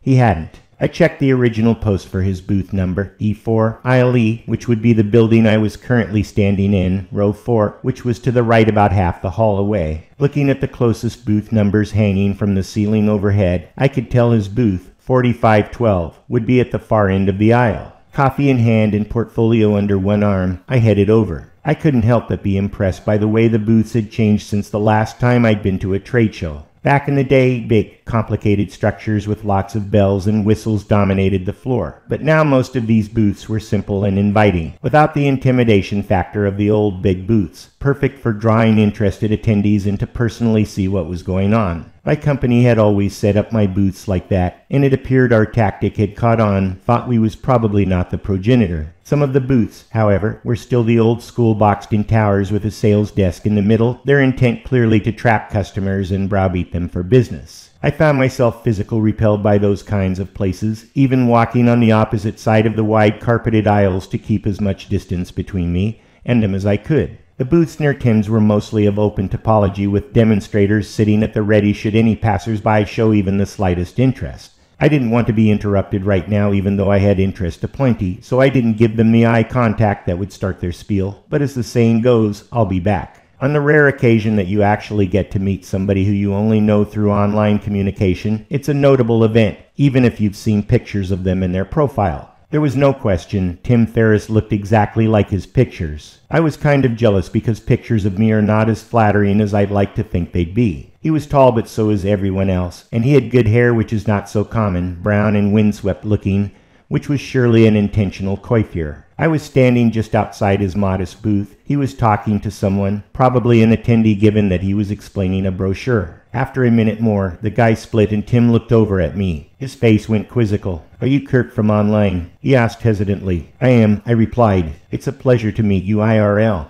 I took the few steps over to where he was standing, held out my hand. He immediately returned the handshake. It was firm and welcoming. "I've been looking forward to meeting you," Tim said. "I want to go over all our ideas and see what sticks while you're here," he continued enthusiastically. "I'm working the booth until noon, then I'll take you to lunch. I can stay here to talk if you don't have anyone to cover. Nah, I can take a break for as long as we need. There's no one here I want to talk to more than you." I smiled at the compliment. "Can't wait. I just got in and haven't walked the floor yet. I'll go do that and meet you back here at 12. Another potential customer had picked up a brochure off the display rack. Tim indicated the guy by tossing his head that way, then handed me the brochure he had in his hand. "Take a look at this. Tell me what you think of it." "Gotcha," I said and nodded, allowing him to leave. Tim headed off to service the new guy before he got away. I looked at the brochure a moment, determined it was stuff we'd talked about before, just in full color, threefold format, and put it into my pocket as a keepsake. I turned to look around the exhibit hall and see what exhibitors I wanted to see first.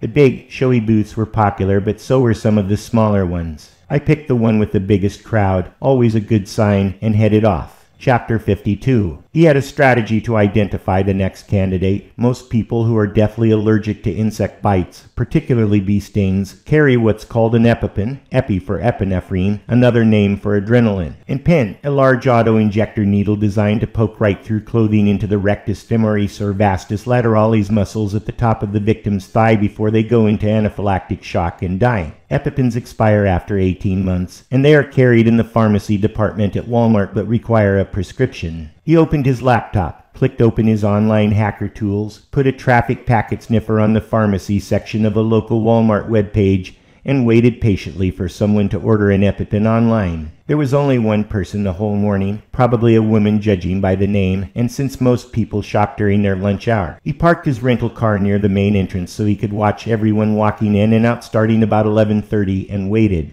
The pharmacy was to the right of the entrance, so he followed the first woman, who was aged somewhere after puberty but before middle-aged. He expected petite, because thin white women are always allergic to something, but she was black and rotund and on a mission. She went right to the pharmacy window, and he could overhear her asking for an EpiPen. He took a tiny bit of satisfaction at getting it on the first try. He immediately went back out to the car and waited for his newly identified target to return to her car.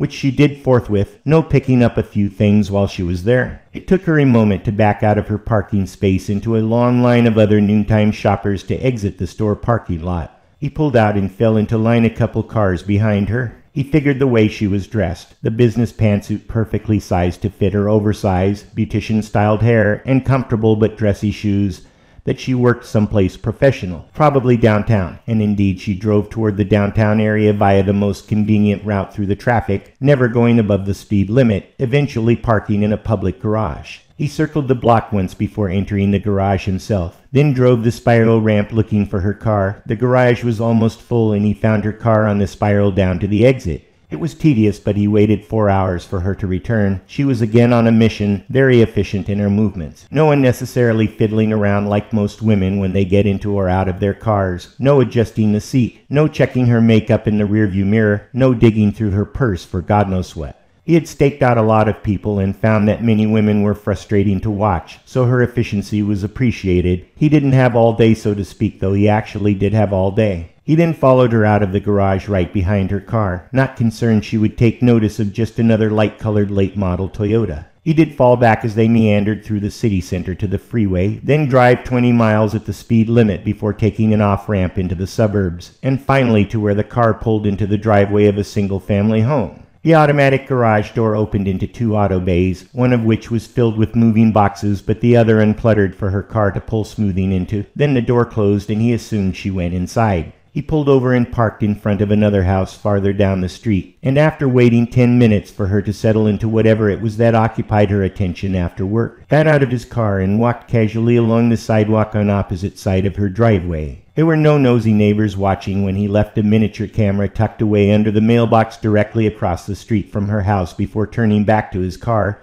and leaving, going back the way he had come so as to familiarize himself with the route, even though he had been sure to pin the GPS location on the mapping software of his phone. The camera had enough storage for 48 hours. He used the 2 days in his motel room to plan the next job, eat sushi at a nearby quaint little Japanese restaurant, and watch cable television shows about solving cold cases. He reveled in his downtimes during jobs rather than enduring them. He liked trying little hole-in-the-wall restaurants as long as they were located far enough away from the operation at hand, and he really liked getting caught up on shows he enjoyed but never watched otherwise. He never watched TV except on jobs. Same thing with movies he'd been waiting to see but didn't want to waste IRL on. The night of the second day, he went back to retrieve the camera, stopping in front of the mailbox only long enough to pop it off its Velcro pad. Back at the motel, he fast scanned through the video marking arrivals and departures of the car he'd followed. There were no other cars, and no one else appeared to live in the home. Bingo. He placed an online order to be next day delivered to a box where the contents were picked up by an app-based delivery service and brought to the front desk of the motel he was staying at with instructions to hold.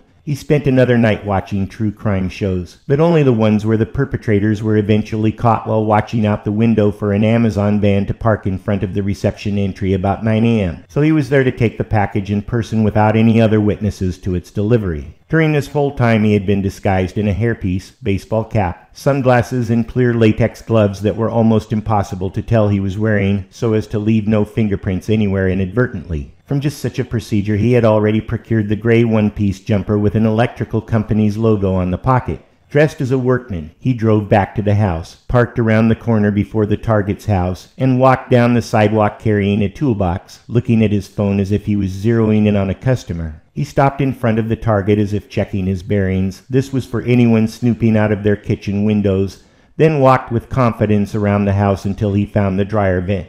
He got down on his knees beside the vent, opened his toolbox to remove his sharpened iron rod, and pushed it through the vent gap until he felt it tear through the back of the flexible metallic exhaust hose connected to the dryer. He wiggled the rod around to make the hole larger, then extracted the rod and replaced it with a 1-inch piece of PVC pipe. He reached back into the toolbox, lifted out the square cardboard package he had intercepted at the motel, carefully poured the delicate contents through the small opening of the pipe into what must be the laundry room of the house. He shook out the last bit of contents from the package, covering the end of the pipe until it was entirely empty, then removed it from the vent and replaced it in the empty package back inside the toolbox. Setup complete. He stood up and returned to his vehicle by way of the mailbox across the street, where he attached a similar video camera in the same place as the last one, except this one broadcast its image a short distance. When he was planning this operation, he questioned himself whether it was too complex, and after careful consideration, figured there was better than even odds. Now he would find out for sure. He drove the car to the parking lot of a nearby shopping area that was close enough to receive the Bluetooth video signal from the video camera on his phone. He took off the hat and the logo shirt and waited. Waiting was the most important component of these complicated ones. About the time the target usually arrived home, he saw the same car enter the frame from the street and turn into the house's driveway, then wait for the garage door to automatically open. After entering the garage, the woman seemed to take an inordinate amount of time getting out of the car, settling back into the stereotype. But she eventually did, walked over to the interior door, unlocked it, pushed a button for the garage door to reclose, and went into the house. He patiently waited, but there were so many variables that were out of his control, and he could do nothing more but suppress his anticipation. A minute went by, then two. He was beginning to worry her house wasn't warm enough, or the door to the laundry room was closed, or any other number of factors that had to be just right. Starting intently at the small video image, his anxiety was building when the front door of the house flew open,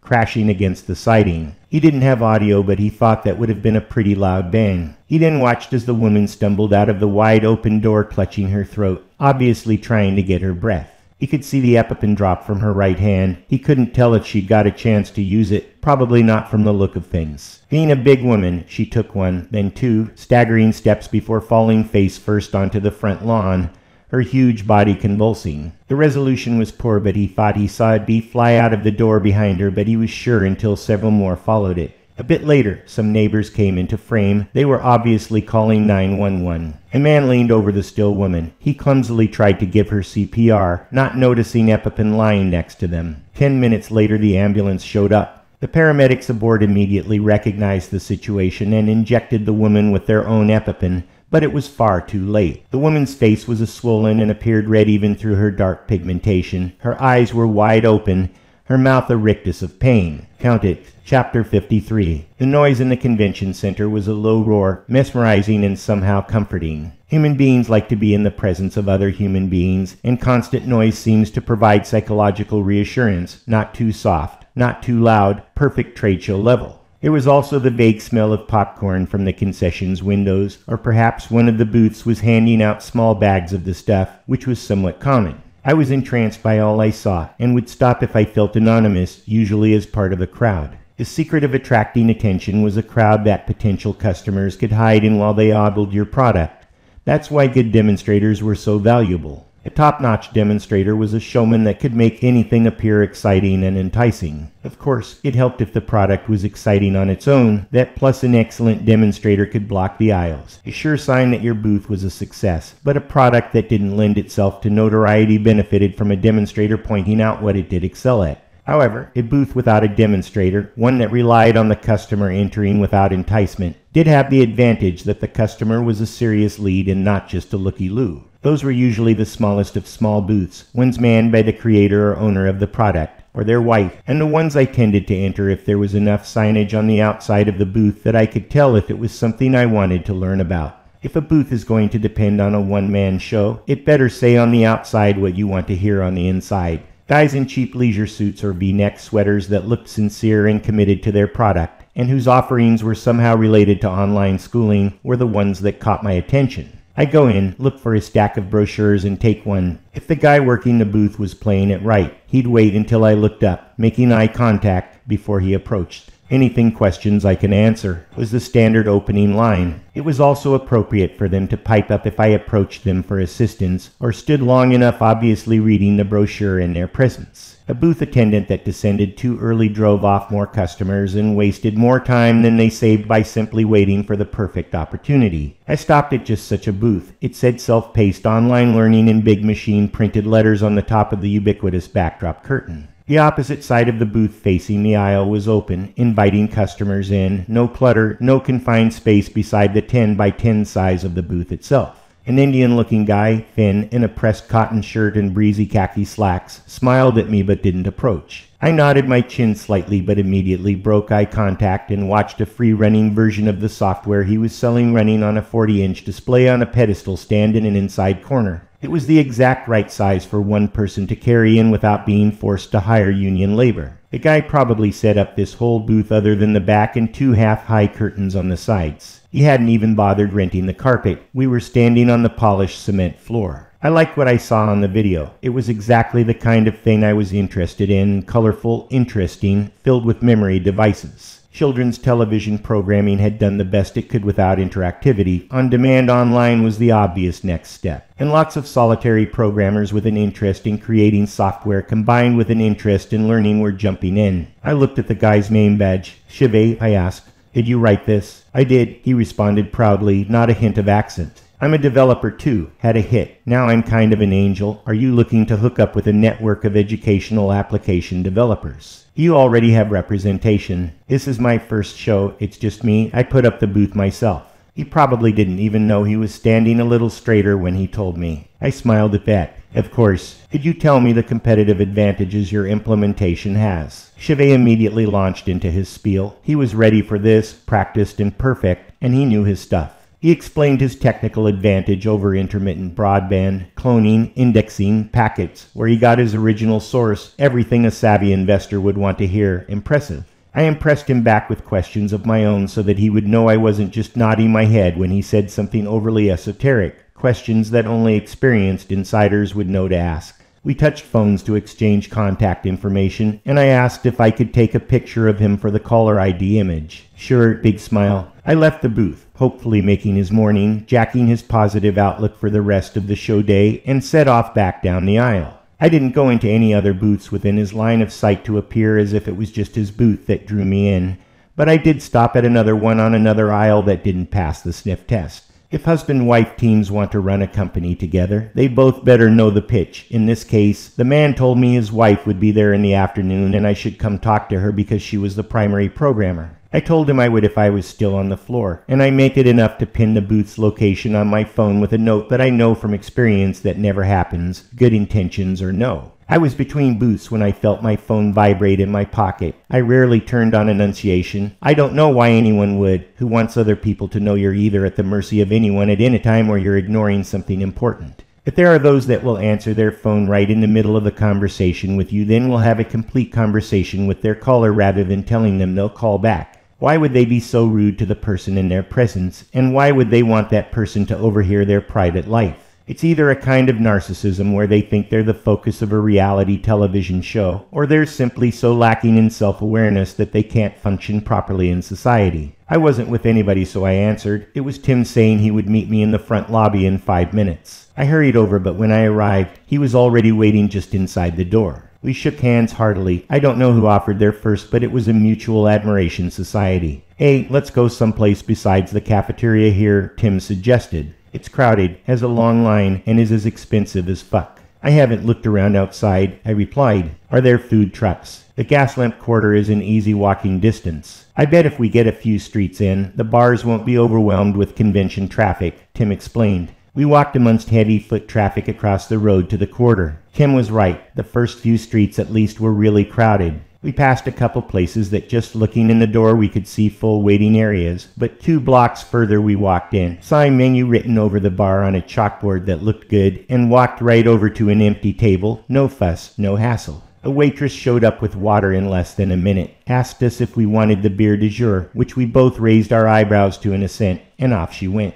I was looking up at the menu, decided to have a taco salad when she showed by up with frosty mugs. She sat them on coasters she'd brought with her, and before she could get away, I said, I'm ready to order. What about you, Tim? Yep, he pointed halfway down the menu on the wall. I want the taco salad. Ditto, I said, smiling. Anything else? Asked the waitress. We have onion rings to die for. Oh, it sounds tempting, Tim replied, but not today. I shook my head too. The waitress hurried off. They had great help here, probably a side effect of all the convention traffic that was on a timetable. Tim started, I'm so glad to finally meet you in person, Kirk. He was repeating himself, but it got the conversation going again. Same here. We seem to be of kindred spirit if our food preferences are any indication. Tim laughed. Yeah, education, the internet, beer, taco salad, can't get any more kindred than that. It was my turn to nod and chuckle. The food was good, and there's nothing more beautiful than a perfectly clean, clear, fluted wine glass filled with sparkling water reflecting the multitude of overhead lights. We had a great conversation. The kindred spirit quip turned out to be prescient.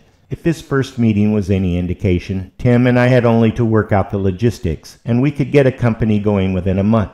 I would have loved to talk longer, but Tim looked at his phone. It's been 2 hours already, damn. Time sure flies when all the gears are turning, but I got to get back to the booth, even though I can't imagine I'll have a more production conversation than this for the rest of the show. I feel the same way. We overtipped the waitress, if there is such a thing, and headed back to the convention center. That didn't stop the conversation, though. By the time Tim got back to his booth, we had a date set for him to come up to the valley and finalize a working agreement. It was perfect. Chapter 54. I decided it would be a perfect time for a smoke. I walked along the Embarcadero to a park that was not far from the convention center. I didn't know what the rules were, but other people were smoking, so I did what all smokers do. I took the package out of my right breast pocket, tapped out a single cigarette, and lit it. After the afternoon's events, smoking was the closest thing to celebrating I knew. I was smoking something off-brand, but I usually went for Marlboro just because I liked the bold look of the box. The tobacco was pretty raw, not gusset up with perfumes and carcinogens to make them last longer on in the rack above the cashier's head at the Quickie Mart. The thing I like about smoking was the process. Tap with index finger, place between lips, cup end with both hands while simultaneously flicking the neon blue, transparent Bic lighter, inhaling a little to start the burn. I didn't actually inhale much of the smoke while the cigarette was burning down. All of that was just part of the act, too. I quit smoking while I was in medical school because I didn't want all the dirty looks, nor to be constantly explaining myself. Budding doctors won't accept. I smoke because I want to, as an explanation. There were a couple of medical students who smoked, probably because they really were addicted. I never went up to either of them and bummed a smoke. No one even knew I did smoke. However, on the day that I licensed as a medical professional, I bought a carton of Marlboros, drove to a bingo parlor where I heard everyone smoked inside, legal or not, carefully opened the end of the carton without tearing it, tapped out a red and white pack and chain smoked every cigarette in it, all 20 of them. It had been several years since I'd smoked last, so I was up all night on a nicotine high, but it was totally worth it.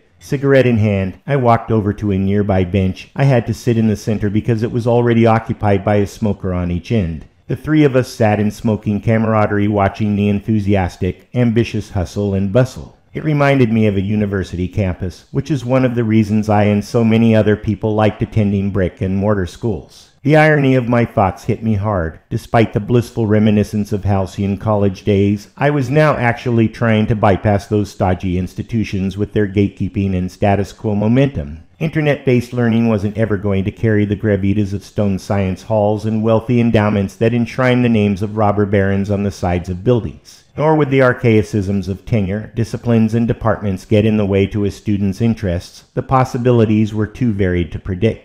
The potential consumed my thoughts, overtaking the recent incidents that had been dogging me. My plan was to go home and begin organizing my new business from the cafes and open-air bistros of the area, use my cell phone, the World Wide Web, and personal freedom to work remotely away from the craziness that had consumed my life. Re-energized, I stood up from the bench, squeezed out my cigarette, put the butt in the sealed bag in my pocket, and headed back to the convention center, anxious to resume the start of the next stage of my life. Last week seemed like a lifetime ago. Chapter 55. Just as I re-entered the first hall to start investigating other vendors, there was a commotion in the back of the space and crowds of people rushing down the aisles towards me. It's not my way to blindly follow the herd, so I stepped to one side behind a coffee cart that the proprietor had already evacuated and waited to see what was happening. I heard some people talking about somebody being hurt. It seemed likely that an attendee collapsed due to exhaustion or illness, and someone near them got overly concerned and excited, starting the stampede inadvertently. I didn't feel threatened. There hadn't been an announcement from the overhead speakers, and going out into a packed lobby full of panicky people whose own farts were probably more dangerous than whatever started this whole event.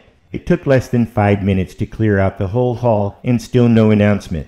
I decided to walk towards where I'd first noticed the ruckus. It was at the far end of the hall, down toward where Tim's booth was. Brochures littered the floor, and some of the booths had chairs and even tables tipped over due to the chaos. There was a man in a suit, one of the booth demonstrators, seated on a stool in front of his computer and projection screen. The projector was still operating, but the man was nonchalantly waiting for his audience to return. He saw me and we simultaneously nodded to each other. I assumed he watched me walk ahead to continue to investigate. What else was there to do? I was getting closer to Tim's booth, but my view was still blocked by a tall, enclosed booth that I remembered had a viewing screen inside showing interactive applications. As I got closer, apprehension started as a warmth in my ears that emanated to my face, then down my body in a wave. It was so odd, a complete premonition. I knew what I was going to find. There was a certainty about it. I slowed my step, stopped entirely, thought about turning back. I looked behind me. The hall was still empty. The seated demonstrator was staring back at me, wondering. He had no clue what was happening, but I did.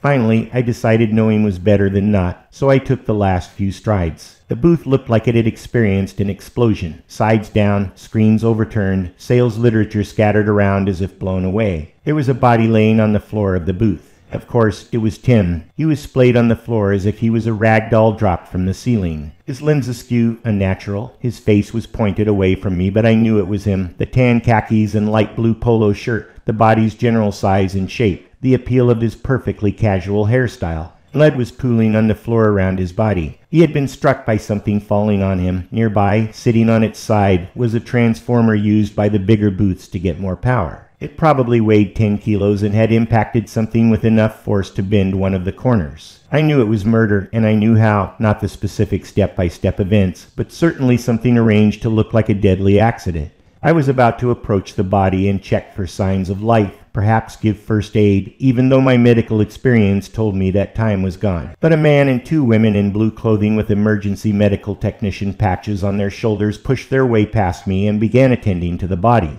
I waited long enough to confirm that my diagnosis was correct when the man shook his head at one of the women who was just about to turn the body over. They were going to wait for the authorities to take over, which is not something I wanted to contend with right now, especially since they would want to know why I was in the booth, and probably hold me for hours. I headed out. The other women tired to stop and talk to me, but I pushed through and headed down the aisle. The blaring overhead speakers finally started telling attendees to evacuate the building. The demonstrator, whose eyes had probably never left me this whole time, watched me go, his head turning to follow my movement as I hurried away. Chapter 56. Over the years he'd become an expert on poisons, mostly the ones he could procure without being traced. His favorite was strychnine, highly toxic, death coming within 2 hours. It's used for killing rodents, so can be found at gardening outlets around the world, and can also be self-manufactured from the seeds of the Strychnos nux vomica tree if someone wants to be a purist. It's colorless but bitter if swallowed. Luckily, it can just as easily be applied to the skin, especially the eyes. 10 minutes after exposure, the target's body's muscles begin to spasm, starting with the head then spreading downwards, increasing in frequency and intensity until every muscle in the body is in continuous convulsions. Their back-arching, death coming from asphyxiation caused by the paralysis of the neural pathways that control their breathing. Thallium, on the other hand, has the advantage that it's colorless, odorless, and tasteless, the choice of patient Daltante poisoners. It's a soft, malleable gray metal found in nature, historically used as an insecticide. It's still used in electronics, thermometers, and imitation jewelry. It's one of the most complex and serious toxicities known. The symptomatology is nonspecific because it affects multiple organs, liver, kidneys, and heart, but they appear rapidly: mild gastrointestinal disturbances, polyneuritis, tachycardia, skin lesions, stomatitis, hyperesthesia in the soles of the feet. Sometimes the sufferer becomes psychotic. Its major disadvantage is that it can take a week for death to occur. During that time, alopecia, hair loss, is the primary giveaway. Potassium therapy is the only treatment, but it's usually too little too late. Television often portrays the plant, foxglove, the source of digitoxin, as a common poison. It has the advantage that it can be found in the gardens of amateur horticulturists everywhere. The upper leaves of the plant are the most toxic just before the seeds ripen. Foxglove smells and has a spicy taste. However, the victim need only ingest half a gram to cause death by overstimulating their heart. The digoxin molecule can be detected in a drug assay should investigators get suspicious.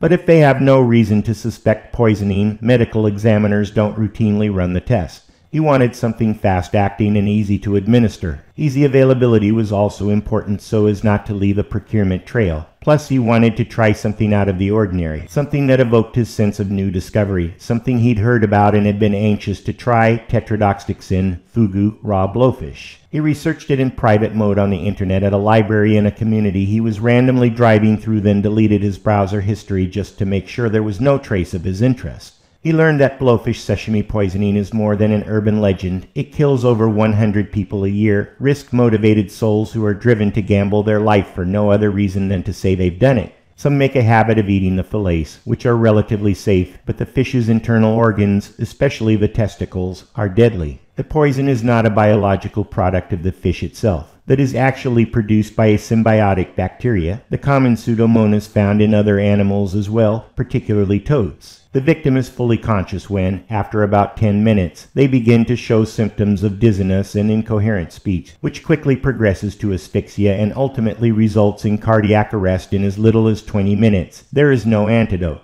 Most of the many varieties of blowfish with the poison, puffer fish, porcupine fish, and triggerfish too, are available in pet stores, even online, and are relatively cheap. They are shipped overnight in a bag of salt water. He ordered one through an anonymous Bitcoin account, not caring if they survived the journey or not, and had it shipped to obfuscate his location, though it took a couple extra days. Indeed, the fish was dead when he dumped the contents of the containment bag into a stainless steel bowl. He was relieved that it had expired without his help. He could never be a fisherman because he felt queasy doing the killing should he actually catch one, though he had no compunction against eating them. In fact, he relished all kinds of fish for lunch or dinner. He'd never had puffer fish, however, and though this wasn't the time, he looked forward to trying it in the future. The challenge of learning something new always captured his interest. Finding the fish's testicles turned out to be no easy task. Cut through the spine from the top, then peel the sandpaper-like skin back, pushing out the meat and guts all the way around back to the cut, then pull the interior loose from the skin and bones. The guts are easy to tear away while he was watching for the testicles. He'd specified a male during the ordering process, and was thinking maybe they'd sent the wrong fish. But with the use of a big magnifying glass, he was able to identify what had to be them, and using the tip of an extremely sharp filleting knife, was satisfied he had extracted the items in question. He stored them in his small plastic vial and firmly snapped on a cap. He put it on the counter in front of him with satisfaction, smiling inwardly. Next was the location. He needed a place where he had access to other people's food. There was a caravan of food trucks in the downtown area that seemed a likely place to find such an opportunity. There was a lot of different kinds of foods, a variety of customers, and lax oversight of who picked up the order. Plus it was close to the motel he was staying in. He could walk. He bought a cup of coffee and seated himself at a picnic table in the central square that served all the trucks, observing everything. He needed someone who was going to sit down and talk to a companion, not just do takeaway, and he needed them to order something that would accommodate the plan. After watching for half an hour, a likely target appeared, a middle-aged man talking to another, ordering meatballs from an Italian-themed truck.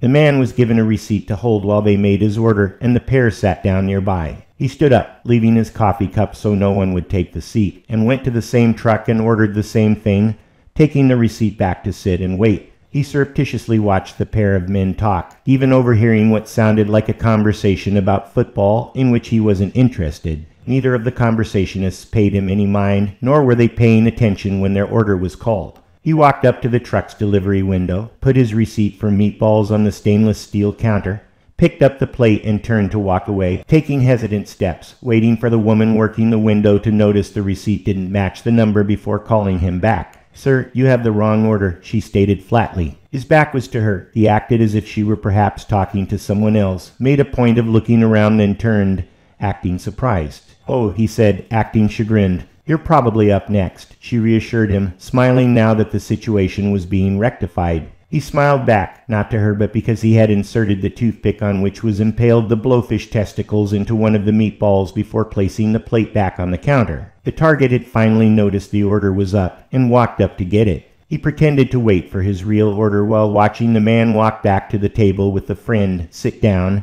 and start ravaging the meatballs one toothpick at a time. A small smile turned the corner of his mouth when the man ate the meatball off the tainted toothpick, then sucked on it as if savoring the taste. His order came, and he took it back to his table to wait. He wasn't anxious to eat, and didn't particularly like meatballs anyway, so sat sipping his coffee while giving the appearance of looking somewhere to the left of the victim. He planned on waiting as long as 20 minutes or until the quarry left, in which case he would follow the man, but the victim began showing symptoms after only 10 minutes. That sucking must have really absorbed the tetrodotoxin into the target's system. First the target's eyes bulged, then the target tried to talk but his mouth wouldn't respond correctly, sounding like he was drunk. Then he began to get frantic, tried to stand twice, fell back into his seat. The man's friend had a look of frozen surprise, and did nothing to help in the 90 seconds before his companion grasped his chest over his heart and fell over. Other patrons ran to his side, trying to lift him back up, but he was clearly dead, or so close to it nothing was going to change the outcome now, especially with no viable treatment.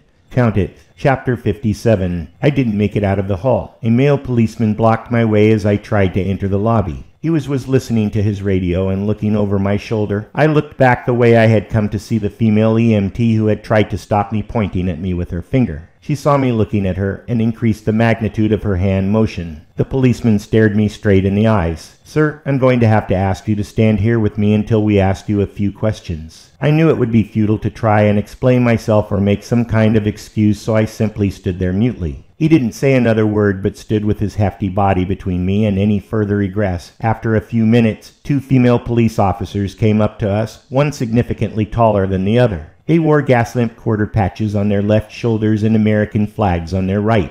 Their uniforms were unusual as that they were wearing shorts. One of the policeman perks of living is sunny San Diego. The tall officer asked, "What is your name, sir?" I thought for just a moment about lying, but didn't know what that would get me except immediate suspicion. "Kirk Longfellow," I answered. "Mr. Longfellow, would you come with us, please?" The female officer asked. "I can answer any of your questions right here." I resisted. "It would be better if you come with us to the station. I'm an attorney. I don't have to go with you anywhere." The officer looked at me intently. "You're an officer of the court. It's your obligation to help us in any manner that we may deem helpful." She'd obviously been prepped to respond in exactly those words should occasions like this ever arise. She had me. I capitulated. Exactly what I didn't want to happen had of course happened. "Okay, I don't have anything going on anyway. Is it all right if we walk? The station isn't far." The other female officers asked me. She was shorter than me, considerably shorter than her female partner who was taller than me. Both had darker skin than me, but I'm not very good at determining a person's nationality just by looking at them, especially if they're wearing a uniform, included the hat with a badge on the brim. The short officer was speaking, introducing herself and her companion, but I was too preoccupied with what had just happened to take much notice, and certainly wouldn't be able to address either one by name. Other conference goers outside were watching. They probably didn't know what was going on in the building, and here I am being escorted away by the police. I can only imagine what they were assuming. I didn't feel embarrassed, though I probably would have been in normal circumstances, but then again, the police wouldn't be involved if things were normal. We walked down the crowded sidewalk in front of the convention center, an officer to either side of me, garnering stares from everyone we passed. Then we waited at a busy crosswalk before walking across the street into the downtown area. We continued straight along the sidewalk. Most people moved out of the way to the side to let us by. I now fully understood firsthand the term perp walk.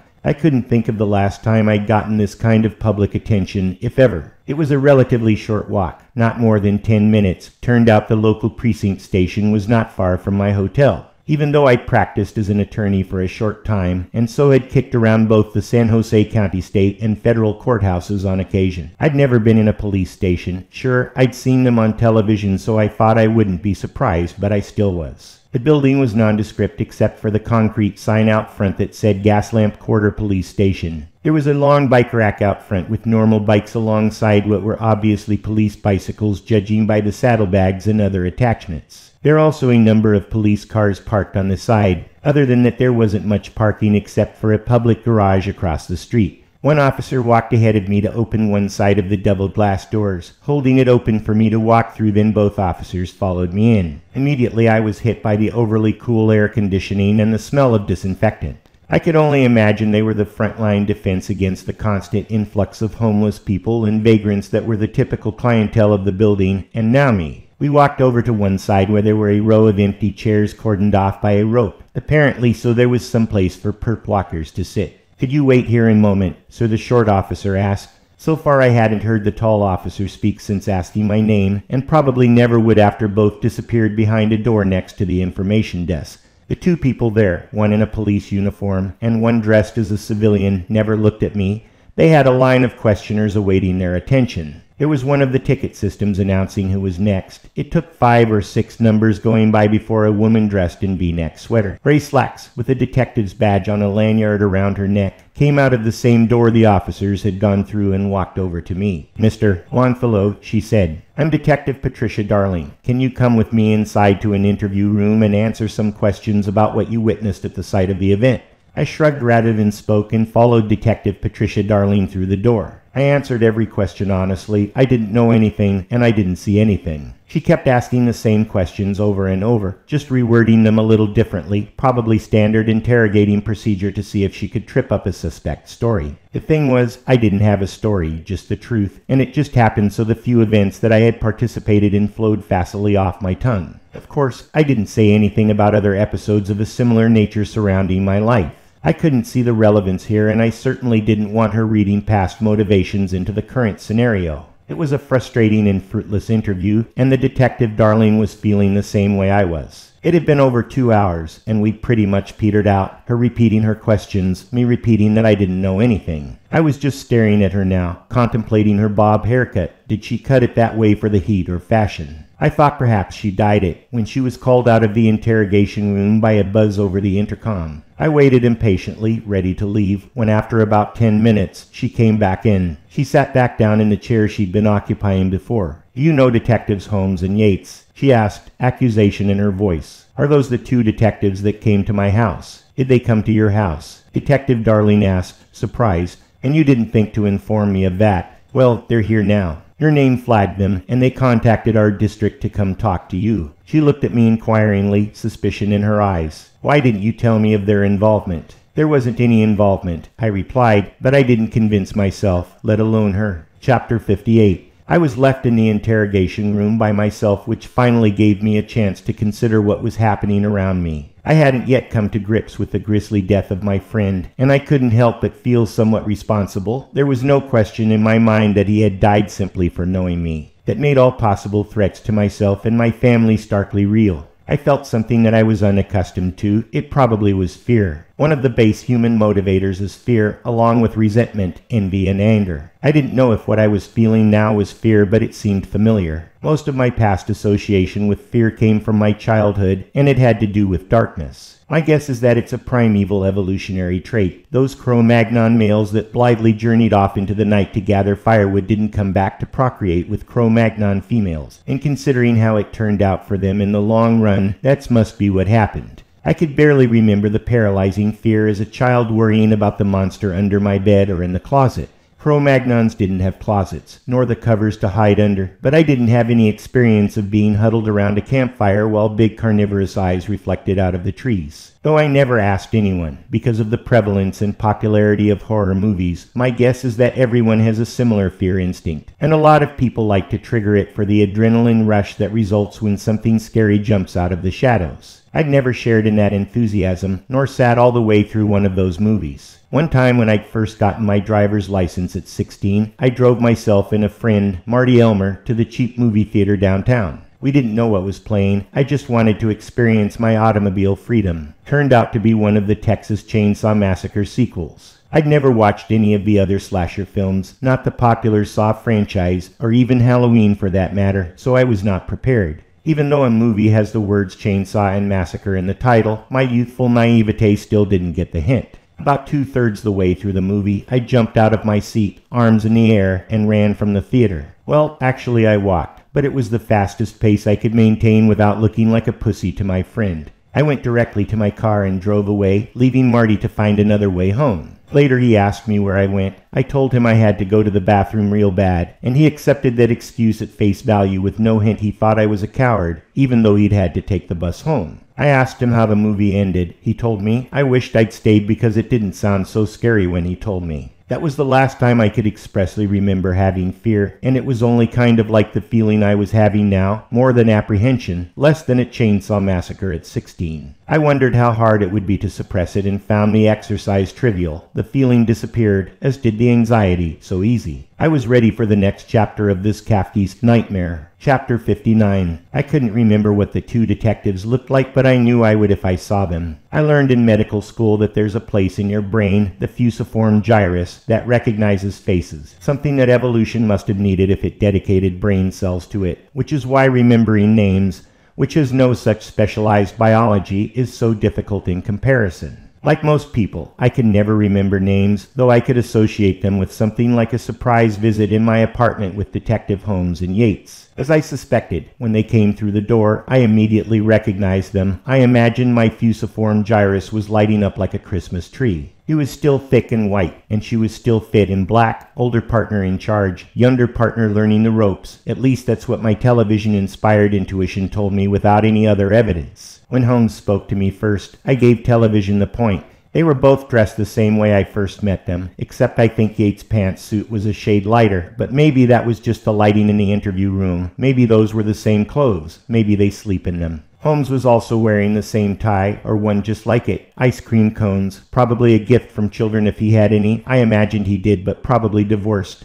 That was the television intuition again. They pulled over two padded chairs from along the wall and seated themselves. Holmes laying a manila file he was carrying on the table in front of him. I didn't know if it was a prop or a habit from times past. Who carries a file anymore? Holmes looked directly at me. Up until this point, he hadn't spoken. "Do you remember us, Mr. Longfellow?" he asked, waiting for my response. "Yes," I answered simply. "I'm Detective Holmes, and this is Detective Yates." I smiled slightly, acknowledging the reintroduction. "Do you know why we're here?" Detective Holmes asked. His gaze never wavered from my face. "Probably not," I responded truthfully. "Do you know why I'm here?" Detective Holmes recognized that I had just reversed the power dynamic. He attempted to reassert himself. "I'd rather you answered first," he insisted. "I told you I didn't know why you're here." I maintained my dominance. Now he had to explain himself. "Mr. Longfellow, there are two inexplicable deaths, and you're the common denominator. In my years in the judiciary, I've learned that coincidences are rarely coincidental."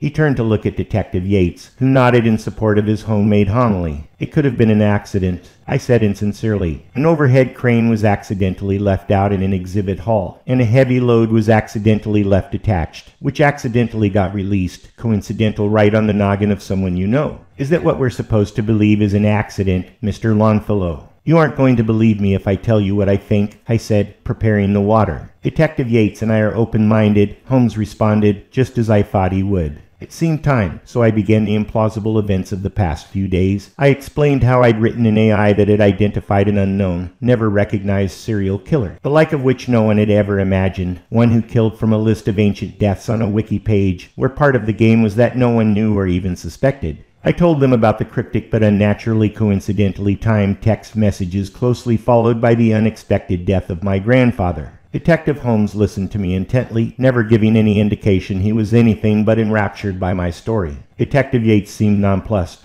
When I'd finished, I waited expectantly for their response, my hope of his understanding probably visible on my countenance. "That's a very interesting story, Mr. Longfellow," he said in a calm voice. I waited anxiously for him to continue, hoping I had the police on my side. However, for a genius serial killer, this guy is sure sloppy, Detective Holmes commented disparagingly. "That's quite a story, but it sounds like you've been reading too many bad murder mysteries," Detective Yates chimed in. Detective Holmes reshuffled himself in his chair, leaned his torso over the table. "Let's try another scenario," he said. "It's quite simple, really. No super genius is required. It goes like this. We catch bad guys who do bad things and put them in prison." Holmes was looking me right in the face. "Now that's something you can help us with right now." The implication was clear. Everybody thought I was the murderer. Couldn't blame them, really. "Did you come up with that theory while you were sick?" Detective Yates asked. "We've been told you may have some kind of mental illness." I didn't think I'd ever been so simultaneously crushed and embarrassed. They had totally ignored everything I had to say, instead attributing it to craziness. I wasn't guilty of anything, yet here I was being interrogated in a police station, and they apparently had been investigating my background. I could tell these people weren't interested in what I had to say, they weren't sympathetic, and they certainly weren't going to help.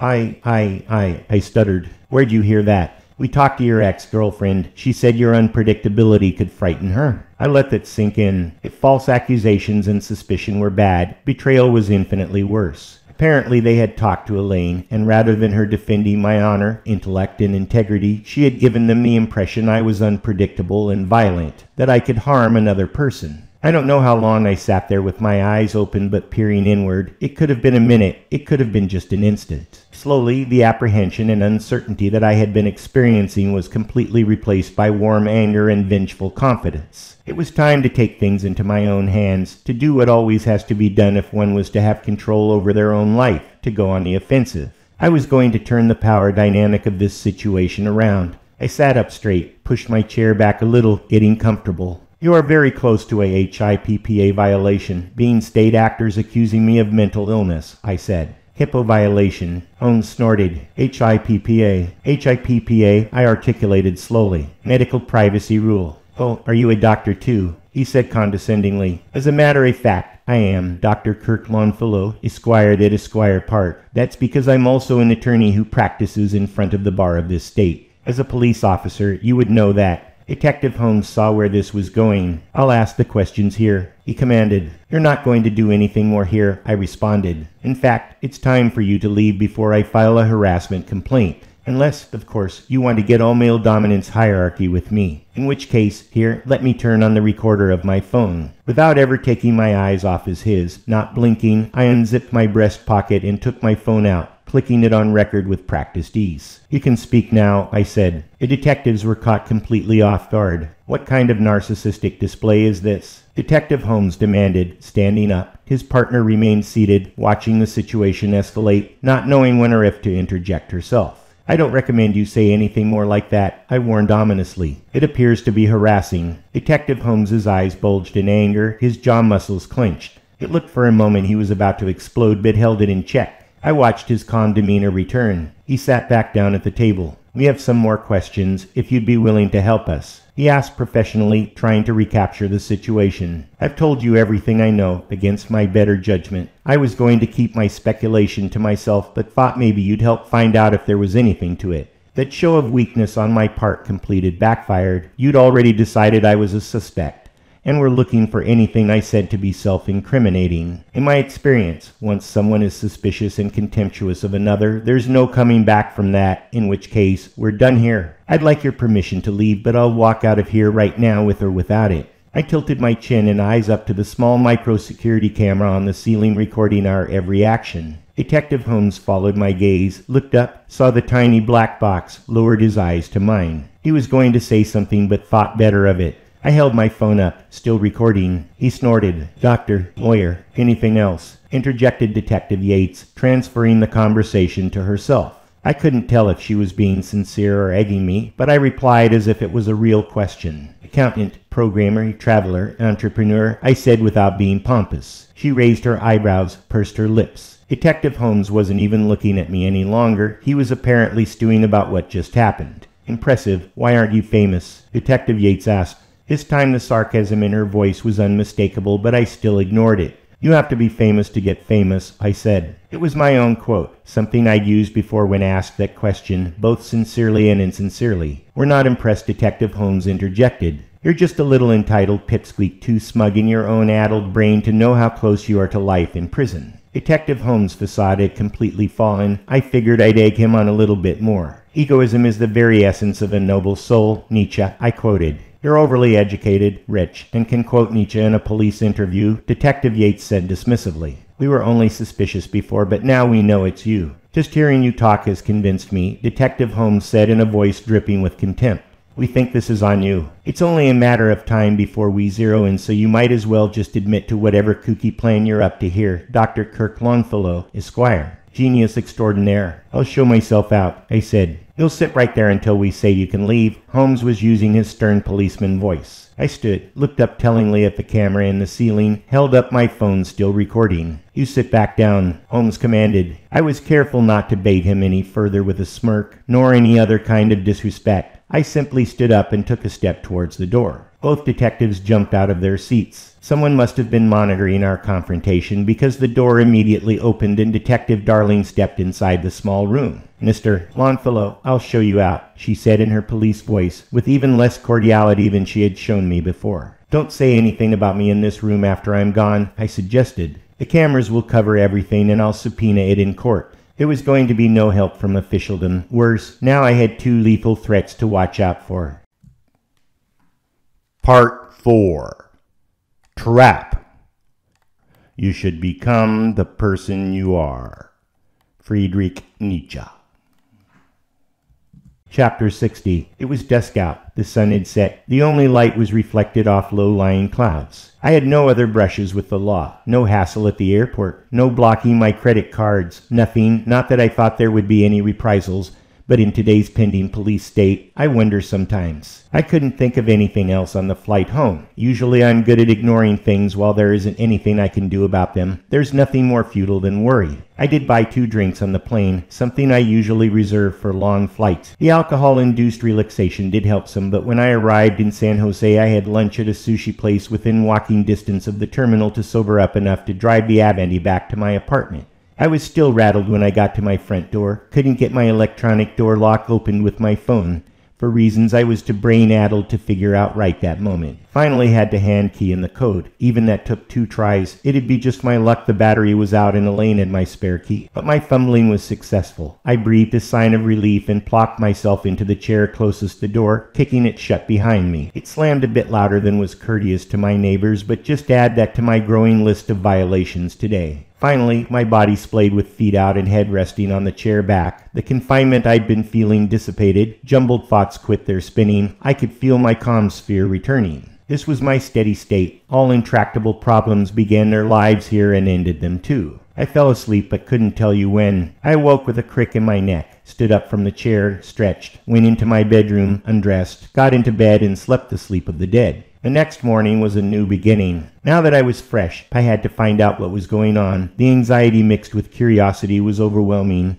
Where would I start? The first thing that came to mind was how to find out who my mysterious confederate was, the one who had issued such a mysterious warning, and more importantly, how to get a hold of him. Recounting the incident, the first text was sent to me shortly after the time I was using my computer to investigate potential superintelligent serial killers. But I'd come to no conclusion if there was a serial killer, nor even if there was even a genius who might do them. The text was the only confirmation of anything, showing that someone could watch my online movements, a difficult task for even an experienced cyber sleuth, and assuming that's what was going on, why warn me? The most likely explanation is that it was a brute force troll, like those emails threatening to expose your porn addiction that include a random password. And since everyone watches porn, send out enough spam and odds were someone receiving it would have that password. It could be the scammer had simply coincidentally sent that message at the right time such that it meant something to me. Maybe I could deduce a possible motive, some way of getting my banking information or credit card numbers, but what about the second message, the ominous run? What was that? I couldn't imagine an online scammer's possible motive. There was no viable alternative. I had to go on the assumption the texts were real and probably just the tip of the iceberg as they applied to me. If there was a presence aware of my internet trafficking, it probably included more than just the murder genius and killer queries. It seemed likely most likely a he since other than transgenders, few females moved in such esoteric and fruitless circles, would know my other proclivities, my perchance to debate online, for example. I would base my investigation on that speculation. Not using the VPN, I visited my normal haunts, looked for messages that might be from the mystery man. I saw some new thread topics from online debating adversaries I recognized, some contemporary and others from past encounters, but nothing stuck out, so I left a new topic of my own. To my concerned stalker, I would like to meet. I typed, at first to only half a dozen boards, then after considering the gravity of the situation, to all my social media accounts. I hesitated a moment to post something so vague and cryptic to places like Facebook. I had friends there who might misinterpret the message and be concerned for my physical safety or mental health. But my drive for answers overwhelmed my caution for other people's sensibilities, and there was nothing else I could think to do. I leaned back in my chair, stared at the laptop screen half expecting to see an immediate reply, like there was someone watching everything I did every minute. Hell, there could be hidden cameras in my house. This could be a CIA operation for all I knew. It was entertaining to think I was part of some kind of highly organized murder plot with international ramifications. Maybe the world's safety was threatened by aliens and Iron Man would soon make an appearance. My revelry relaxed me, making the threat cartoonish lowered the stakes, morphing it into a challenge. I'd never been one to let the currents of chance dictate my life. Yes, I knew every event, every opportunity, every setback was lucky or unlucky as the case may be. But it wasn't luck that determined which of those things to latch onto and let drag me to the next place in my life. That was skill. Once I'd reframed the narrative like that, it became the only kind of game I would play. Chapter 61. I finished leaving cryptic missives all over the internet, but that also left me anxious and fidgety. I needed something productive to do that would focus my mind elsewhere without making me feel guilty because I wasn't doing anything. Polishing my car fit the bill exactly. Just thinking about it put a smile on my face. I went to the hallway closet where I kept the special box with holes in the lid to let the contents dry out after use. It was full of wax paste, wax sprays, cleaning solution that included wax additives, glass cleaner, tire gloss, upholstery restorer, and an assortment of rags, towels, sponges, and brushes. I carried it by the handle down to the parking garage. Its heaviness was reassuring and had exactly the impact on my psyche I'd hoped it would. I started the Avanti, its low-pitched growl reverberating in the confined space, and drove it to the outdoor parking. I checked first to see if a space was available, and left the polishing box there to prevent anyone from taking it while fetching the car. I pulled in front of the slot, left the engine running while I got out and moved the box, then pulled smoothly into place. I was going to turn off the engine, but its purring, like a deep-throated cat, combined with the soft vibration that affected me through the seat, made me reluctant, but after a few moments, I regretfully did. I sat in the car savoring the pleasure. I could hear the engine crackling from the heat in just that short drive. I got out, making sure the doors were sealed tightly so no water could seep in, and fished around in the box for the spray-on acrylic polish because it went on easily, looked great, and seemed to provide a layer of protection that paste wax did not. It wouldn't buff out any scratches, but the Avanti was over half a century old. Any blemishes in its original paint were long past buffing out, but I would whenever a new one appeared. I pulled the handle on the spray bottle and watched in satisfaction as I wiped it to a gleam with a terracloth rag. The work went quickly, and I thought of nothing but what I was doing right that instant. This went on for some time. As is usually the case, someone saw me at my labors and were overcome with curiosity to talk to me about the car even though it was obvious I was busy. Came to interrupt my reverie, and as usual, I stopped what I was doing to satisfy their questions. It was always the same. What kind of car is that? How many are there? How fast does it go? With the last question, I always popped the hood, which opened race car-like from the windshield to the bumper. Inside the engine compartment was a chrome and colorful masterpiece of mechanical art. These old cars belong in galleries, showrooms, and museums, but not this one. This one was mine and was intended to be a driver. If something catastrophic happened to it, that would be regrettable but worth it. The pleasure I derived was worth the risk. Sometimes I started it if the person asking was a car guy that seemed sincerely interested and knew what they were talking about. I always knew a car guy. What's that? A supercharger. Yep. Did you hook it up to that electric motor? Yeah, it came from the factory parasiting horsepower from the drivetrain. And is that a nitrous bottle? It is. That sure as hell wasn't factory. I bet people shit their pants when you open the valve. That's one way of puking it. I fired the engine and revved it up, the supercharger whistling loudly without the sound-damped hood closed. The guy was duly impressed. In awe, he even offered to help polish, but I waved him off. I'm almost done, and I enjoy doing it myself. Car guys know what I'm talking about. He nodded to me in respect and was on his way. I enjoyed the camaraderie in the exchange, but the interlude was broken. 10 minutes later, I was parking the car back in my space in the garage. Chapter 62. When I got back inside my apartment, I immediately checked to see if anyone had responded to my message in one of the various places I posted it. Accounts told me people were reading it, but no one responded. How could they? Only the mystery man would know what it meant.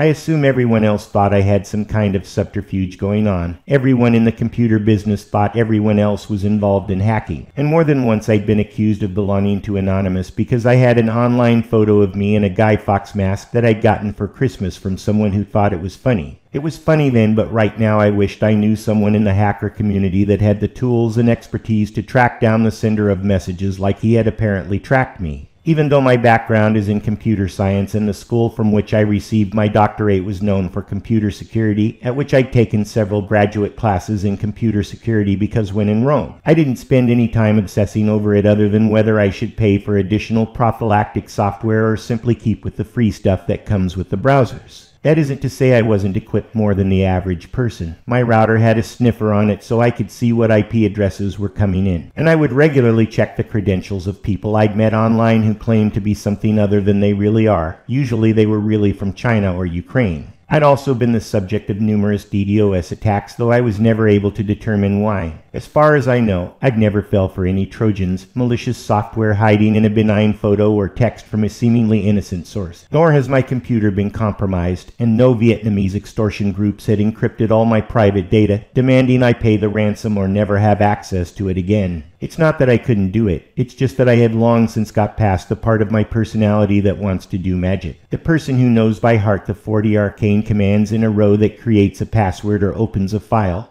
or where to go on the dark web to get the banned files. Most of them pirated from hacked government and corporate sites, because that's what it took unless you wanted to spend big money for the professional stuff. And it changed all the time. It was a full-time job just keeping up with the hacks that hacked the hackers. So I let other people tell me the Hollywood version of hacking at cocktail parties and nod my head agreeably at the nonsense being spewed. No messages, but since there was nothing else I could do, I obsessively kept checking my phone. I even took it out of silent mode so any notice alarm would be audibly. I wanted to get that text the instant the ASCII transmitted in. My thoughts were racing. I hadn't taken any medication this morning because I wanted to be operating on a full head of steam, but I considered taking some now to dull my fidgetiness. Then it happened. I heard the ding of a text message coming through. I snatched my phone from my shirt pocket, but in my haste and adrenaline-charged reflexes, juggled it once, twice, lost it, watched the phone bounce around on the hardwood floor. Was it broken? Did the Gorilla Glass hold up? I snatched the phone off the floor with both hands and looked at the screen, fully expecting it to be cracked and phone bricked.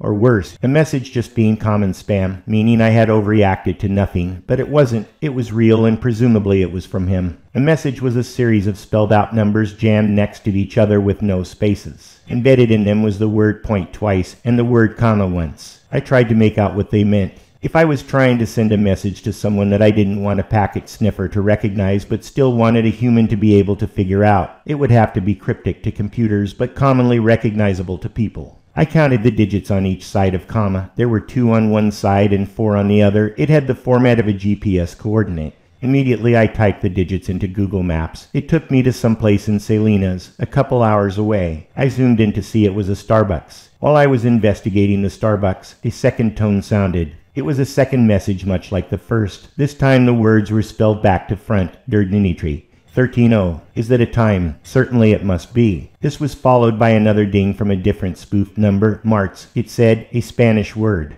Was I supposed to be in the Starbucks at 1 p.m. on Tuesday? I didn't know but what other choice was there. I waited for more messages, but there were none. That's all I was going to get, and my bet was if I didn't show, that would be the only time. Tuesday was tomorrow. What did I have to do to get ready? Should I make a list like I usually do for important junctures in my life? Should I tell anyone I was going? Should I go armed? In the end, there wasn't anything to list. Who would I tell? And no, I wasn't carrying a knife into a Starbucks, and I didn't own a gun or a taser. Hell, if it came to that, I'd be just as effective spitting on the guy. I decided to relax, watch Netflix and chill, listen to an audiobook on YouTube, do some law, medicine, or accounting continuing education credits for license renewal. Professional licensing is controlled by private groups that under the guise of sanctimony act as pompous gatekeepers to keep competitors out of their fields. For example, I have to spend 120 hours over 3 years learning about accounting, 40 hours every 2 years to maintain my engineering license, 50 hours for my medical license, and 45 to practice law.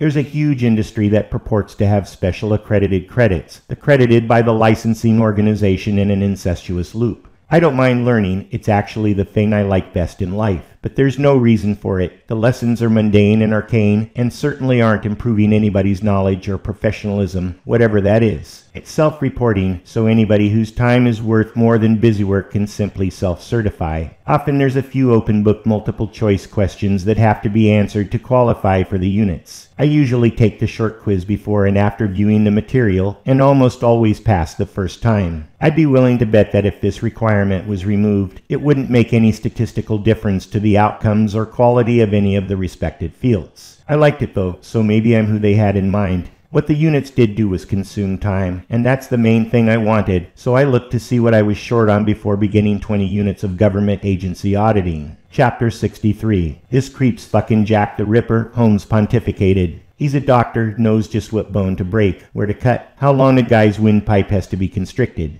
When he was talking about some superhuman mass murderer, he was talking about himself.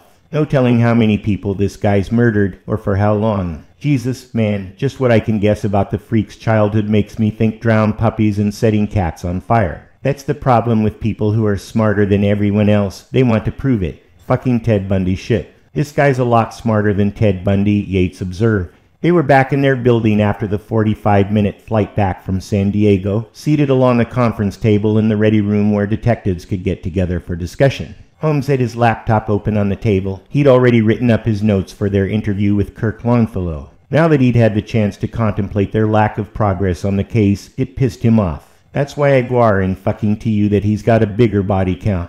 Bundy hid under the beds of sorority girls, cut them while he looked him in the eyes. This motherfucker don't care. He just wants people dead. Some kind of sick game. He seems so honest and sincere, Yates commented. Remember that Gary Ridgway guy up in Washington State? The Green River Killer. He murdered tons of women. Took decades to catch him even though they knew who he was when he was doing it and there was a ton of evidence. He wasn't even close to being a brain surgeon, more like a toilet cleaner, but he seemed honest and sincere and looked like such a dweeb no one could believe it was him. Holmes turned his attention to his laptop, typed something. It says here Ridgway was a truck mechanic and had sex with the bodies. He's still alive. They didn't fry his ass. Probably still gets his jollies off with prison sex. I find it bizarre that people don't want the death penalty even with jokers like this. I'm against the death penalty, Yates said. Holmes stared at her blank-faced. I didn't need to know that. Some things we need to just keep to ourselves. Okay, he replied flatly. Holmes returned to his computer. He had an insatiable desire for trivia and used the internet to enable his habit.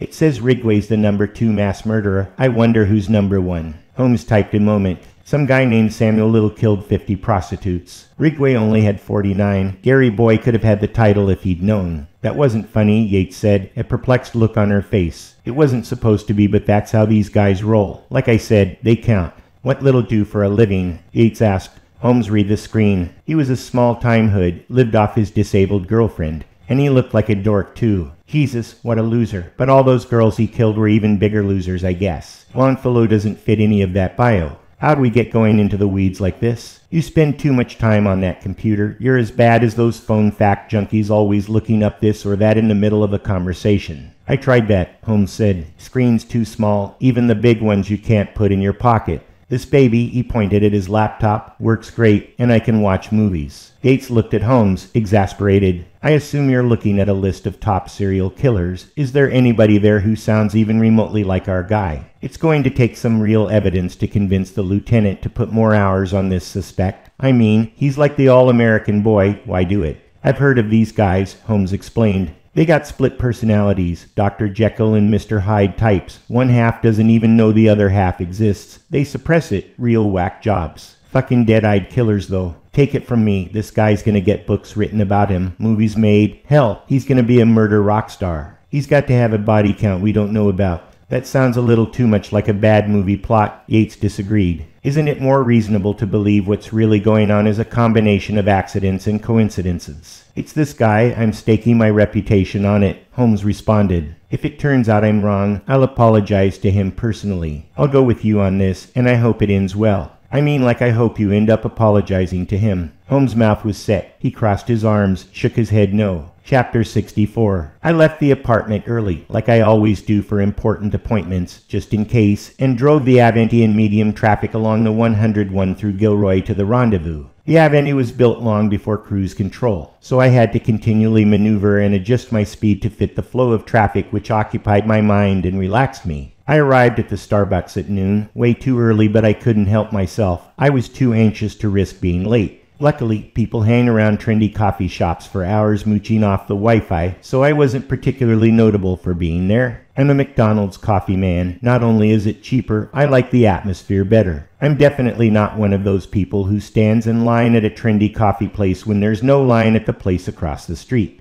There are so many people like that, ones who use popularity to guide their choices, that I wonder how their brains work. Certainly not like mine. I've often considered what it would be like to read someone else's thoughts. Would they be chaos, or vapid, or like mine? I'll never know, which is probably a good thing. I sat on one of the stainless steel stools facing the counter. I didn't order. That would be awkward if the guy showed while a young girl in an apron called out my name to pick up my tall latte. After a few minutes, one of the couches opened open facing away from the counter, so I could sit there, just far enough away from the wall that if my mystery man showed up I could scoot over for a place to sit down and talk should that be how things go, but that's not how they went. Exactly at 1 p.m., 13:00 hours, the audible alert on my phone notified me there was a text waiting. It was from another bogus number. All it said was turn off your phone and an arrow pointing up. I looked around to see what was visible through the windows of the Starbucks. On one side was the parking lot that bordered on the exit lane. I couldn't see what was behind me, and on the other side, about 300 yards away, was a McDonald's. The arrow could have been pointing at that. At least it was an improvement.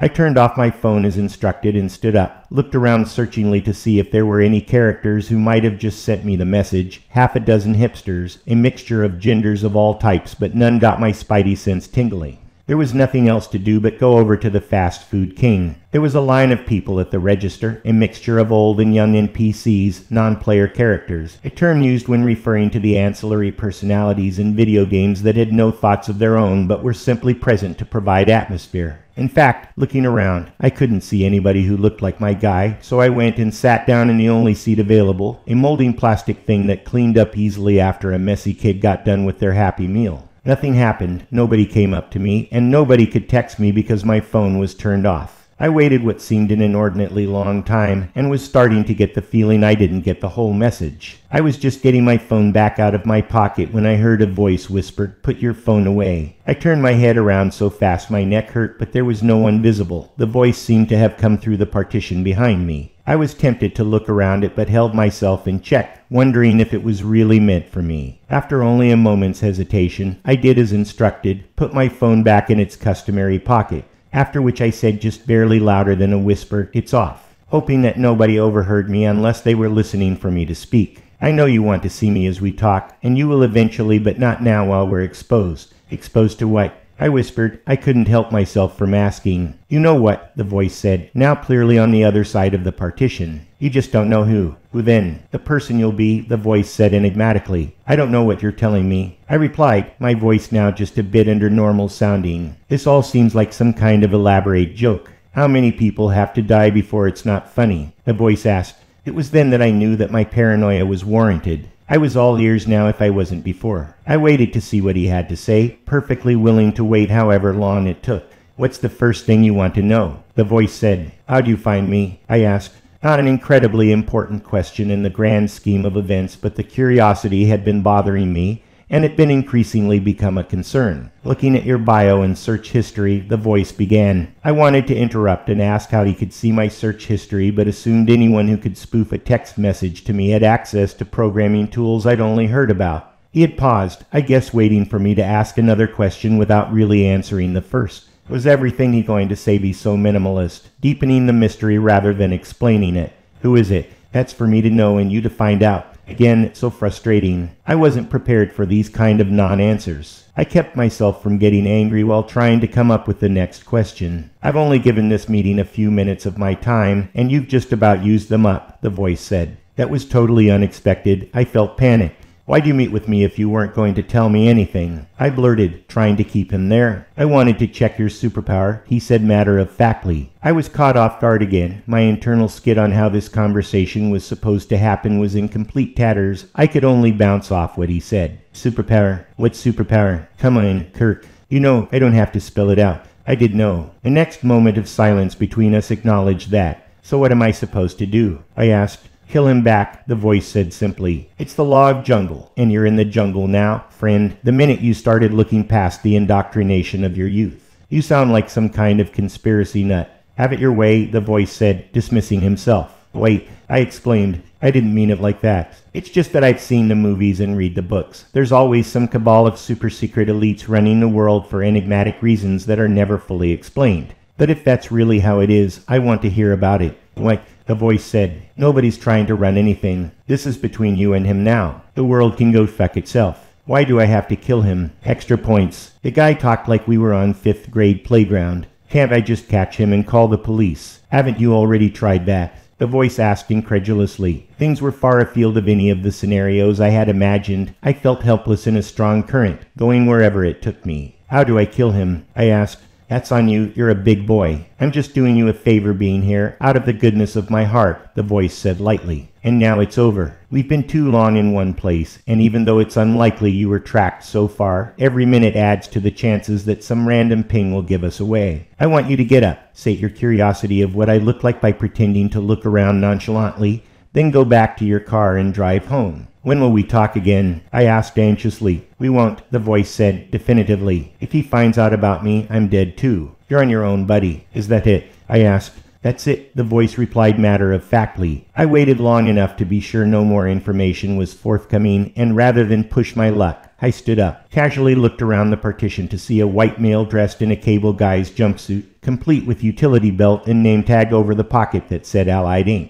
I assumed the mustache and beard were fake, and he was wearing thick-rimmed glasses with Coke bottle lens that completely obscured his eyes. But the disguise wasn't enough. The guy was a caricature of what a dork looks like, long neck with a huge Adam's apple, scraggly uncut graying hair, thin features, premature wrinkles. Even the glasses were ineffective because his pale blue eyes were so distinct. I could pick him out in a lineup if I had to. The surprises just kept on coming. My super-secret meeting plotting the murder of someone I didn't even know was with the least-ranking member of the Geek Squad. I didn't know whether to be frightened or appalled. I turned and walked out the door without looking back again. I returned to my car in a complete daze. The surreality of what was happening had reached another level. There was no way any of this was true. It had to be a troll. Just had to be. But I couldn't figure out who was doing it. Who had inclination and ability to instigate such a lavish production? More important, why me? I didn't have any friends, let alone anyone else for that matter who would be so creative and elaborate, and that got me wondering if it was an enemy. I searched back through my past, trying to determine anyone who I had possibly slighted enough that they would expend this kind of effort just to thwart me. But thwart what, and why? Sure, lots of erstwhile competitors had fallen by the wayside over the years, and I'm sure some of them felt resentment and envy towards me. It was part of the Superpower Geek Squad I'd mentioned, but nobody stuck out as more vindictive and spiteful than anyone else. I didn't get my usual pleasure from starting the engine, and the entire journey home was my hands and feet on autopilot, driving the car autonomously while my mind churned through every single potential candidate for Jockster of the Year. I began to doubt my own intelligence if there was actually someone who could manipulate me so thoroughly. Certainly nobody in my past would have waited this long to finally begin their revenge, and wouldn't they just take my money and at most try to destroy my life?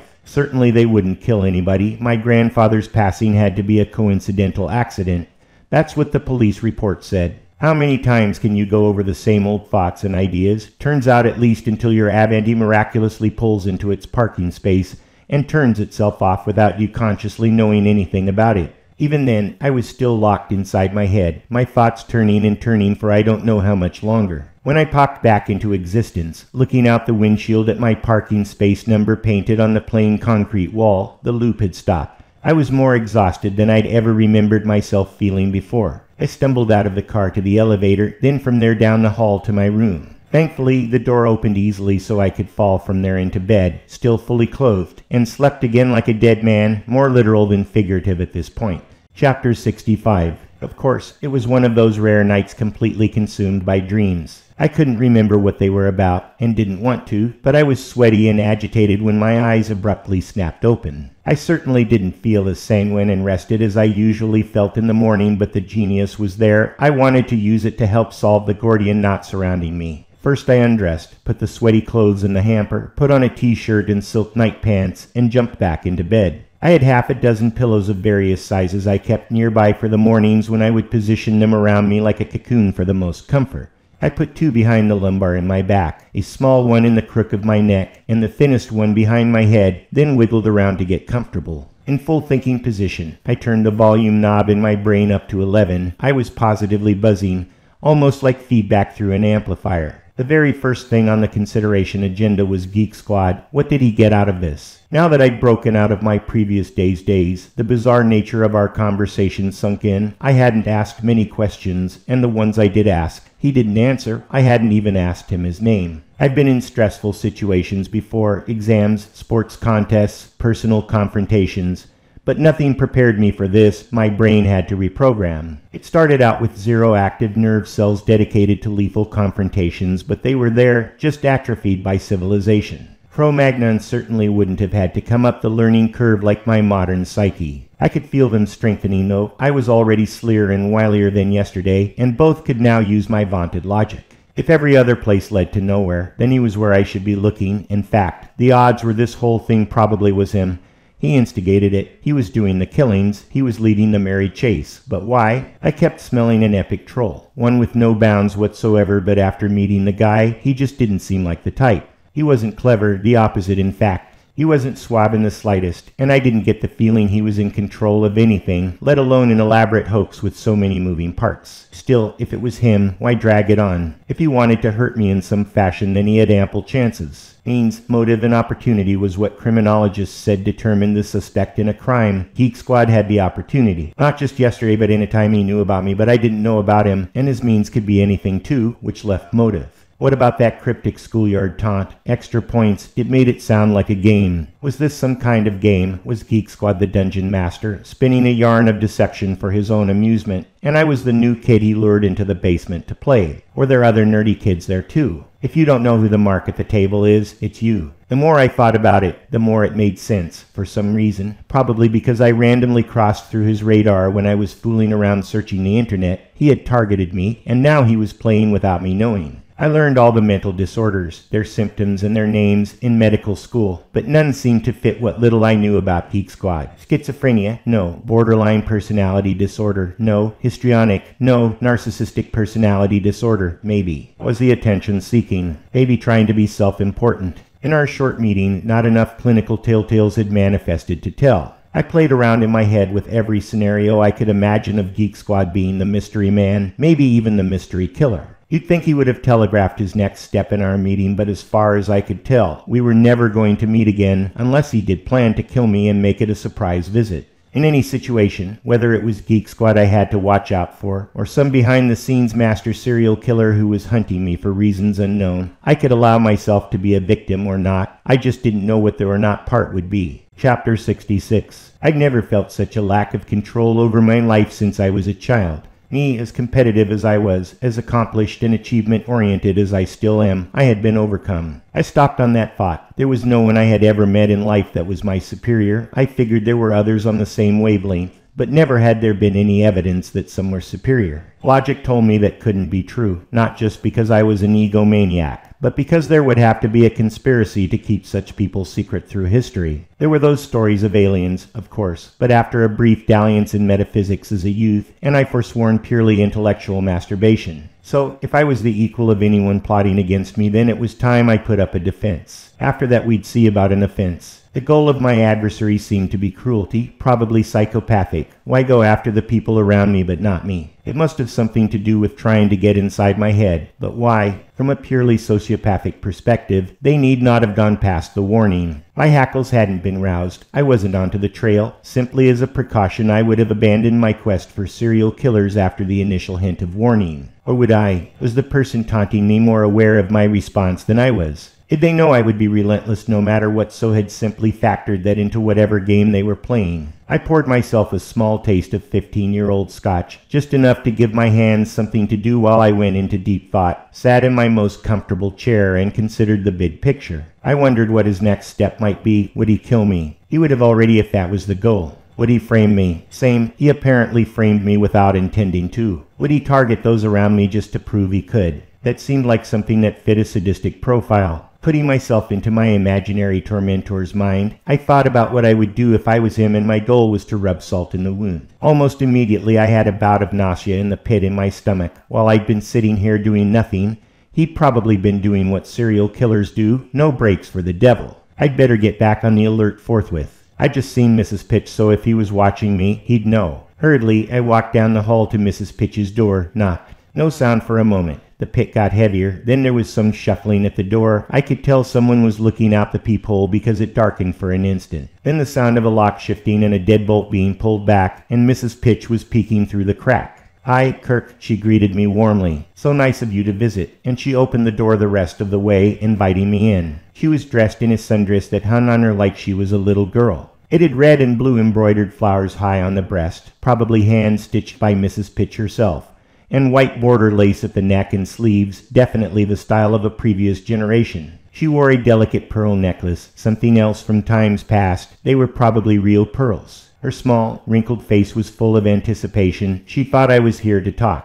"Oh, I can't visit right now, Mrs. Pitch." I was almost stuttering. "I just had a terrible premonition about your safety and came over to check to see if you're okay." Mrs. Pitch's face became concerned, the wrinkles more pronounced. "My safety?" she asked, surprised. "My goodness, why?" "Oh, it was just one of those things," I replied sheepishly. "You know." I let the implication hang. She knew of my psychiatric condition. We'd talked of it before. Immediately she returned to her happy self, assuming there wasn't really a problem. "Oh, that's so sweet, you watching out for me. And Yorkie's good too." I couldn't get past the feeling of anxiety. Mrs. Pitch looked down at the little fluff ball at her feet. The dog noticed the attention and began wagging its tail. She looked back up to me. The smile returned to her face. "Oh, certainly," she said cheerily. "He's my little champ." As if on cue, there was a high-pitched yap. "And he's hungry," she replied. "He heard me say champ. That's how I call him to dinner." Mrs. Pitch looked back down at her little admirer. "Isn't that right, champ?" She cooed as if to a baby. "I'm glad to hear that. Sorry to bother you," I said contritely. Mrs. Pitch smiled reassuringly at me. "Anything else?" she asked. "No, one false alarm a day is my limit. By then, I've got to feed Yorkie." Mrs. Pitch smiled and shut the door. I could hear the lock turning and the deadbolt sliding back out. Chapter 67. I stood in the hall for a moment wondering if I was dealing with actual apprehension, my inner demons, or just plain old mood swings. Whichever it was, the feeling kept gnawing at me. I couldn't get past the thought that someone was stalking people I knew, even causally just because I had recent contact with them. I thought of my sister. The phone was immediately in my hand. "Siri, call JJ Julia," I stuttered. Not something I did very often, but certainly had become more frequent lately. It was my brain telling me to slow down. "I couldn't find anyone in your contacts by that name," Siri answered in her smooth, calm voice. "Call Julia," I repeated, slowed down, not stammering this time. I waiting through the dull ringing in the background. 1, 2, 3, 4. "Come on, answer." I urged the ringing to stop. It did, but I could tell it was because it went to voicemail. "This is Julia's voicemail. Leave a message." I recognized my sister's cheerful voice. "Call me right back."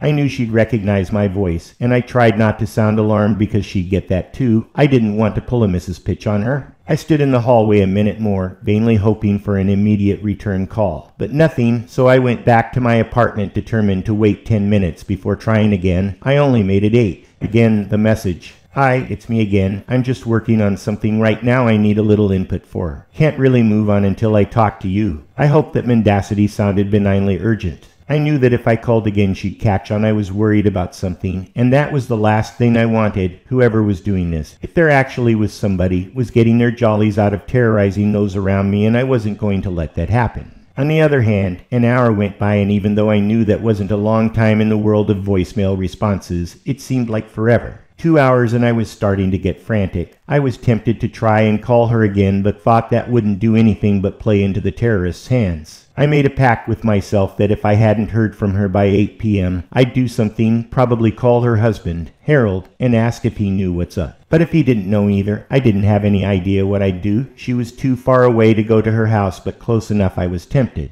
The rest of the afternoon and evening bordered on Looney Tunes. I tried to distract myself with some online trolling, but I could tell my posts weren't clever. I was entertaining nobody, certainly not myself. Right at 8 o'clock, just as I was pulling out my phone to call Harold, it rang in my hand. Julia's picture on the screen was instant relief. "Jules, is that you?" I gushed out. "Who'd you think it'd be?" She answered sarcastically. "You called me, remember. I was out on one of my driving jaunts to talk to some women's in the Rotary Auxiliary about making flower arrangements for a fundraiser. I couldn't get to my phone while driving, then I couldn't call back after I stopped because it would have been rude. Anyway, it was just you. How bad could it be? What do you want to ask me?" "Nothing really. Took care of it. Looked up the name of the guy you dated in high school in my old yearbook. Billy Schrimner," she said, surprised. "What do you want him for?" I'd already prepared my explanatory dissemble, so it came out smoothly. Turned out it wasn't him. Different spelling. Saw the name on an academic paper I'm reading. "I haven't seen him since high school," she said wistfully. She waited to see if I had any more to say, not knowing that all I need was to hear her talking.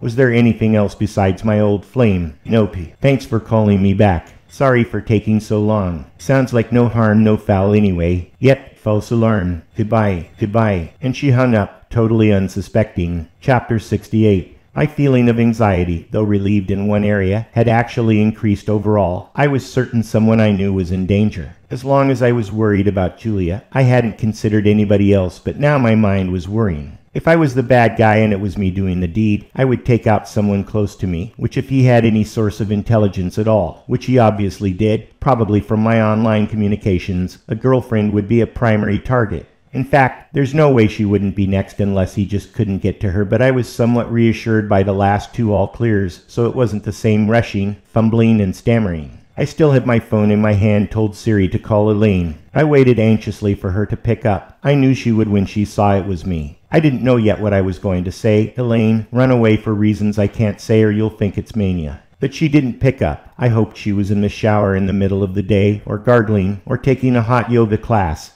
Something, anything that would explain why she wasn't answering the phone besides being dead. The call went to voicemail. Call me, I said after the message. It dawned on me I hadn't thought of Elaine first. There was a time she was the only thing on my mind. I considered my feelings for her now and was surprised I didn't have any. Well, not of a romantic nature. Though I was concerned for her safety, that wouldn't change no matter what. Even her threats of taking me to court didn't mean anything. She was just reaching out to me the only way she could. It could be she still had feelings for me, but my guess she was in the same place I was. Fond memories, but life goes on. Still, Elaine was not as comfortable with her place in life as me. Most people aren't, from what I can tell. Every time I learn something about other people, the thing that amazes me the most is how chaotic their lives are. Way too much drama. They must want it that way because endless confusion and hurt feelings isn't something I have to deal with on a day-to-day basis. I call it my calm sphere, the serenity that surrounds me and those that choose to follow my counsel. Don't buy that new car. Don't talk to that toxic person. Stop eating so much. Most of my suggestions are prohibitive because most problems don't just arrive on your doorstep like an abandoned baby. People seek them out,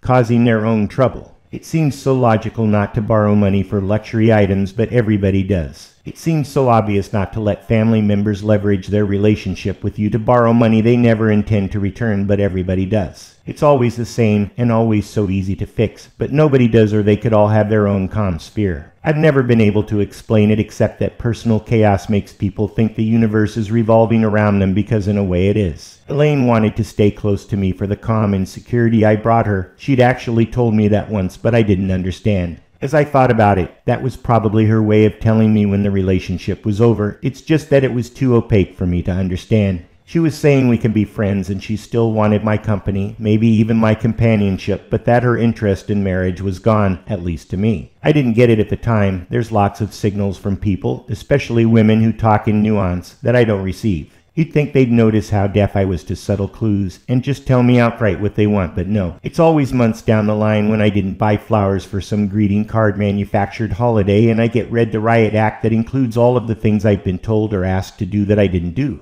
I'm always flabbergasted, unaware that such conversations even occurred. I might be worse at mind reading than most men, but I don't think so. Women apparently think men should be able to read minds, and it's our fault if we can't. I waited 10 minutes and called again. Nothing. 10 more minutes. A half hour. Still she didn't answer or return my call. How long could a hot yoga class be? I'd just done this routine with Julia and didn't want to repeat, so I decided to drive the 2 hours to Elaine's new apartment in Sacramento. If she called me while I was on the road, I would just turn back, and if she didn't, the drive would give me a chance to come up with a cover story. I could practice my mind reading on the way. Chapter 69. I got the Avanti out of the parking garage and headed north on 680 to Fremont.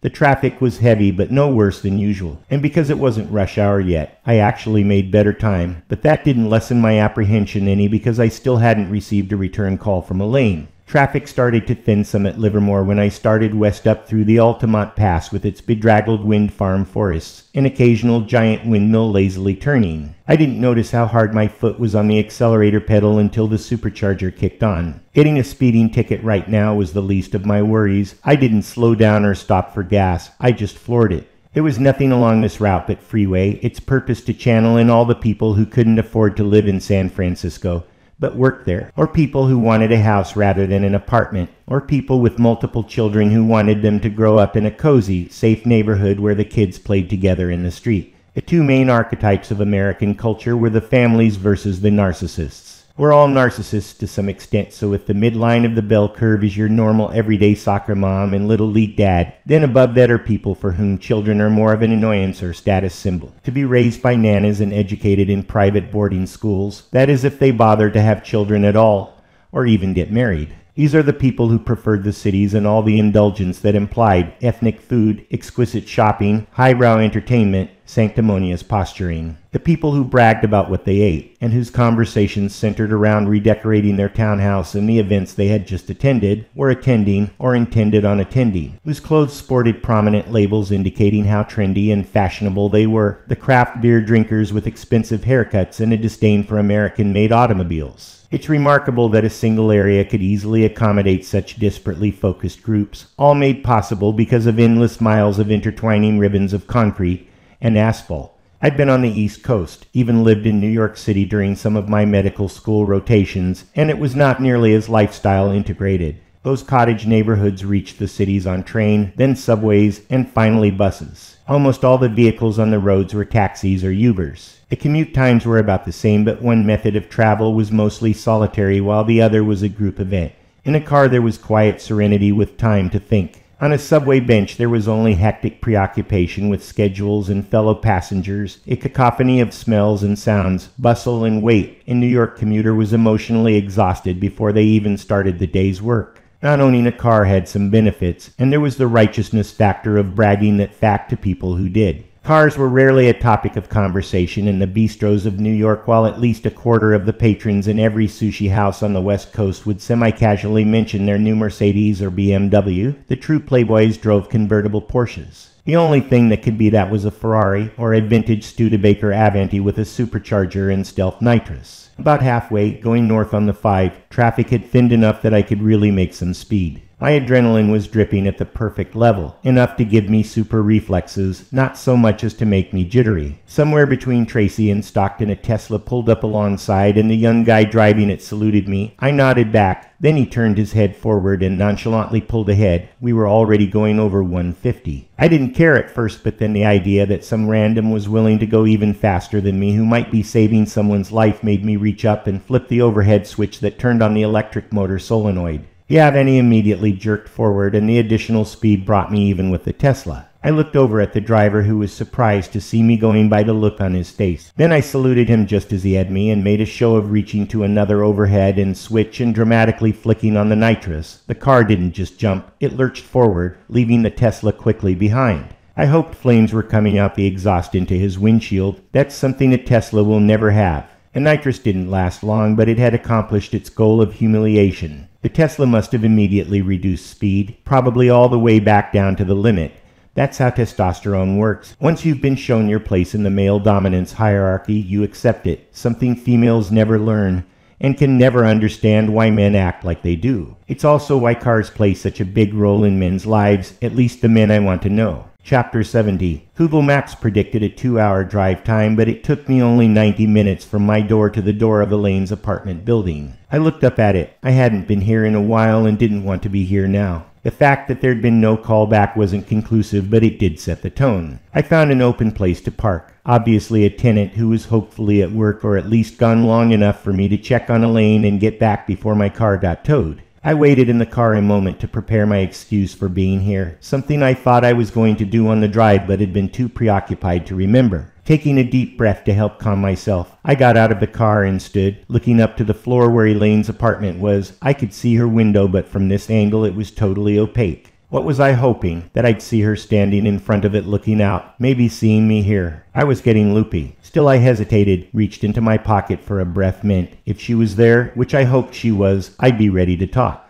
I walked around to the front of the building. There used to be someone working the desk inside, but they discontinued that to save money and instead installed more security cameras. I thought a moment about being recorded, but didn't have another option, so I went in like I owned the place. It was vacant and eerily silent. My footsteps echoed loudly. I was sure I was the central attraction on multiple video feeds. The door of the elevator opened up immediately when I pushed the outside button, waiting for me. I pushed the inside button and took it up to Elaine's floor. When the doors slid back open, the hallway she was in was just as empty and quiet. I walked over to her door, my steps muted by the carpet, and knocked on the door loud enough for her to hear me, but not so as to attract attention to myself from other tenants, and waited. There were no stirrings behind the heavy wooden door. The peephole did not darken. No one was answering. There was a doorbell. I tried that. I could faintly hear a muted metallic ringing inside, but still nothing stirred. I stood longer than a normal visitor would have when someone didn't answer a door. I hoped none of the other tenants were watching me through their peepholes. I imagined eyes staring at my back. I rang the bell again, heard the ring inside, waited, didn't think ringing it a third time would be appropriate. What if other apartments could hear it too? My apprehension couldn't be any greater. I had Elaine's key, back from before when we each had a key to the other's apartment. She'd never asked for hers back, so I didn't ask for mine, but we really should have to make a clean break, both of us too cowardly. I'd intended to throw her key away, but just hadn't gotten around to squeezing it off my key ring yet. Now must be why karma kept me from doing that. I opened the door silently. "Elaine," I said in a normal voice through the cracked open door. I waited just outside the door. Then I knew I could smell it before I saw it. I opened the door slowly, shut it behind me quietly so no one else would get involved until I wanted them to, and crept into the main part of the house. I knew what I was going to see before I saw it. There was Elaine hanging from an exposed beam in the ceiling, left there as a decorative feature, never intended to be the mechanism of death. Few benign things are, but everything everywhere at some time or another has at least caused injury, and anything could be an instrument of ending a life. It appeared to be a suicide. The plastic rope, the nearby chair tipped over and laying on its side on the ground, the lack of any indications of struggle. Elaine was clearly deceased. The corpse was purple and the eyes bulged. There was a puddle under her body, and the smell was familiar to me from my time in the anatomy lab in medical school. I didn't see a suicide note and didn't expect one because I knew, even if no one else did, that Elaine was murdered. Firstly, I knew Elaine, and she'd have led up to it as a manipulation tactic, with threats and hysterics and other facets of a borderline personality, and secondly, it fit the pattern of murder as I'd predicted it. I wouldn't have driven all the way from the Bay Area like a bat out of hell if I didn't strongly suspect Elaine was in danger. I just realized it too late, much too late from the looks of things. I didn't stay any longer. The smell and burgeoning sadness was starting to get to me, and I couldn't think that any good would come from my further actions. I retraced my steps back to the door, knowing I was shedding minute samples of DNA all the way, but it could be explained by my previous visits here. I peered through the peephole. Nobody was in the hall. I slowly opened the door as not to make a sound, opened it a crack just wide enough to get through, squeezed out, and closed it silently behind me, listening for the lock to catch. All of this subterfuge was probably in vain if there was a video camera in the hallway, but I didn't see one on the way in. I waited until I was out of the area before calling 911 and reporting a suicide. I went ahead and used the word suicide because it just made things easier, and if the past was any guide, that's what the coroner would determine anyway. In fact, if the authorities did suspect foul play, the first thing they'd do is look at the security video, and there I'd be, the guy whom detectives already fingered as a psychopathic killer. I hoped the real killer had set this scene up like he'd done for his other crimes, unless, of course, he intended to frame me, then touche. Chapter 71. I drove just under the speed limit on the way home, careful not to get noticed by prowling police cars and speed traps. I was almost in a fugue state, highway hypnosis, the long-distance driving man's meditation. It was a relatively common practice of mine. I was always relaxed during these times, and relaxation was something I desperately needed right now. I still didn't have any evidence, and very few facts, just a lot of implausible coincidences. Maybe I was making it all up in my head, finding connections that others would simply overlook or laugh off their tenuous nature. However, I felt certain there was an unseen enemy, one whose motivations I didn't quite understand nor comprehend. I was prey in a game I didn't know the rules for or the ending of. Just perceptible in my peripheral vision, the dashed white lane separating lines flashed by, adding to the hypnotic effect. My subconscious brain kept the distance between my care and the car ahead at a constant distance. A burst of sound broke my trance. Another car had pulled up to the side of me and had honked to get my attention. When I looked over, it was an older guy, gray hair, with a big smile accompanied by a thumbs up, clearly appreciating the chance to see a rarity on the road. I smiled back, then the other car raced on past, relieving the awkwardness. I liked keeping the Avanti original, even its transistor AM radio that got no channels I was interested in listening to, baseball, religion, talk radio. But I did relent and connect a converter to the antenna input so that the speakers could be used to broadcast my iPhone's audio, so when the phone rang just now, its loudness startled me. I took it out of my pocket to see who was calling. It said San Jose under the number, probably not a spam call. Normally, I wouldn't answer unless I knew who was calling, but I wasn't doing anything else. I put the phone back in my pocket. No need to get stopped for something as benign as talking on a phone while driving. Answer, I told Siri, waited for the click. This is Kirk Longfellow. Was it you? Someone asked without preamble. I recognized Detective Holmes' voice. He sounded more gravelly over the ancient Avani speakers, almost eerie. I told you who it is, I answered just as succinctly. I just got notified of an anonymous 911 call about the suicide of someone on my watch list.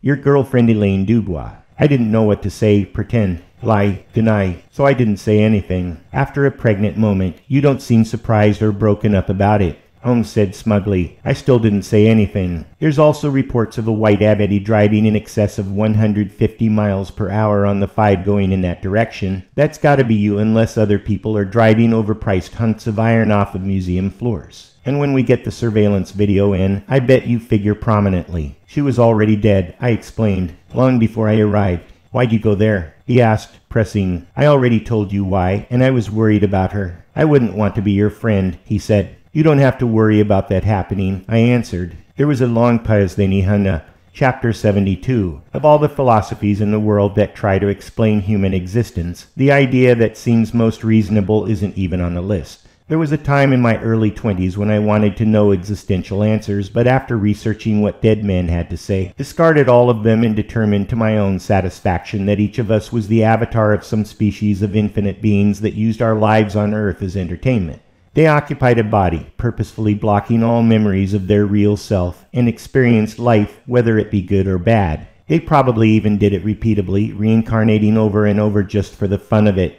The eternal recurrence was how Nietzsche referred to it. Was that life? Well, once more, there were clues that this was the case, mostly to do with improbable coincidences, but the biggest clue was one so ubiquitous that it was totally overlooked: sleep. Human beings went into hibernation at night and emerged a new person every morning. Whatever trials and tribulations, joy and despair, courage and fears we were experiencing before sleep reset each day in a new light. Because it's been happening since birth and happens to everyone. No one considers how odd sleep is. We all self-determine to exit from consciousness at the same time, stay unconscious for the same length of time, then all regain consciousness and continue on with yesterday's journey as if nothing had happened. Except something has happened. Yesterday's events are past. They could have happened to someone else. You just assume it was the you are today, but you're not. Your perspective is different. The frustration you were feeling before sleep is gone. Your optimism is regained. Your body is refreshed. It's a little rebirth for the aliens inside us, but this time they keep their memory, the corporeal one anyway. They live another complete life in our dreams in between yesterday's life and tomorrow's. Nothing rationally explains this phenomenon except that the beings that occupy our bodies want to get as many plays in as possible as they go around the board. After death, I can imagine the me that's inside of me comparing how he did during this lifetime with his previous lifetimes, and even competing with others' accomplishments and experiences inside their own host bodies for that time around. There's another closely related clue: the chemistry inside our bodies, the organic machine in which our overload intelligences reside. Those molecular bonds adjust and change. They refresh or are made anew. They reposition, replenish, and reorganize. Though I may look like the yesterday me on the outside, inside I'm a new person entirely except for the shared memories, and even those can't be trusted. Something like half the things you think happened to you during your life didn't happen the way you remember them. Knowing this, it seems possible that you can insert your own instructions into the process that is building the tomorrow you. I know it works because I sometimes try it. I went to sleep last night a defeated loner, but I inserted a tiny bit of code into the night's programming and woke up as Superman. Yesterday I was a guy trying to achieve something, for myself if for no one else, but dopamine, serotonin, and epinephrine rewired my cerebral cortex in my sleep. If driven was what people used to call me, or focused, or any of the less offensive words that stood in for ego, the real word was closer to grandiosity. I knew immediately when I tipped my feet over the side of the bed that something was different. Of course I paused to feel for the mania, and I could just see it there in the back waiting its turn, or maybe it was a partner to this new confidence. I didn't much care. I liked it. Best of all, that apprehension I'd been feeling, the niggling of cowardice that being threatened had induced, the impulse to lock my door and hide under the covers until the Bujamin went away, that was completely replaced with what I can only describe as a killer instinct. I didn't know who my adversary was. I didn't know where to find him or how to provoke him, but I was certain I would find out. Chapter 73. As out of control my life had become, there was one very important thing that I did have control over, and that would make everything different. I didn't take my morning dose of medication. This is a tactic I'd used many times in the past when the world was overwhelming me and I needed to fight back. I knew how it would roll out. It had been 36 hours since I'd last polluted my bloodstream with lithium, which was pretty much the end of the delivery window, so the feeling of power and euphoria would start to build. Luckily, there was no simultaneous comprise of my mental faculties. Whatever internal computations I could perform would remain unaffected. If anything, they were augmented. At least that's what my psyche told me. And when I considered the situation after the fact, when I was back on my meds with a steady personality and normal time flow, I couldn't discern any degradation in my objective abilities. Whatever internal neurological changes that might manifest in my drug-free state were purely subjective. What this meant was that I had no fear. Most people have no idea what that means. It's another superpower. There are thrill seekers who do incredibly dangerous things, but it seems more likely that they take pleasure in the fear rather than not experience it at all. In my manic state, I simply didn't have any fear. I felt invincible. Not that my body would stop bullets, but that my confidence was pegged that I would not be where the bullets were. For the vast majority of bipolar people, confidence overwhelming capability is not a good thing. But in my case, I had capacity to spare and dug into it. This also meant I didn't care what other people thought of my actions. I was a purely narcissistic being, which was why I took the medication. Think about it. If you could be Superman all the time, would you? I'm telling you right now, Clark Kent has a better, more fulfilling life. But if it comes right down to me or kryptonite, then Superman it is. I even took new pleasure in how I looked, my physique, the color of my hair. I would have been more concerned about the narcissism, except I was also self-aware enough to know it. This is why I voluntarily muted these feelings chemically, but it's also something reassuring. When I needed to put on the cape, all I had to do was do nothing. I got up out of bed methodically, feeling each joint bend smoothly, enjoying change in balance from seated to standing. I opened the blinds, letting in the early morning light. It was fabulous. I cracked the window a little even though it was probably chilly outside so that I could inhale the fresh air. Even the hint of city smell was invigorating. I dressed deliberately, savoring the feel of my thin rayon socks as I slid them onto my feet. Then the tightness of a slip-on casual shoes. I stood in front of the mirror while buttoning up my fishing shirt with zip-up breast pocket allowing easy access to my phone, which I took in and out innumerable times per day. My levis were appropriately faded, not too much but not new. I had recently changed from the button-up fly 500 1 seconds for the zip-up fly 500 3 seconds, convenience-beating nostalgia. I didn't even own a comb. The number 3 and number 5 fences I used on my clippers left my hair the perfect length to stand or lay on its own. It was thinning and there were a few grays, but so far, so good. I went into the front room, opened the big blinds in there. The sun was just visible on the horizon now and filled the room with golden light. I told Siri to play a random playlist of Pink Floyd, and was pleased at the coincidence of time began playing with its signature line. The sun is the same in a relative way, but you're older, shorter of breath, and one day closer to death. Some people found that sentiment disturbing, but I recognized the truth in it. That is the one great search, the search for truth. It's rare, but when you find it, you know. Chapter 74. Ichi was the man with the most truth. However sad and tormented, all of his invaluable insight resulted in little usable advice, or he would have followed it himself and not been such an abject failure in life.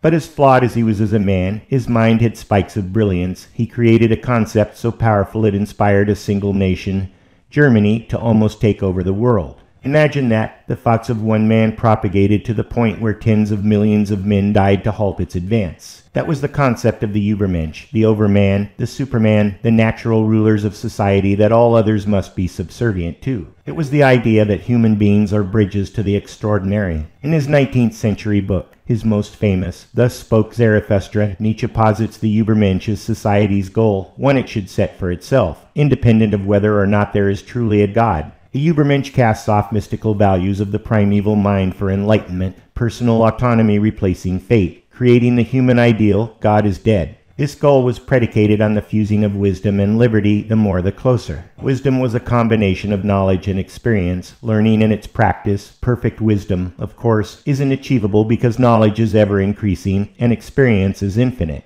Liberty, on the other hand, could be fully embraced on this earth now. Liberty, the idea that people make decisions for themselves and reap the rewards or suffer the consequences of their own actions, bounded only by the liberty of others. Liberty is measurable, subject to math, because it equals freedom times opportunity. A man on a desert island has complete freedom, but no opportunity, so has no liberty. In an egalitarian society, one with perfect equality has endless opportunity but no freedom to pursue it for one's own benefit, and so has no liberty. Liberty requires both society and lack thereof. It's a delicate balancing act, to be of humanity but not part of it. A Übermensch transcends society or any attachments to his peers because he has none, and no other Übermensch needs his help. They are sufficient on their own. He's not interested in people and in sharing knowledge, nor is he interested in creating a system for everyone else to follow. He's independent, not interested in the affairs of others. Übermensch are not religious, democratic, conservative, reactionary, socialist, nihilist, pacifist, scientist, or humanist values, meaning he conforms to no one's values but his own. Nietzsche said, the higher man is distinguished from the lower by his fearlessness and his readiness to challenge misfortune. It's a man's philosophy, abhorrent to women. Man will be trained for war, and woman for the recreation of the warrior. However, in the modern sense, one without fixed gender, a man could have female biology and still be considered an Übermensch. All of this appealed directly to my own aspirations. If there was a trajectory to become an Übermensch, wasn't I on it? Wisdom, confidence, conscientious behavior, Renaissance manhood. It's not that I wanted to be lord over other people. I just wanted to achieve the most I personally can, and Nietzsche gave Übermensch permission to do that. In fact, from his obscure grave in Germany, Nietzsche gave me permission to dominate my adversary, and I intended to do so. Nietzsche said God remains dead and we have killed him. Who shall we comfort ourselves? The murderers of all murderers. A piece of advice he couldn't give himself in his lifetime, but that he could give to through the veil of death. I would be the murderer of murderers if that was what's required.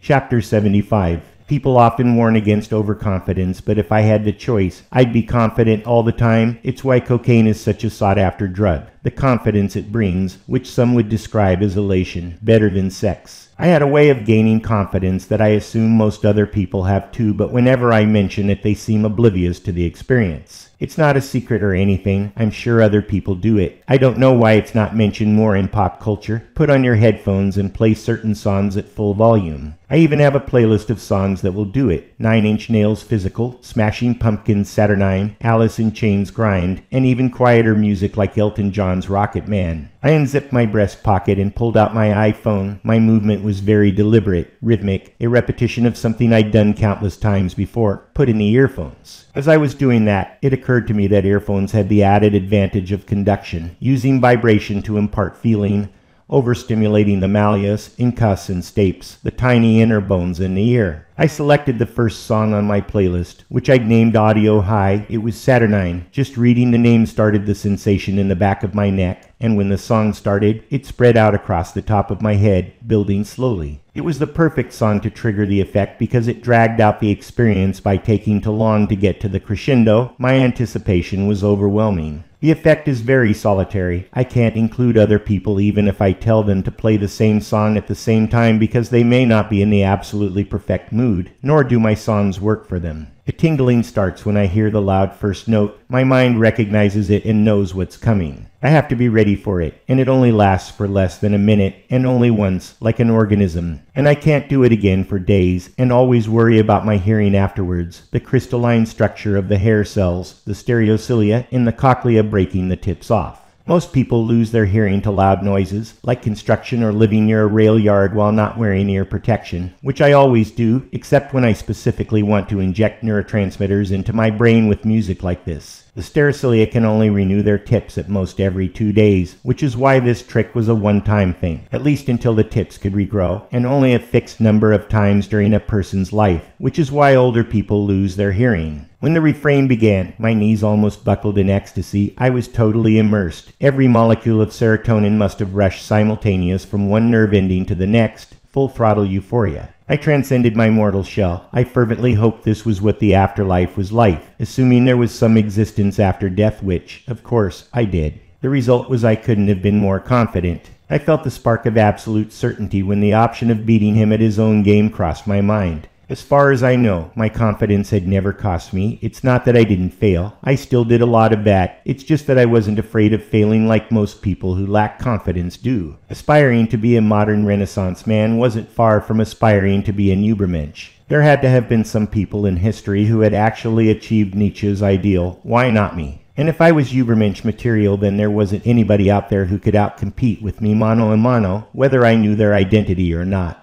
I was going to have to outthink them, outwit them, and ultimately defeat them. Just because I'd never been in a contest like this before didn't mean I wasn't good at it. Maybe I was. Chapter 76. If I could lure him into exposing himself without knowing it was me, I could deal with the problem once and for all. It wasn't manic-induced self-confidence telling me I could be just as stealthy and unobserved as he was. I just hadn't needed to play that part before. I'm sure I could slither in and out of the shadows with a skill that would impress a cat burglar, assuming such people actually existed. My normal lifelong predilection against violence was also silent, so that wasn't going to be a problem. He had the advantage of knowing who I was without me knowing who he was, but I had the advantage of knowing his goals, and he didn't know that I knew. Given everything, I figured I had the upper hand to lure him out into the open, and whether I ever learned his identity or not was secondary to what was possible if he was the hunted and I was the hunter. I thought I'd give myself an hour to formulate some options. 10 minutes later, I knew just what to do. He was presumably operating off the kill list from Wikipedia. My AI had scraped a lot of examples of his successes, but it couldn't have identified all of them. I would have to guess which he hadn't yet completed, and find a way to advertise an opportunity that he would find out about that was too good to pass up. I pulled up the webpage and looked at the list again. One death on in particular caught my attention because it was the philosopher Heraclitus of Ephesus, whom I knew something about during my philosophical investigations and again in my world travels. Heraclitus was a Greek-born in Ephes, Turkey, in 535 BC, at that time part of the Persian Empire, an ancient ruin I had visited just a few years ago that proudly claimed Heraclitus as their own. He was the young scion in an aristocratic family. When asked to start making laws, he refused because he considered it toilsome, so he abdicated the kingship in favor of his brother. Instead, he chose to play knucklebones with a crowd of boys in the great temple of Artemis, one of the 7 wonders of the ancient world. Whatever this activity entailed, it was notorious enough to catch the attention of several ancient historians who made mention of it, who also opined that Heraclitus claimed to both know nothing and know everything, and heard no one but himself. His opinion, like mine, which is why he stuck in my mind after all these years, was, men that love wisdom must be inquirers into very many things indeed, but the knowledge of the most famous persons is but opinion. Many are bad and few good. I pulled up his bio to refresh my memory, and again was in agreement. Heraclitus was not an advocate of sexual equality, and was an opponent of democracy. 1 is 10,000 to me, if he be the best. And he was a contrarian who disdained a mob, saying corpses are more fit to be cast out than dung. Nor was he impressed with the argumentative nature mankind, saying dogs bark at what they do not know. His preoccupation with dogs and dung was prophetic. His incorrigibility became misanthropy, a person who hated people and wandered the mountainsides eating grass, which culminated in contracting dropsy. The medical term is edema, which is fluid retention that resulted in swelling of his legs and arms that physicians at the time were unable to prescribe a cure, so Heraclitus, in his self-acknowledged infinite wisdom, prescribed himself. He buried himself in a cowshed, expecting the warmth of the manure to act as a liniment and draw out the noxious damp of his body. After a day of lying in the sun, it might have, but his predicament was too much temptation for a passing pack of ravenous dogs who in quick order devoured him. Now that is the kind of story that would attract any bloodthirsty meta-level killer, the only question being had he already completed such a murder. It seemed likely that if someone had been torn apart by dogs that it would be newsworthy enough for the AI to catch, so I guessed that method of execution was still unfilled.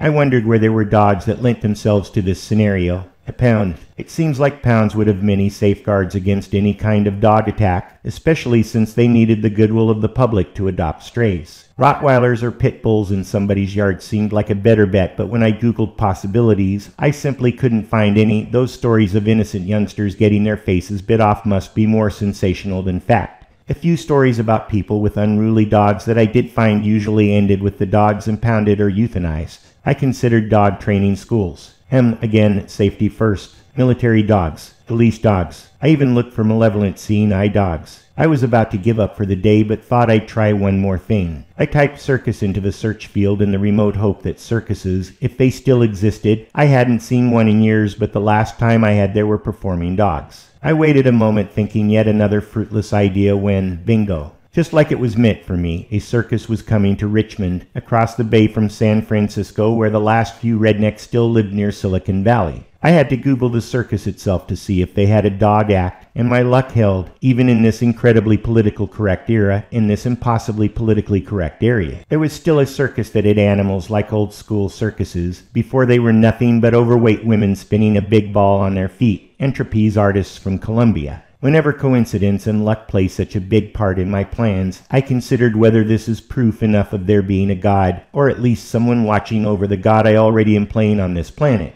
It was almost a miraculous find, but it was still a long way from a sure thing. It would need to include an extra dose of clever magic. I was going to work into one of my strengths, online trolling. Not quite an epic troll, but you can only expect to do so much in such a short time. I would be depending on self-righteousness of the Twitterozzi to spread my message, but that seemed a foregone assumption, since indignant sanctimony is the easiest emotion to trigger. I posted a salacious heading, circus abusing dogs. Of course, I had no evidence of anything. In fact, I guessed these particular dogs were probably having the doggy time of their life. But perception is reality, and most animal rights types weren't strong on critical thinking. I'd found a picture of some poodles dressed in tutus balancing on a wheel. It wasn't from the circus in question. It might not have even been a circus picture at all, just something that caught my eye on Google Images. I included it right below the headline and linked to the article I'd found about the circus coming to town. I'd always loved circuses for the same reason the twits hated them. I loved to see animals performing for their pleasure and mine. I couldn't believe that an elephant didn't like the applause just as much as the clowns. I'm certain that if any of the social animals like dogs, camels, bears, and monkeys could speak, they'd tell the twits to get off their case. They liked standing on one foot or riding a tiny bicycle. On the issue of big cats, like lions and tigers, I'll leave that under advisement, but probably they like it too. The Twitter troll immediately bore results. Not even 5 minutes went by before I'd hooked a wingnut, and 30 minutes after that an outrage mob was forming, most likely a woman's knitting circle. Those were the primary sources of such immediate reaction. I looked at the Twitter profiles of each of the posters, especially the more vociferous ones. I googled them too to see if their screen names were real. The ones that had hit seemed to match. Full sight, lots of blue hair, tattoos, and bad skin. One profile in particular seemed to be a ringleader, with Zim as the preferred pronoun. I cautiously replied to her query of who to contact with a name and image of the circus's dog trainer I'd found on the circus webpage. He was a perfect villain, male, almost a must, late middle age, probably a despised boomer, and white, of course, the focus of envy and resentment that dominated modern culture. I didn't know if I'd got the right guy. The page looked like it hadn't been updated in a couple years. Even the listed show engagements were long past. I felt a twinge of guilt for targeting this probably innocent bystander to the ravages of online radicalism, but the chances of him even knowing what was going on were remote. Circus people have got to know by now not to expose themselves to social media. Young people want to be somebody, to do something worthwhile and noteworthy, don't we all? The difference is that they grew up in a fairy tale, tiger moms, helicoptering, suggestions to play outside at least 20 minutes a day but without getting out of sight of their protectors, and everyone gets a trophy. Is turned into a fusion of misunderstood history and social media-charged fervor, a secular religion defined by racism, perversity, and hypocrisy called cancel culture, where individuals were targeted for wrongthing, their reputations ruined, their careers destroyed, alienated and shunned from their peers for perceived infractions of unwritten rules that were actually more strictly enforced than the law. On the top of the list was racism, which trumped every other human endeavor. To be racist was to negate your life and your achievements. Next on the list was misogyny. Both of these ubiquitous crimes were perpetrated by society, by white males specifically, and could not be redeemed through confession or apology. Once identified as negative element online, only the lack of physical presence kept the accused safe from physical lynching, but virtual lynching was epidemic, callous, thoughtless, and utterly unstoppable. A deification of animals was also high on the list, where riding a horse was considered cruelty and owners were the owned.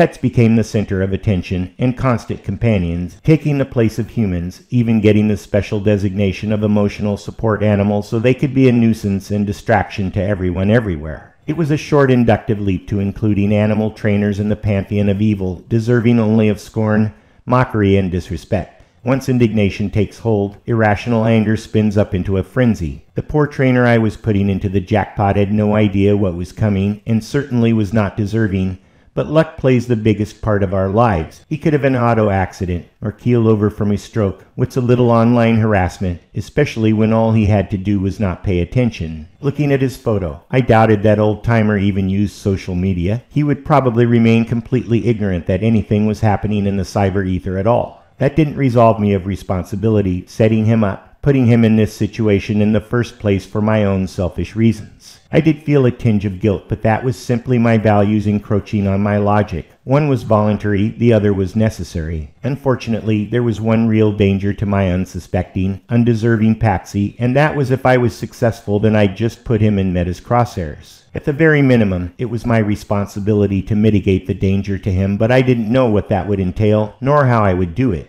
After a moment's consideration, there was no place for law enforcement in this scenario, nor bodyguards, nor anything else that would involve other people directly into my personal situation. I would have to do what every red-blooded American does when faced with fear and loss of control. I would get a gun. Chapter 77. Some people are simply made different in the womb. Losers in life's lottery exclaim otherwise, insisting we are all equal, and that anything I could do, they could do too if just given the time, money, inclination, and luck. The proof of their incomprehension lay all around them in the chaos and unsatisfactory nature of their lives. But when everyone is the center of the universe, no one else can be. In my Mormon youth, I was indoctrinated that most of humanity was a lost cause, that they were all going to burn in hell. But because I was lucky enough to believe in the one true faith, I would be saved, which included getting a planet of my own to be lord over, and a wife, though in retrospect I'm not sure why. I guess everyone wants a kingdom to rule and a beautiful queen. The fairy tale quality of this goal appealed to the child I was, and was probably the secret of Mormonism's success. Well, that and the multiple wives sleeping around thing. The abject lack of self-awareness was the bounds that tied those people together. They would never understand their own internal motivations, and so could never understand how the world worked, which is why good versus evil was the dividing line, with someone else defining what good and evil were. Neither truth nor wisdom were ever discussed, only propaganda and blind faith. Because of this, it took a while to think differently, but eventually I deduced its very ridiculousness proved all the other malarkey I had been taught in Sunday school must also be ridiculous. I still recognized that everyone thought themselves the center of the universe, myself included, and hoped the wisdom I searched for wasn't only illusory, hence the desire for knowledge. After all the schooling in law and medicine, I thought I knew the difference between a sociopath and a psychopath, assuring myself as being the former. But occasionally there would be a mysterious drip of dopamine that came from the misfortune of others that could not be explained by simple perversity or schadenfreude, and I reconsidered my non-psychopathic diagnosis. If that's how I feel, and I'm disciplined enough to keep the lid on, what about people who lack the self-awareness to keep their psychopathic tendencies under control? Which meant almost everyone. Instead of thinking Homo sapiens are mostly good tempted by evil, it's more likely they are entirely evil but keep the raps on it most of the time out of laziness or fear of punishment should they get caught indulging their primal urges. For men, dominance is the sin du jour, and for women it's betrayal. Civilization is a thin veneer that can be ripped away so completely that in just an evening of the power going out, theft, rape, and murder are no longer abstractions. People are not naturally kind and helpful. Altruism may exist in spurts, but perversity dominates everyday life. People wish ill of other people they've never even met, nor know anything about. Add resentment, the feeling most people soak in throughout their lackluster days, and the need for iron-fisted religion manifests quickly. I never thought of myself as a predator before, nor in any way evil. I'd always tried to run between the raindrops. I could see most people's lives were conflicting goals that kept them from achieving anything, whereas my plans were clear and rational. Whenever I stopped to help, I'd get entangled in their problems rather than dealing with my own. This was why I also considered myself a sociopath, because I measured the gain or loss of each choice, including ephemeral values like love, friendship, loyalty, honesty, compared that with the penalty against doing what I wanted, then made the logical choice. It wasn't like I enjoyed thwarting the rules or harming other people like a psychopath does. If sociopaths are 4% of a normal population, my conclusion is that the other 96% are psychopaths with only 1% who have the courage to act on it. In this scenario, I'm the good guy, the one-eyed man in the land of the blind. For anybody who wants to know where self-confidence comes from, being the good guy is it, and I certainly felt like the good guy now. Somebody attempting harm to my family is bad enough, but doing it as a power play in the male dominance hierarchy doubled the reason for them to die at my hand. I know vigilante justice is a signature of self-centeredness, but at least I know that and can make a measured choice. Examining all of these racing thoughts, the conclusion was not that surprising. I was trying to give myself permission to finally have a gun, which really meant a conscious intention of causing harm. I paused for a second, performing a self-examination to see if me or the mania was in charge. I couldn't tell, so defaulted to me. Taking someone else's life was simply something I'd never considered before. I was surprised how good it felt. I guess I don't know the difference between sociopathy and psychopathy after all, or maybe there isn't one. Chapter 78. I called my sister in Nevada. "Jules," I said as greeting, sure she recognized my voice. "Kirk, you never call, and this has got to be the third or fourth time this week. Something has to be wrong." "No, it's just a coincidence." Julie knew I was enraptured by coincidences. I always told her they almost made me believe in God, so the explanation was good cover. I certainly wasn't going to tell her anything about the situation after keeping her in the dark. She would never help if she knew I was actively excluding her. "Did Grandpa leave me a gun?" I asked, not beating around the bush. I'm sure Julie was surprised at the left-field nature of the question, but she didn't pause. "Not specifically, but, of course, he'd be glad if you had one." "I'm pretty sure he thought you'd never want one." "I do." There was a short pause. "I'm scared to ask what for," Julie said, concerned. I had prepared an excuse during the pause. "Just a phase, you know, like all the other ones." She did know we were only 2 years apart. She'd experienced me firsthand all the time growing up. I went from thing to thing to thing, always excelling, always squeezing the juice out of a thing and moving on. It was tough to be the younger sister of the genius in school. "Oh, you're Kirk's sister," and then expecting a similar performance. She resented me for it, I know, but there was nothing that could have been done, or at least nothing I would have been willing to do, like slow down, but we hadn't come to conflict over it, just never spoke much as adults. I assumed she must think this uncharacteristic amount of sibling contact resulted from the surprising death of our grandfather. She was right in a way. "What gun do you want?" she asked, curious. "A pistol, I don't care which one, a 9mm maybe, something easy to use with cheap ammunition so I can learn to shoot it at a gun range." It was something Grandpa used to ask me to do, and I wish I would have. I was thinking about him, and this is what I came up with to do in memorial. "Oh, well, that makes sense then. You were the only one who didn't care. I guess starting now is better than never. Harold has the SIG. Do you want the S&W? I don't know anything about them, so either will be fine. I think you'll do best starting with the Smith & Wesson. I'll have to arrange to have it shipped to you. Do you have a dealer or gun store in mind I can use for the process? I'll just come and get it." "You're going to come to Reno to get a gun that you've never touched before." "Yeah. When will you be here?" "Tonight. It's about a 4-hour drive." I could tell Julie was biting her lip. She always did that when she was uncertain. "Is it a good idea that you rush to get a gun?" she asked hesitantly. "What are you planning on doing?" "With the gun, nothing. Just, you know, getting started on a fetish." She didn't say anything on the phone for a long time. She knew me as a kid, but not so much as an adult, and was weighing in her mind what I might really have in mind. Like always, she capitulated to my presumed better judgment. It was ingrained in her, indoctrinated from youth. If there was one thing I could depend on my sister doing, it was ultimately do what I wanted. "So, you're coming tonight?" she finally asked. "Yes, is that okay?" "I guess so. I'll tell Harold you're coming and I'll wait up for you." "Thanks." We both waited for the other to say goodbye. Neither of us did, so I hung up. Chapter 79. I've never owned a gun, never even been tempted to buy one, and if someone offered one for free, I probably wouldn't accept it unless it was some kind of antique I could non-threateningly hang on the wall. However, I'm not anti-gun. A lot of people get a lot of enjoyment out of their guns, and I applaud them for it. My dad liked guns. Many of my friends liked guns. Virtually all of my cousins went hunting and discussed their guns on the rare occasions we visited at family reunions and the like. Therefore, I was a gun dilettante, which was fine with me. There's lots of other things I'm an expert in. I don't feel insecure not knowing the muzzle velocity of a .221 round of ammunition. It didn't impinge on my self-image, and guns certainly didn't reflect a preoccupation with the size of my penis. However, I gathered a modicum of sophistication about guns that would impress most foreigners in countries that didn't allow gun ownership.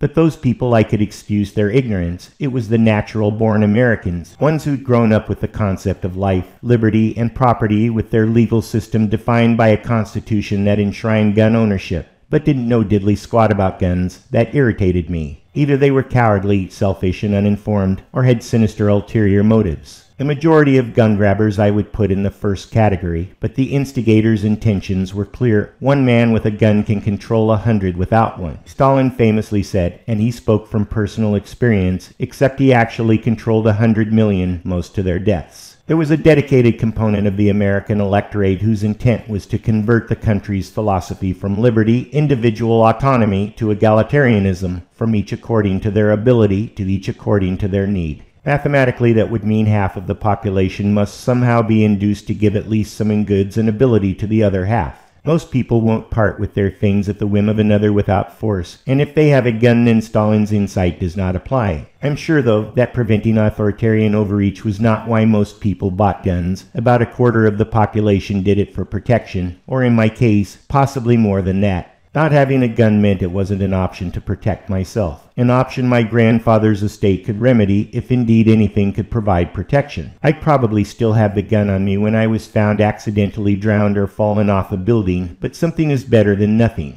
I did have a knife, but the old adage about bringing a knife to a gunfight seemed sage. Another thing about guns is that there's no lack of metaphors. When I arrived at Julia's house, it was 2 a.m., but she had been good to her word and opened the door just before I knocked. She had a big smile on her face, but I could tell she was anxious by the wrinkles at her eyes and the way she kind of half-curled her bottom lip. She was still dressed, not yet gotten ready for bed. "Kirk," she greeted me with a hug. "Only you would drive all that way in the middle of the night on the spur of the moment just to add something to your collection." "You know me," I brushed off her attempt to get me to explain myself more fully. She waved me through the door. The house was just as I remembered it, but I went through the niceties anyway. "Your place looks great. Have you been remodeling?" I painted the kitchen and front room, and Harold installed brick veneer in the family room. I couldn't say that I'd been able to tell on the paint, but the trendy brick facade on 2 of the walls stuck out like a sore thumb. "I love it," I said. "Do you want dinner? Or maybe breakfast?" she asked in her hostess voice. "Oh, and not hungry. Coffee. That would just make me shake my foot on the drive back," I said. "You're not staying the rest of the night?" she asked, surprised. "I'd like to, but I've got a full day tomorrow. It's the reason I had to come tonight, because it will be a few days before I'd have another chance." I hoped my dissemble was enough. I didn't want to get in a verbal wrestling match about a gun at 2 a.m. in the morning at her house. "You don't have to tell me what you really want the gun for," her tone sincere and loving. "I'm not going to push. Whatever it is, I'm sure you've considered all the ramifications and alternatives. I trust you to do that over anyone else in the world." She smiled at me knowingly. I smiled back, but didn't let anything else creep into my expression. "There's nothing," I said reassuringly, but she had switched to operating on trust. "Come inside. I've got the pistol on the table." I followed her into her small kitchen. Maybe it had been painted. "Harold says we can remodel the rest of the house next year." Julia tried making small talk, like it wasn't 0-30, and her brother wanted a gun for unspecified reasons. "You've been saying that for years." "This time for sure," she said and laughed, knowing I'd get the joke. I smiled back. She always said that. On the table was a handgun. I'm not familiar enough to recognize it as a Smith & Wesson, just assumed it was. "I brought you some ammo too, 4 boxes. I hope that's enough." She was giving me an opening to tell her more. I didn't take it, just nodded when she turned to look at me. "Thanks, that will be enough to start." Julia pointed at a holster also sitting on the table. "That's the shoulder holster that goes with it. You'll need a carry license in California if you want to carry legally, or illegally if you don't. But they'll take the gun from you if they find it." Again I nodded my head. I wanted to say, "We don't need no stinkin' badges," a famous pop culture reference from an old Humphrey Bogart movie, but thought it inappropriate given the situation. Instead, I grabbed up the black leather holster and put the thin strap over my head and fitted the bolt near my left pectoral muscle since I was right-handed. Julia attached the buckle that went around my upper torso. I then carefully picked up the handgun, keeping it pointing away from us. "It's the P90Z, Julia said. "Supposedly it's one of the easiest pistols to use. I've practiced with it at the range several times with Grandpa." I agree. I felt the hatched hard black rubber grip against the palm of my hand and slid it in the holster. I tested the in and out friction a couple times to get a feel for it. While I had it in my hand, I slid back the slide, checked for an empty barrel. Something I probably should have done first, but this was my first time handling a gun that was to be my own, so some novice allowance can be given. I clicked the slide back in place. There was an empty clip on the table. I picked it up and snapped it into the base. I pulled the trigger. Nothing happened. I looked for the safety, flipped it off. Then I pulled the trigger again. The accompanying soft click seemed incongruent with the violence implied. I do everything right. I asked out loud, sliding the gun in and out of the holster a few more times. I'm afraid to ask about the holster because you look like you're planning on wearing it, Julie said. I'm not. I'm afraid to ask if you mean that. Nothing to be afraid of. I got this under control, Jules, I said sincerely, looking into her eyes. Don't worry, I'm not going to rob a bank or get into a shootout. That didn't seem to waylay Julia's fears, but she didn't make another comment. Is Harold asleep? I asked, changing the subject. Yes, but I can get him up if you want to talk to him. No, I'm just going to get out of here, let you go bed. I turned towards the door, walked back the way we had come. I didn't wait of Julia to open the door, but just showed myself out. Before I shut it behind me, I looked back at her. I'm going to try this thing down at the range tomorrow early, I said. I'll probably even join the gun club. She was standing a few feet behind me. She had her arms crossed tightly across her chest, comforting herself since she couldn't comfort me. Goodbye. Thanks for staying up. I closed the door behind me before she could respond. Chapter 80. The drive home was pure relaxation. I wish there was a way I could program myself to always feel that way while driving. The fugue was exquisite. I didn't think about Meta or Geek Squad or dead grandfathers or what I was going to do about it. Instead, I thought about my childhood, about Julia and me in school, revisiting old memories. Later, surprisingly, I thought about my brother, Philip. The summer we worked together, I hadn't thought about it in a long time. Philip is unafraid to do what most people would shrink away from: collect debts, repossess cars, and buy and sell distressed real estate. The word distressed was a euphemism for drugged houses and deadbeat renters. When I was 20, I'd saved up enough money to partner into his low-end properties. He did most everything, all the repairs, all the maintenance, all the buying and selling, but he would use me to do evictions because I could take the papers through court even though it was long before I became a lawyer. There was another aspect of evictions he used me for. Philip, deep down, is a good guy. He has no problem telling people nicely, and even not so nicely, to pay their water bill or get it shut off. And he could handle booting out down on their luckers who were behind a few months and would leave if asked repeatedly to do so. But for the real virulent exploiters who used all the leverage a benign legal system provides,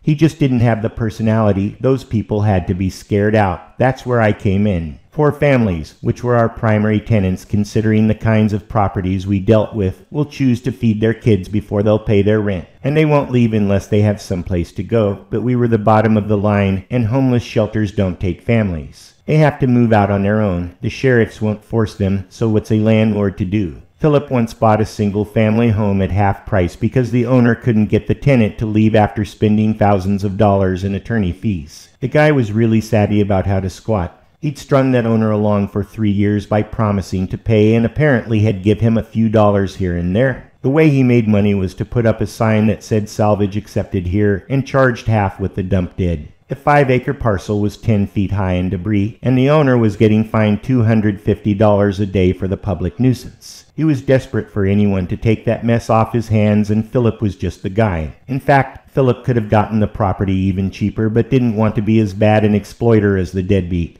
so kept it at a 50% haircut. Philip called me to do the legalese. First, a writ of restitution and retainer granted by a judge. Next, we hired sheriff's deputies round the clock. They wouldn't go into the house or even speak to anyone, but it provided the veil of legitimacy. The law allowed us to move the guy's debris, everything he'd accepted money to put on the property, into a public area. We used the street as a depository, which put the whole neighborhood into a panic because we stacked junk down the road for a mile. This went on for days, and we would knock on his door every 8 hours, the minimum time limit the court would allow, and ask him, "Do you need help moving?" That was my job. I'd do it at 3 a.m. every night. The guy took us to court for harassment but lost. After 10 days, he snuck out the back without us even knowing. I smiled to myself in the car thinking about how Philip and I set up our eviction plan and how flawlessly it came through. It got me thinking about some of the other times I'd done the evictions without him because he was too sensitive to booting pregnant women into the streets. I could though, even though I felt bad about it.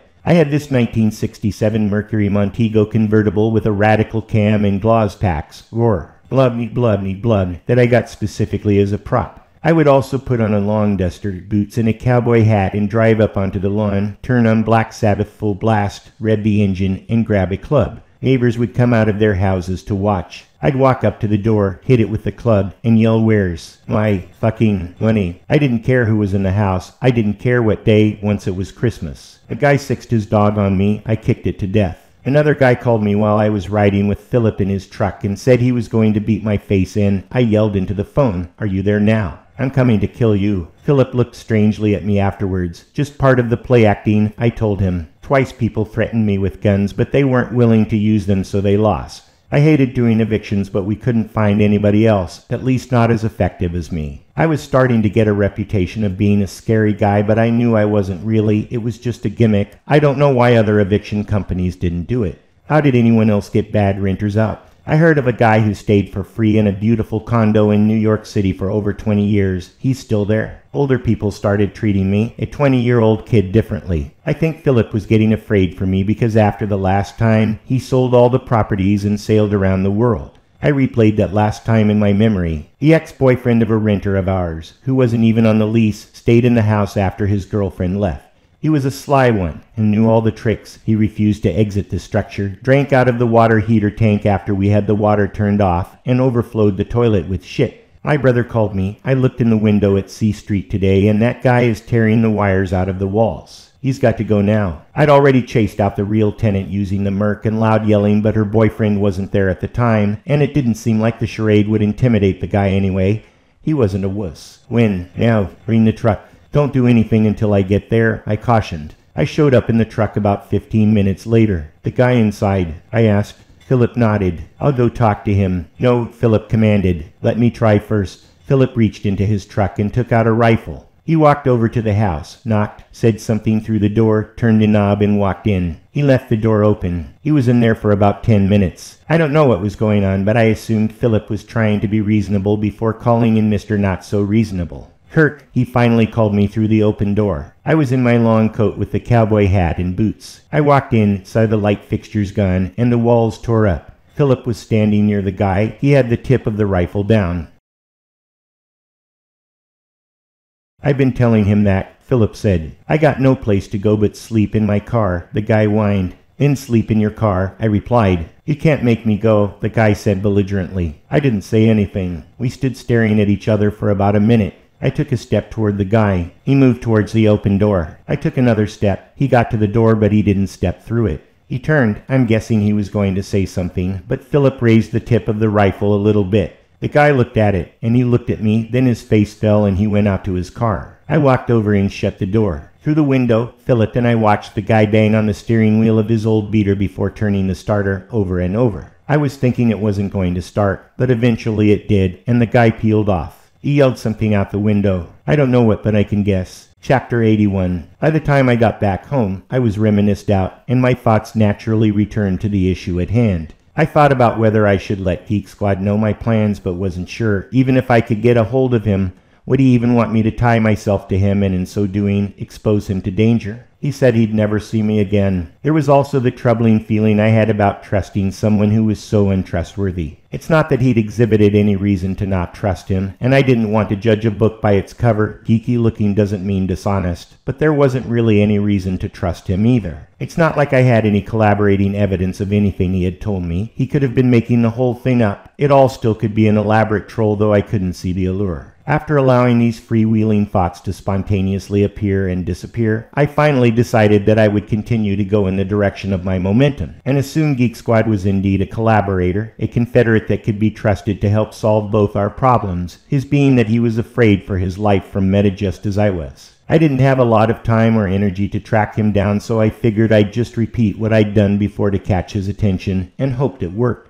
But even if it didn't, I couldn't see how that would change what I was going to do. Therefore, I posted into all the same websites and forums I had the first time, encoding the important information and facts only he would know, just in case, on the remote chance that someone else, Meta in particular, was interpreting the message too. I kept myself from thinking who else that might be. The message assumed Geek Squad had been following my social media traffic, and could deduce my intent to set a trap based on knowledge only he and I had of the situation. I planned to deal with our mutual friend. If you've been watching my posts, you know where I'll be on which day. The time will be 6 hours after the time we met before. Whether you come or not is immaterial. I only give you the option. I'll deal with it myself otherwise. I tried not to think of him as Geek Squad. It was uncharitable, but I couldn't help myself. I also couldn't stop suspecting him of being behind all of this, but it seemed too complicated. I've never really been a believer in Occam's razor, the idea that the simplest explanation is the most likely, because almost everything I was involved in required complicated answers: computer science, medicine, law. Laymen always assumed the answers were simple because on television they'd watch a teenager hack national security systems with toy computers, and doctors cure bizarre life-threatening diseases in less than an hour. And law was always clear-cut. The handsome, dark-skinned boy who was doing good in school was just minding his own business when racist white cops arrested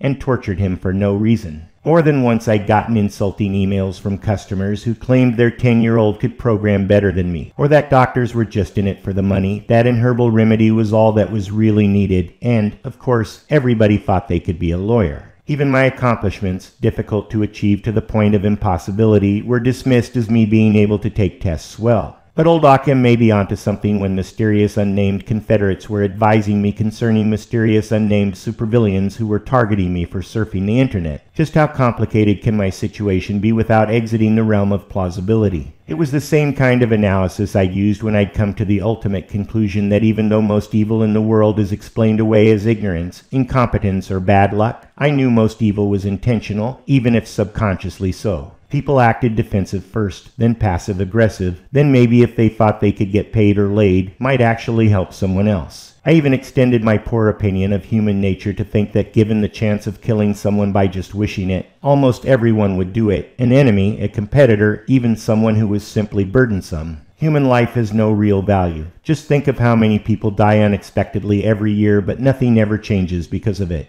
You'd at least think there would be a zigzagging GDP or change in fashions. That's why part of me wanted Geek Squad to show up. I needed the validation that I had at least some influence on him and maybe he really was trying to help. But the better part of me would just as soon he didn't respond in any way, perhaps not even see the message, so that there were no uncontrolled variables. Whatever happened, show or no, after the last post, I ended that train of thought and through any further contemplation of a comrade in arms out of my planning, I would do this myself. I'd been down the self-reliance road hundreds of times, thousands probably, some just as problematic as this time, and I was sure I could accomplish anything I set my mind to, as only a full maniac can be sure. The best part was, I was looking forward to it with an anticipation hotter than I'd ever felt before. Chapter 82. I took a power nap, something I've always been adept at. It was closer to 2 hours rather than my normal 15 minutes and awake because I hadn't slept the night before. I got into the bathtub and turned on the water, the sound reverberating in the small, flat-surfaced room. It always provided sense of isolation and calm. I often worked on a laptop perched on stool next to the tub that I kept in the room for just such utility, always expecting the electronics to crap out on me, especially when steam filled the room. But so far so good. Bathtub time was special. It was for tasks that were too boring or required a lot of concentration. First stand on my toes until the water was hot, then sitting on a rubber mat to keep from getting sores where my pelvis supported my weight against the porcelain. I would set the water volume to match the job I had in mind. The bigger the job, the slower the faucet filled the bathtub. The ideal was to finish up what I was doing just as the water reached my chest. Then I would close the laptop and lie back in the hot water. Once in a while, when I was feeling sentimental, I'd pour in some bubble bath, something I always enjoyed as a child, and immerse myself in foam up to my shoulders. Mr. Bubble was my favorite. I sometimes put my head in the bubbles and pretended to breathe underwater like when I was 5. It always worked to get at least one humorous snort. Sometimes I read a book in tub, the steam distorting the pages if I laid there long enough. But books required immersion into somebody else's story. I had my own script going on now, no room for fantasy when reality was at hand. Today, however, I did none of these things. Instead, I simply laid on the bottom and let the water slowing rise, incrementally covering my hands which were flat on the bottom, then my arms, then finally the tickling as it crept over my chest. When I was completely immersed, I sat up and went through my daily routine of washing my hair and shaving. It was very methodical. From deep in my muscle memory, I couldn't even recall doing it when I stood, grabbed a towel off the rack and got out to stand dripping on the woolly floor mat. After drying my hair and brushing my teeth, I dressed in my habitual Levis and zipper pocket shirt. Not the same one, I had a dozen of them in different colors. I'd chosen a gray one because that's how I felt today. Then I paced around the apartment for the rest of the afternoon. Pacing was another way to remain calm. Being relaxed means my thoughts were benign and ponderous, transitioning from innocuous topic to innocent contemplation. The rhythmic stepping was also hypnotic. These were all tactics I'd used many times before when a monumental challenge was ahead. When the time came, I turned off all the lights, locked the door behind me, and fetched my car out of the garage. Me and the Avanti, the engine growling, slipped away unnoticed by anybody, driving north on the 880. The lights of Oakland at night are like a lace tapestry that lays before bay with the skyscrapers of San Francisco just visible on the boundary. There was a distinct pattern to the streets and crossroads that reminded me of a circuit board. I didn't know if the lifeblood of the area, tech, specifically computer tech, influenced my interpretation. I'd certainly seen a lot of circuit boards in my day, but had never really equated them poetically like that before. I could smell the peat from the Stockton Delta mixed with the salt air of the sea combined with the perfume of California white sage growing on the hillsides. The moon was only visible as an outline in the high mist which had not yet settled onto the landscape of Olinda County. I'd crossed over this pass countless times traveling between the big San Joaquin Valley, the world's breadbasket, to Silicon Valley, the hub of the technological world. Obviously, if there was a place to be in the world if one was searching for wealth, fame, or ambition, this was it.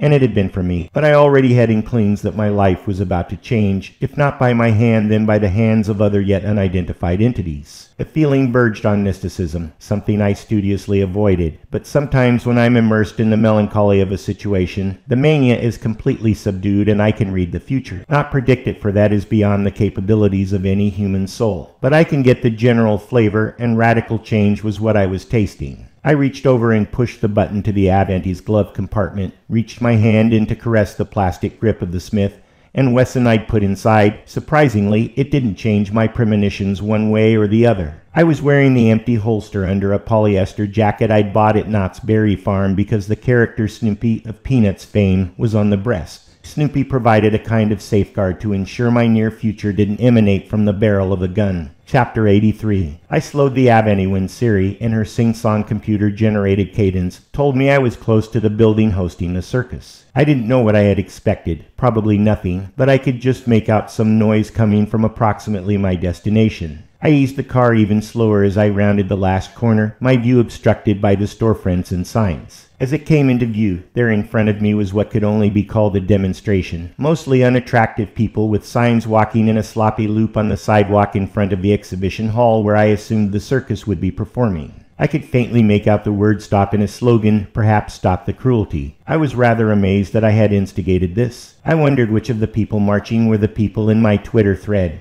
I was so surprised that I had stopped the car in the middle of the street and was just watching. Maybe my mouth was hanging open. I was jolted out of my reverie by a car horn. Looking in my rearview mirror, I could see an impatient guy in a Prius staring me down. I waved back and got underway, the Avanti growling juxtaposed against to the Prius silence. I made a U-turn and drove to a city garage I'd passed a couple blocks back. It would keep the car relatively safe and out of view. I didn't know if Meta was here or if he suspected this was a setup or was just meticulously careful. I assumed he knew what I drove, since he knew everything else. Avantis are definitely not the car of choice of thieves or assassins anywhere. It was chilly but not cold out, so I didn't need my jacket except to hide the bulge the holster made under my arm. I walked casually down the street, made a right in the direction of the demonstration, coming closer to the raucous group until I was within close enough range to make out the individual marchers. I stood watching for a while, trying to recognize any of the faces from their Twitter profiles, and was able to pick out a couple that seemed familiar. The older woman who was leading the chant definitely looked like Sim. Vociferous. People like this are doing it primarily out of selfishness, hiding in sanctimony. It's not altruistic to make yourself the center of attention. At least that was my considered opinion. I didn't know any Crusaders well, but the ones I'd met casually were not impressive personalities like Martin Luther King. From the misinformation I'd heard of MLK, he was probably a charlatan too, or at least had ulterior motives that significantly impacted his saintly reputation. But what did I know is that the winners write the history, and civil rights had become America's new religion. Regardless, he was famous, and that deserves its own respect. Nobody who I'd ever met was famous, or even infamous. None of the people traipsing around in front of me could possibly be either. What a parade of mediocrity, many older women. They always seemed to have opinions worth expressing in public. A few older guys, all effeminate looking. I wondered if they lived in apartments full of cats. I'd guess most were from San Francisco. To get these many people off the internet all in one place, it would have to draw from a large local community of like-minded people. The kind that specifically moved across country to congregate in liberal coastal cities, San Francisco being the crown jewel of kooky. All the marchers wore at least a sweater and some wore coats. They'd got to be burning up. It wasn't that chilly and they were moving around. Though the sun was low in the west, it would be dark soon. Nobody seemed to notice me standing there. The picture I used in my profile on Twitter wasn't me, it was Teddy Roosevelt, but few ever recognized it as such. I would guess these people were waiting for a middle-aged, overweight man wearing a monocle and dressed like a vintage clothing store owner. It dawned on me that nobody there looked much different than my Teddy picture. He wouldn't even feel out of place if he transported out of the grave to the 21st century. I spent a moment longer giving each person at least the courtesy of an attentive audience. That's why they were there after all. Even though it was under false pretenses, I was responsible for instigating it. My guilt assuaged, I walked past them and looked for a way into the building. Chapter 84. The man was not a pet person. He already didn't have enough time in a day to get everything he wanted to do, let alone take care of animals, and he certainly didn't require a dog for the inexhaustible adoration they provided self-esteem impaired owners, so he had been leaving this encounter until last while he researched how to do it. It had been fortunate timing when the opportunity had appeared, and so convenient. Like a gift laid before him, social media was abuzz with information about circus dogs, when, where, and how long, perfect for his needs. He'd visited the night before through the service entrance to reconnoiter the situation dressed as a janitor. He knew where the dogs were, that they were mostly unattended, and when the trainer visited them. The dogs were in individual cages behind a curtain on the other side of the performing ring. The ring and cages were encircled by a tall black cyclone fence with entry doors on 3 sides. The curtain was open except during showtime. Making sure the door was closed behind him, he entered the enclosure. He had brought a pick to unlock the cages, something he was adept at, but there was no need. The doors opened with a simple turn of the handle when he tested them. He went from cage to cage. The dogs didn't emerge, so he moved to the side and threw a piece of meat on the ground out in front of them. The smell was enough to lure out his small poodle Cross, who gobbled it down greedily, triggering the rest of the dogs to quickly scamper out of their own cages and begin investigating for more of the treat. The man tossed another piece of meat just over the pack's heads so that they could see and probably smell it.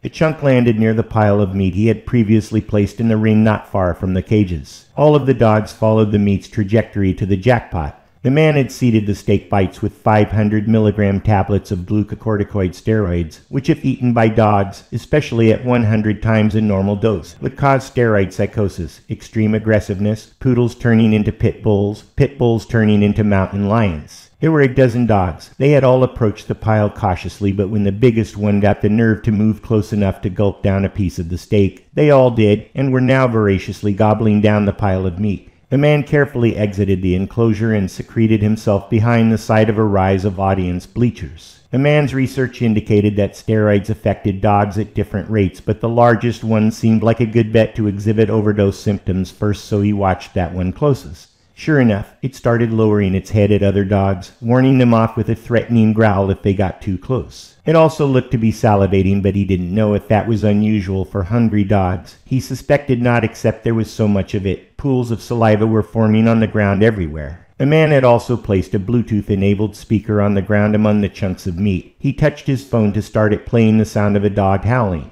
The sound reverberated around the building. This started all the dogs howling, not together, more like punctuated screaming. A minute later, the trainer ran into the enclosure from the back, stood by the cages panting. "What the fuck's going on here?" The trainer yelled at the dogs. The trainer stopped, watched for a moment, then commanded, "Heel." The dogs didn't obey or even react, probably because the trainer's voice was drowned out by the inaudible to humans but intensely amplified dog frequency mixed in with the Bluetooth howling. The trainer didn't notice the speaker or even suspect it was there. Exasperated, the trainer marched over to where the dogs were. From where the man was positioned out of sight, he could see the trainer notice the remaining chunks of meat on the ground and halted, surprised. The trainer was standing ideally where the man wanted, so he touched his phone to turn the howling into growling. The dogs, thinking the trainer was threatening them, growled back, especially the biggest one, whose stance had become overtly aggressive and whose movements had become wolf-like, back-arched, teeth exposed. hair standing out like a brush. The trainer, seeing this, commanded the dogs to silence. Down. He yelled. The man used it as a signal to start the last sound, a loud, rapid, frightening bark that sent the large dog into a frenzy. It leaped at the trainer, crazed, jaws wide, dripping saliva, latching onto the trainer's arm. The man could see blood flying even from his distant vantage point. With the intense barking coming from the speaker and the commotion going on in front of them, 4 of the other dogs jumped in too, tearing, gashing, biting the trainer, who continued to yell at them to stop. The frenzy was too much, and all the dogs joined it. The trainer went down quickly after that, no longer yelling. The man waited a minute longer to ensure the carnage was complete, then casually turned off all Bluetooth sounds. Only the dog's noisy chomping remained. The meat was gone, the speaker innocuous with no hint as to the sounds it had played. No one would figure out what had really happened here. The event was a complete success. The man could smell blood. Most of the dogs were now milling around, agitated by the drugs and events. A couple, the big one included, still feasted on the trainer. A man walked away, satisfied his mission had been accomplished. Chapter 85. Holmes had spent the last hour intensely peering into the big monitor in the surveillance room. Yates was seated nearby, her legs crossed, leaning back in the soft executive chair drinking a cup of coffee. She was more casual but equally interested in the demonstration going on at the circus stakeout. It was only a 40 inches monitor, but it was HD so the faces of the marches could be made out. It was easy to tell the woman behind the bullhorn was the organizer from her Twitter ID. Several of the other marchers were also identifiable through Twitter profile pics. Do we have any other angles? Holmes asked. And can I zoom in? The tech in the room, Terrence, Holmes thought his name was, said, "We've only got a request for the single camera." It was either put it in an unmarked vehicle out front where all the action is, or put it in the back. Do we got somebody in the back? There's only the one car. The intel on this is poor. It's essentially just your hunch. You were lucky to get that, Terrence said. Holmes didn't think he liked Terrence. He was right, though. Nothing to see here so far, and it was only a hunch. After they'd got the warrant to tap Longfellow's IP usage, they'd discovered him obviously setting up this event under false pretenses. He was no animal lover. This was a hit. Holmes knew it in his bones. There he is. Yates was the first to spot him. Clear as day, Longfellow walked into the frame from the opposite side of where the camera was positioned, but his profile was clear. "Fuck yeah," Holmes exclaimed loudly. I told you this was a setup and our guy would show. I was right. The figure in the frame stopped walking, watching the demonstration just like they were. Is he going to talk to them? Yates asked. He's not there for them. That's why he used the bogus profile pic on Twitter. He's using them as a diversion. He's got something else up his sleeve. Longfellow started walking again. He skirted around the loop the marchers were following, was obscured by them. "We need to move the camera," Holmes told Terrence. The officer talked into his headset. "Got him. We need more people there. Somebody needs to follow him. Can we get one of the guys in the car to go after him?" Tim talked into his headset again. The frustration and anticipation of the detectives in the surveillance room was palpable as they waited for the camera's position to move or some message from Terrence. Holmes had his eyes glued on the screen when he jumped out of his chair. "Jesus fucking Christ, it's the goddamn janitor," Holmes exclaimed. "What?" Yates asked, uncrossing her legs and leaning forward. "Pull up that video from the suicide. I guarantee it's the same slimy motherfucker." Terrence was still concentrating on his mic, so Holmes turned around and began typing on his laptop that was on the table behind him. "I got this guy on the suicide's apartment video. I left it on the server even though I was supposed to check it back in between viewings, but I wasn't done. Something about that guy was hinky. Where's his fucking truck full of cleaning shit? He's got a goddamn mop but no bucket. Where's the fucking water going to come from? Was he going to spit? And the timing is fucking perfect. Not one soul around when the Vic offs herself except this motherfucker, and the camera on that floor convenient goes on the fritz just at the wrong time. This is our guy, not that egomaniac Longfellow. In fact, I think Longfellow's going to get himself whacked if we don't do something." They both turned to stare at Terrence, who was listening to the exchange with interest. He raised his eyebrows. Things had just started to get very interesting. "Are there any squad cars near there we can send in as cavalry?" Holmes asked him. Terrence went back to his microphone. "Maybe the janitor guy's in cahoots with Longfellow." Yates asked the obvious questions. "Maybe this is the guy he's luring in. Maybe it's a coincidence. Maybe that's not the same guy. That's the same slimeball," Holmes snorted. "How many guys got a bird nick like that? And there's no such thing as a coincidence this big," he continued dismissively. "Guy's there at the girlfriend's apartment when she gets it, and the same guy happens to slither in just now. So it's a..." Yates asked. The figure on the screen went the opposite direction of Longfellow around the demonstrators. He didn't hesitate.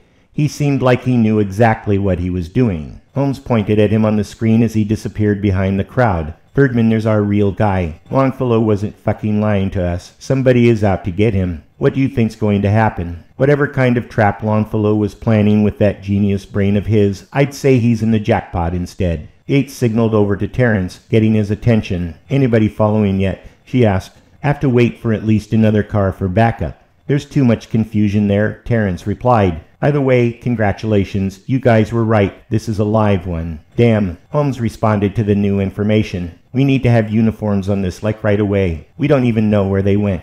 They're probably going into the building, but 20 minutes from now somebody's going to be dead. And I'm betting it's Dr. Longfellow, Esquire." Chapter 86. The building was made of concrete slabs, the tip-up kind popular for municipal construction done in the last century. The entry was two poured concrete arches channeling foot traffic through four walkways, then a series of double doors interspersed by glass walls. On each side there were 3 ticket windows, all but one long since boarded up. There were posters in the windows for the ringside circus held up with Scotch tape. The insides of the windows were covered with the remnants of Scotch tape from past events at the venue. There were street stains under each fragment where cleaner had caught and dripped down when the windows were washed. I tried a couple of the doors. Not only were the doors locked, I could see chains wrapped around the push bars on the inside, preventing them from opening enough to get in even if they were unlocked. All the doors were also chained, probably until they were ready to let in attendees. Obviously, there was another way into the building for staff, one less obtrusive that janitors and delivery people could use. These places had to have a constant stream of people coming in and out of them during the day, acts setting up, management overseeing the bookings, repairmen, inspectors, police, etc. I went to look for such an entrance. Around the side of the building, the noise from the chaos out front was muffled considerably, which allowed me to think more clearly. I'd always been bothered by noise. I was never one of those students who listened to headphones while doing homework, and if there was a hoot owl howling outside my window all night, I wouldn't get any sleep.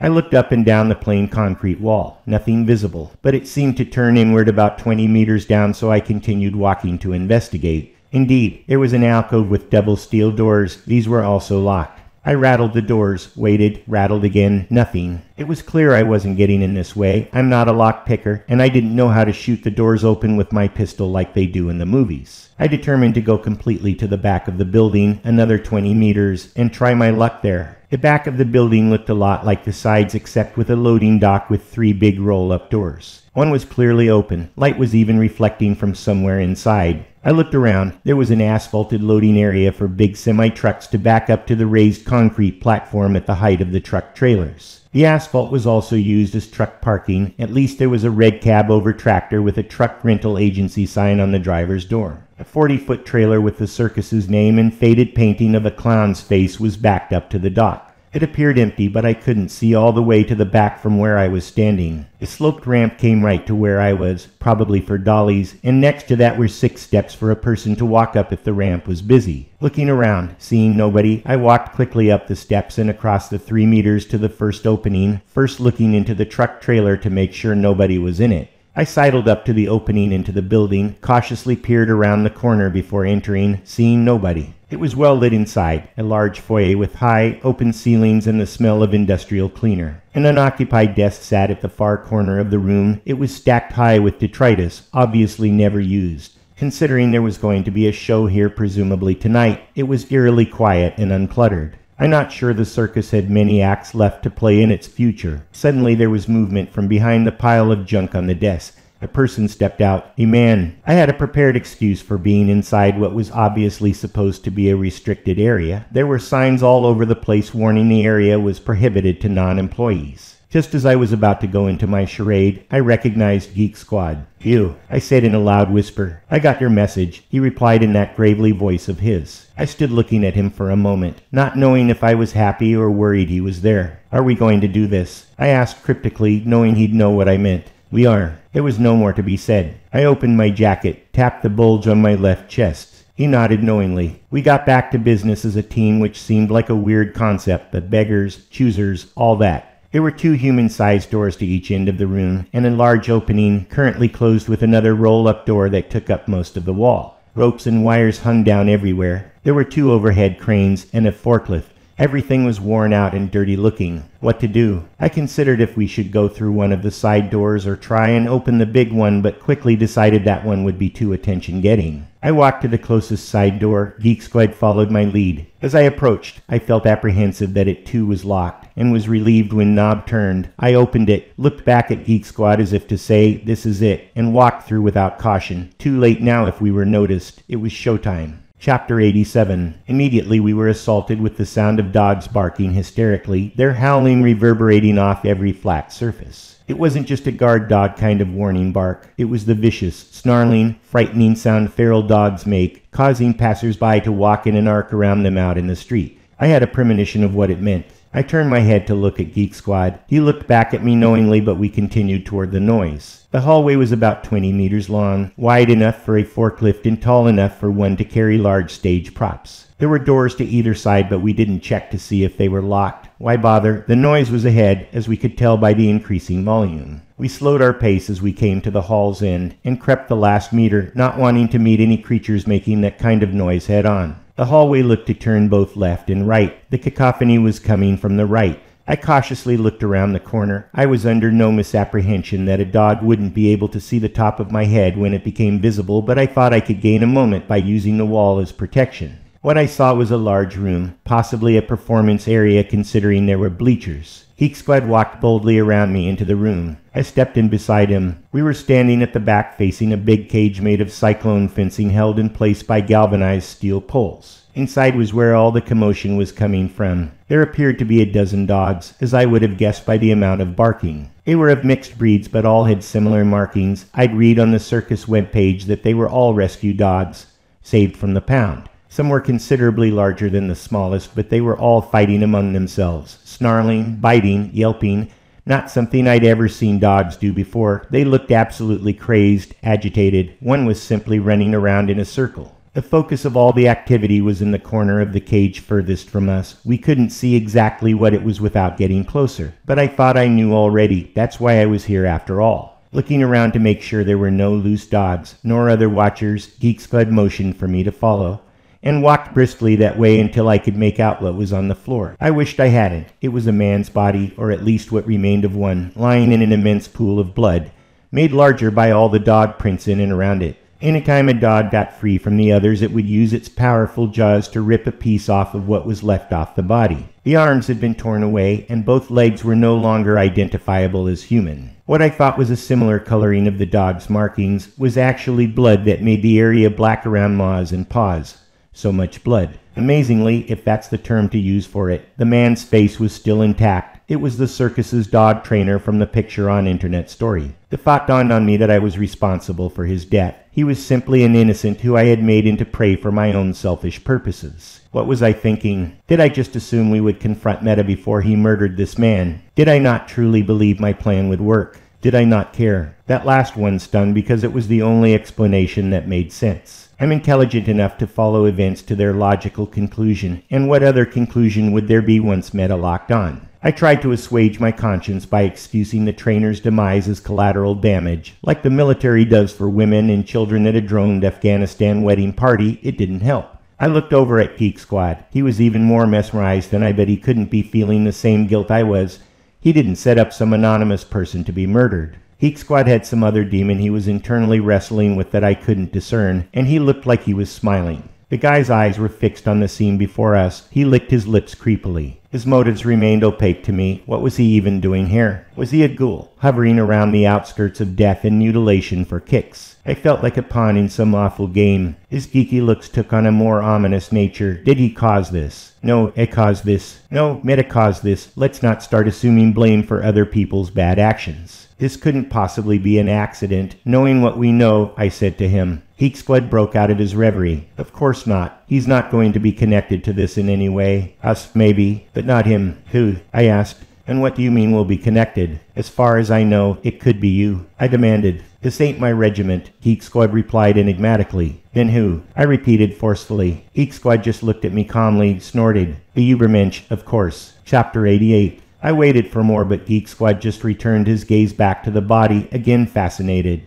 I'd had enough, and didn't feel safe being so close to him. I have the gun, but maybe he did too. Maybe he had a knife. Maybe he'd just strangle me. His arms looked powerful, even though he was odd-looking. That didn't make him anything close to harmless, the opposite if anything. I'd met people like Geek Squad before, highly intelligent and competitive but insincere and disingenuous, played chess at a high level but nobody liked to play them. They had a lot of the attributes of clinical narcissism, the real kind, not just a high opinion of oneself. People who know they're better than the general riffraff and manifest their superiority with disdain towards them. The only pleasure I took from my interactions with narcissists was the sweet feeling of schadenfreude when they suffered the consequences of underestimating me. True narcissists could never be stoics because they had no virtue, a lack of both serenity and wisdom. Though the trait is often discussed in psychiatric circles, the one thing about narcissists that was never talked about in the literature was how dangerous they are. "Let's split up," I said. "This couldn't have happened very long ago. We heard it. If your so-called Übermensch is still here, we have a better chance of catching him before he gets away." "Okay," Geek Squad replied, not looking at me, his eyes still glued on the gruesome scene in front of us. I didn't know what Geek Squad intended to do if he was the one who caught the Übermensch, but he didn't seem reluctant to go on his own. I considered that I might be better off sticking with him, 2 against 1, but then it occurred to me that the 2 against 1 could just as easily not be in my favor. However, before I could reconsider, Geek Squad abruptly turned and walked away towards the other side of the stage area without any further plan formulation. He didn't even wave or say good luck. What the fuck? I watched him walk away, looked around for my options, then decided to go the other direction down the hall. This time even more cautious than before because now it was almost certain the Übermensch was here too somewhere, probably not too far away. It seemed more than remote that a man would be coincidentally killed by dogs just as I predicted would happen when I set up this troll. I obviously had not thought it through because I was not prepared to be the cause of somebody's life ending. I had no responsibility for the other deaths. Elaine, my grandfather, those weren't on my head. They were completely the actions of another, but I was the instigator in this case. It felt strange. I didn't know if there was an emotional component to my thoughts or simple analytic curiosity. A familiar question I often posed myself, and one I wasn't going to be able to answer this time either. It had been days since I'd had any lithium, so all the torpedo tubes were loaded. I went through the ritual of lighting up a cigarette. As I took the first breath, I was enveloped in the invulnerable force field and could feel the berserker enter my body, pushing out cogent thought to be replaced by raw emotion and rage devoid of fear. It was probably the multiple days of constant adrenaline, or maybe the anticipation, or possibly the danger, but I didn't need anyone else to tell me I was at peak mania. My mind was racing thoughts and chaos, a buzzing hive of angry bees, and my euphoria was pegging the meter. These things bring confidence and resolve, which is probably the secret of successful warfare. Turn your soldiers into berserkers and no army can stand against them. Each step I took with purpose, a tingling coursing through my brain each time my heel hit the ground.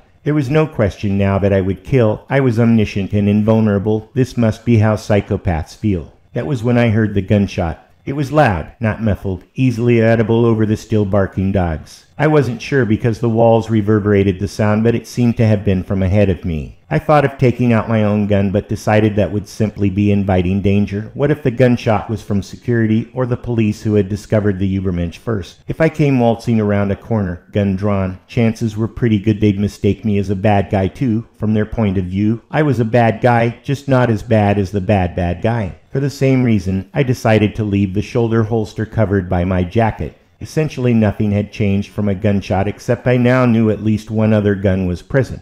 There were only 2 doors in the hallway before it turned again, probably to empty into the other side of the stage. Maybe that's where Geek Squad went. Maybe Geek Squad had shot the Übermensch, or vice versa, more likely versa. In either case, I thought the sound had come from the side of the building the doors were on. I was almost in front of the first door. It was closed. I considered trying the knob, but that would give me away. And it seemed like the shot had come from ahead of me, so I walked to the next door. It was open all the way. I could tell that even before I got there. I didn't slow my stride. I didn't stop and consider my options. I didn't hesitate. And when I got to the door, I didn't put one eye around the sill and scope out the situation. No, I did the opposite of the logical thing. I dropped the cigarette to the floor, smashed it out with the toe of my shoe, and walked boldly in. There was nothing logical going on in Berserker brain. As I stepped around the corner, I put my finger on the trigger of the Smith & Wesson still in its holster under my jacket, my palms moist, beads of perspiration on my brow. The vibration running through my body caused my vision to blur, but my mind was crystal clear. Everything was slowed down to half speed, 1/4 speed, even sounds were stretched and distorted.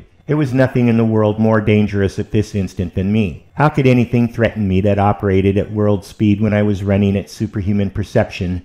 There was no weapon more lethal, no resolve so firm. I owned the world. Chapter 89. Dogs were continuously barking in the background as I entered the room to the acrid smell of gun smoke. I did a quick scan. It must have been for storage because the walls were bare, lined with brown corrugated cardboard boxes stacked atop one another, a sample of their contents perched on the topmost box. Plush toys of animals, lions, tigers, and bears, probably for kids, probably something the circus sold in its gift kiosk, even though the only animals it had were cannibalistic pound mutts and fleas. Then my gaze was arrested by the sight of a body on the floor. I didn't have to walk closer to be able to tell that whoever it was clearly dead from a gunshot wound to the forehead. A dibble of blood went from the small hole down its cheek, pooling in a large dark red disc under the nose. It was a man, eyes still open. He was dressed as a janitor. I had no idea what the caliber of the bullet that had entered his brain might be, nor even if it had come from a pistol or a rifle. But since there didn't seem to be an exit wound, I assumed it was from a small handgun. However, the hole seemed too large for that, at least from my experience working GSW. Gunshot wound. Patients in Highland Hospital in Oakland, the GSW capital of the U.S., when I was doing rotations in the emergency room there during medical school. One time while I was on night duty there, a banger rushed security, shot a wounded rival in the head laying in a gurney by the door and got away. That was about the same size entry wound, but the back of the patient's head was blown off. Who was this person? Belatedly, my head swung around the room to see if the killer was still near, possibly targeting me next. But the room was vacant besides the body laying awkwardly on its side. It was probably somebody who was in the wrong place at the wrong time, just getting some stuffed animals prepared for tonight's show, and look what happened. Not that there was going to be a show tonight. The dog-eating thing was way too much of a buzzkill. Surprisingly, the last of the brain amines were used up and the berserker quickly drained away, leaving me only an empty container. I stood there motionless for a full 10 seconds before walking closer to the body, stopping at the blood's perimeter, not wanting to step in it. I didn't know what to do. Call the police, I suppose. Even if at first they thought I did it, my pistol hadn't been fired, and there was no evidence I couldn't explain away. And maybe they had video cameras posted around this place. Almost all venues do nowadays.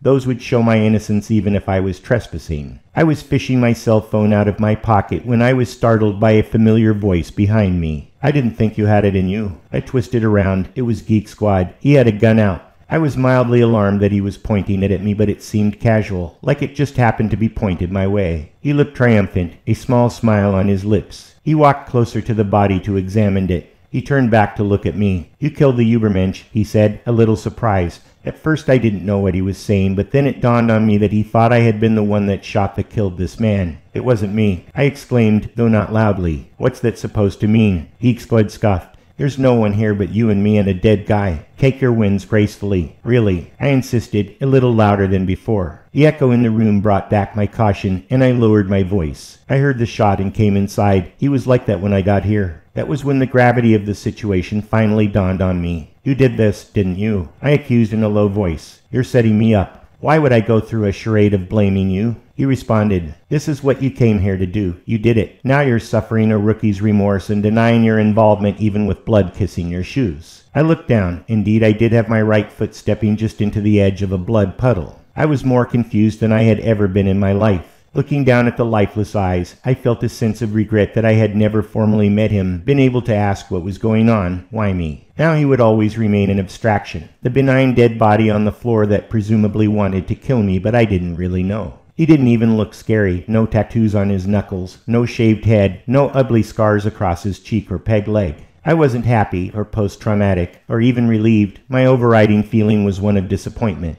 Nothing I'd ever done had prepared me for this, not being a lawyer, not being a doctor, not being an epic troll. I thought I knew how a caged animal felt, trapped by surprise, hysterical to get out. Chapter 90. I'd never noticed it before, but air has weight. I could feel it laying on the top of my head and on my shoulders. It was also squeezing in from all sides, causing me to sweat. It was getting thicker. I could hardly breathe. Geek Squad was mumbling about something, but the air pressure in my ears muffled the sound. When I was a kid, I had to go to the dentist a lot because of bad teeth, something genetic. It was a nightmare of pain and apprehension. There was nothing in the world I hated more than going to the dentist. No non-mutilating torture is worse than what I received at the hands of supposedly trained grown-ups, but had gotten negligent from their endlessly repetitive job. A new dentist must have still been conscientious enough to notice my intense agitation as I climbed into the imposingly technical operating chair, almost paralyzed in fear, and he gave me my first whiff of laughing gas, nitrous oxide. It didn't matter that the anesthesia wasn't working. I didn't care. Wow, that's how I learned why people like drugs so much. The feeling was the ultimate in relaxation of both body and thought. Now I seek dentists who use the gas and luxuriate in root canals and other dental surgeries. I actually look forward to it. Nitrous became my favorite gas, second only to oxygen, and why it appealed to me when I learned it would also turn the Avanti into a rocket. Strangely, even without the gas, that's how I felt now. I found myself staring at the stuffed animal toys on the boxes. I observing that the tiger might instead be a lion and the horse was probably supposed to be a giraffe when my hearing returned to normal and I could clearly make out what Geek Squad was saying. Regardless, you performed well and I'm not going to kill you, he was saying nonchalantly. It took a moment for the blanket of pressure I was wrapped up in to completely dissipate. What? I replied incoherently. I was exhausted and confused, my body a weight I could barely keep standing. I returned my gaze to Geek Squad, who was looking at me condescendingly. It was all my doing, he began, looking right at me, pride in his voice. Your job was to lure him here so that I could kill him. Geek Squad smiled and paused a moment. This whole thing was orchestrated by me. He explained, nodding his head slightly in self-congratulation. If he'd been a peacock, his tail would be on full display. I noticed your online searches, researched you, and determined you would be the perfect tool to expose him. He wasn't after me, I asked, confused. He probably didn't even know you existed, Geek Squad said dismissively. You were just supposed to use your specialized talents to lure him out, then I'd deal with both of you. The fact that you killed him for me is kind of disappointing, but it does save your life because now I don't have to set you up as the killer since you really are. I was trying to comprehend what should be obvious. You were trying to kill him. Everybody tries to kill everybody, Geek Squad muttered.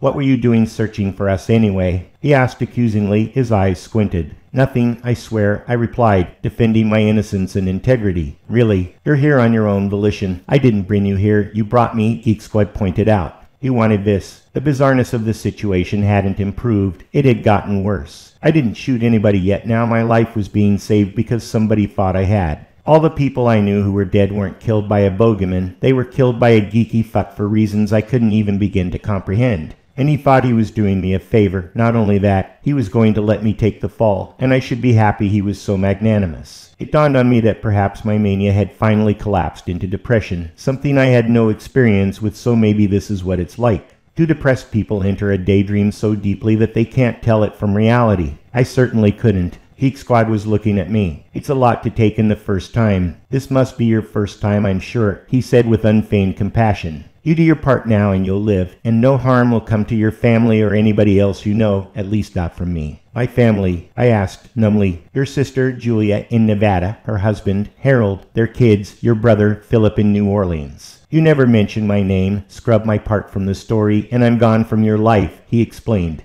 At least until we meet again under different circumstances, he added, suggesting something I was just getting to understand. This is what these people did, murdering others and each other. Geek Squad must have noticed the recognition in my eyes because he rhetorically asked, you didn't think you were the only one. You must have assumed there were more of us, right? That's why you started looking in the first place. I nodded numbly. But I didn't kill him, I repeated lamely, trying to claim absolution. You need to have your story prepared when the police show up. They'll be here soon, I'm sure. I'm surprised they haven't already shown up. He looked at me with a kind of regret. Actually, I hope we never see each other again, he said as a kind of finale. Still stunned, I looked at him, then down at my shoe in the blood, bringing back all of my senses. I noticed I was standing on the blood, not in it. I tapped it with my toe. It was rubbery. What the hell? Chapter 91. The sound of Geek Squad's gun clattering on the floor arrested my attention, and I looked back up to see what was going on. I was going to mention the rubber blood, but didn't say anything because he looked so odd. His eyes were wide open, the pupils showing all around, and his mouth was a rounded O shape, like a comic book character that was shocked at something it had seen. He was silent but for catching noises in his throat. I watched confused, not knowing what to say, waiting for a clue. Geek Squad looked down to his chest, lifting his hands as if he was going to do something but couldn't quite decide what that was. I focused where he was looking and noticed something I couldn't quite believe. The end of a knife blade, around which a dark red bloom appeared on his shirt over his heart, rapidly seeping outwards. Because I was so focused on the event right before me, I hadn't immediately noticed the gory figure standing behind Geek Squad, but I did now. My line of sight changed from the knife to the knife wielder. The figure twisted the knife blade in Geek Squad's chest, and he enigmatically whispered, "Count it." I didn't know for certain what it meant, but I was pretty sure. I watched the light go out of Geek Squad's eyes, then he unceremoniously crumpled to the ground. Just like the movies, at least they got that right. The ominous figure was still standing there, of course. It was the Übermensch, still with the bullet hole in his forehead and trail of blood down his nose, both obviously a ruse. As if to prove my speculation, he reached up and peeled off the prosthetic wound, demonstrating fully that he was alive and well and self-satisfied with the turn of events, the victory by a dead man. Whatever was keeping me standing had completely evaporated. I was an empty shell standing because it would take too much effort to fall. The gun seemed embarrassing now, a toy I'd brought to squirt the big boys. Even if I'd had the coordination to take it out of its holster, the Übermensch would just swat it down. I was defenseless and alone and vulnerable, but curiously not frightened. I recognized the magnitude of the troll, an epic troll if there ever was one, and even though I was its victim, I couldn't help but take pleasure in its majesty. It was a strange feeling, being on the other side of an epic troll. I had always been the successful perpetrator in the past, established the premise, carry seamlessly through on the execution, and phase out without anyone knowing, which is the part we were in now, though it was significantly more permanent than manipulating some hapless soul online. Knowing I was next, I searched internally for whatever wisdom the whole situation had imparted. My curiosity had been leveraged, and my naivety, and my gullibility, and to be honest, my vanity most of all. Every step along the way the events had revealed the truth, that I little more than a moron compared the company I was keeping. Whatever high opinion I held of myself and my accomplishments were self-delusion. If anything, I was middle tier in a hierarchy where even Geek Squad was my superior. He manipulated me as if I was but a child ready to be told what to do by their elders. My whole life I'd gone along pitying the people around me for their denseness, for their lack of understanding, for their lack of comprehension of how to get the most out of life. It seemed so easy. I couldn't believe everyone didn't do what I did, especially when so many people seemed so unhappy. I was happy, wasn't I? Thinking about it at hyperspeed in these last moments before my life ended, I literally watched my life flash before my eyes, just like people who have almost died say. I saw my isolated childhood. I saw my isolated, angst-ridden adolescence. I saw my isolated career, and I wondered, had I been happy? And the answer was yes. I had been happy, inexhaustibly happy, unrelentingly happy, and perhaps inexcusably happy when so many other people weren't.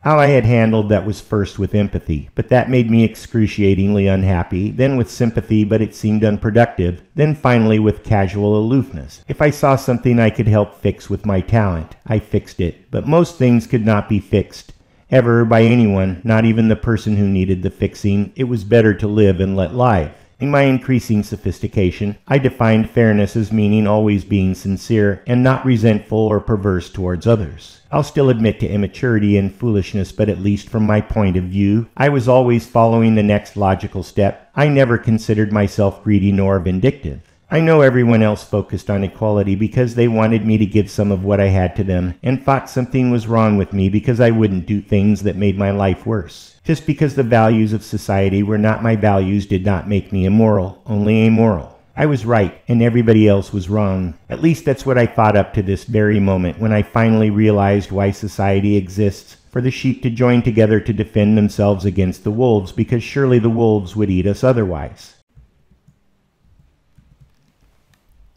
Chapter 91.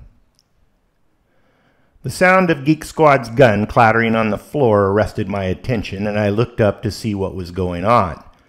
I was going to mention the rubber blood, but didn't say anything because he looked so odd. His eyes were wide open, the pupils showing all round, and his mouth was a rounded O shape, like a comic book character that was shocked at something they'd seen. He was silent but for catching noises in his throat.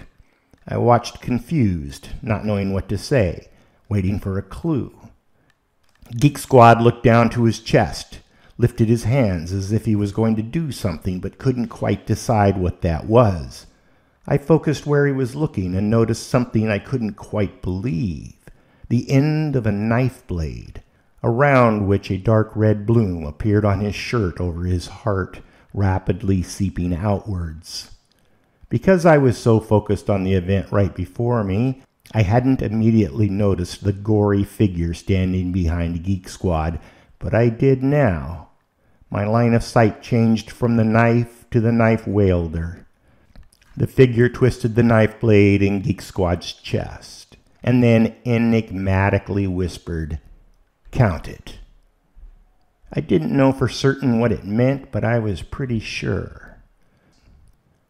I watched the light go out of Geek Squad's eyes. Then he unceremoniously crumpled to the ground, just like the movies.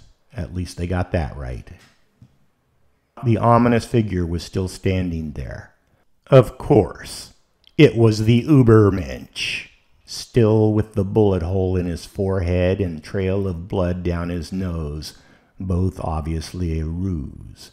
As if to prove my speculation, he reached up and peeled off the prosthetic wound, demonstrating fully that he was alive and well, and self-satisfied with the turn of events, the victory by a dead man.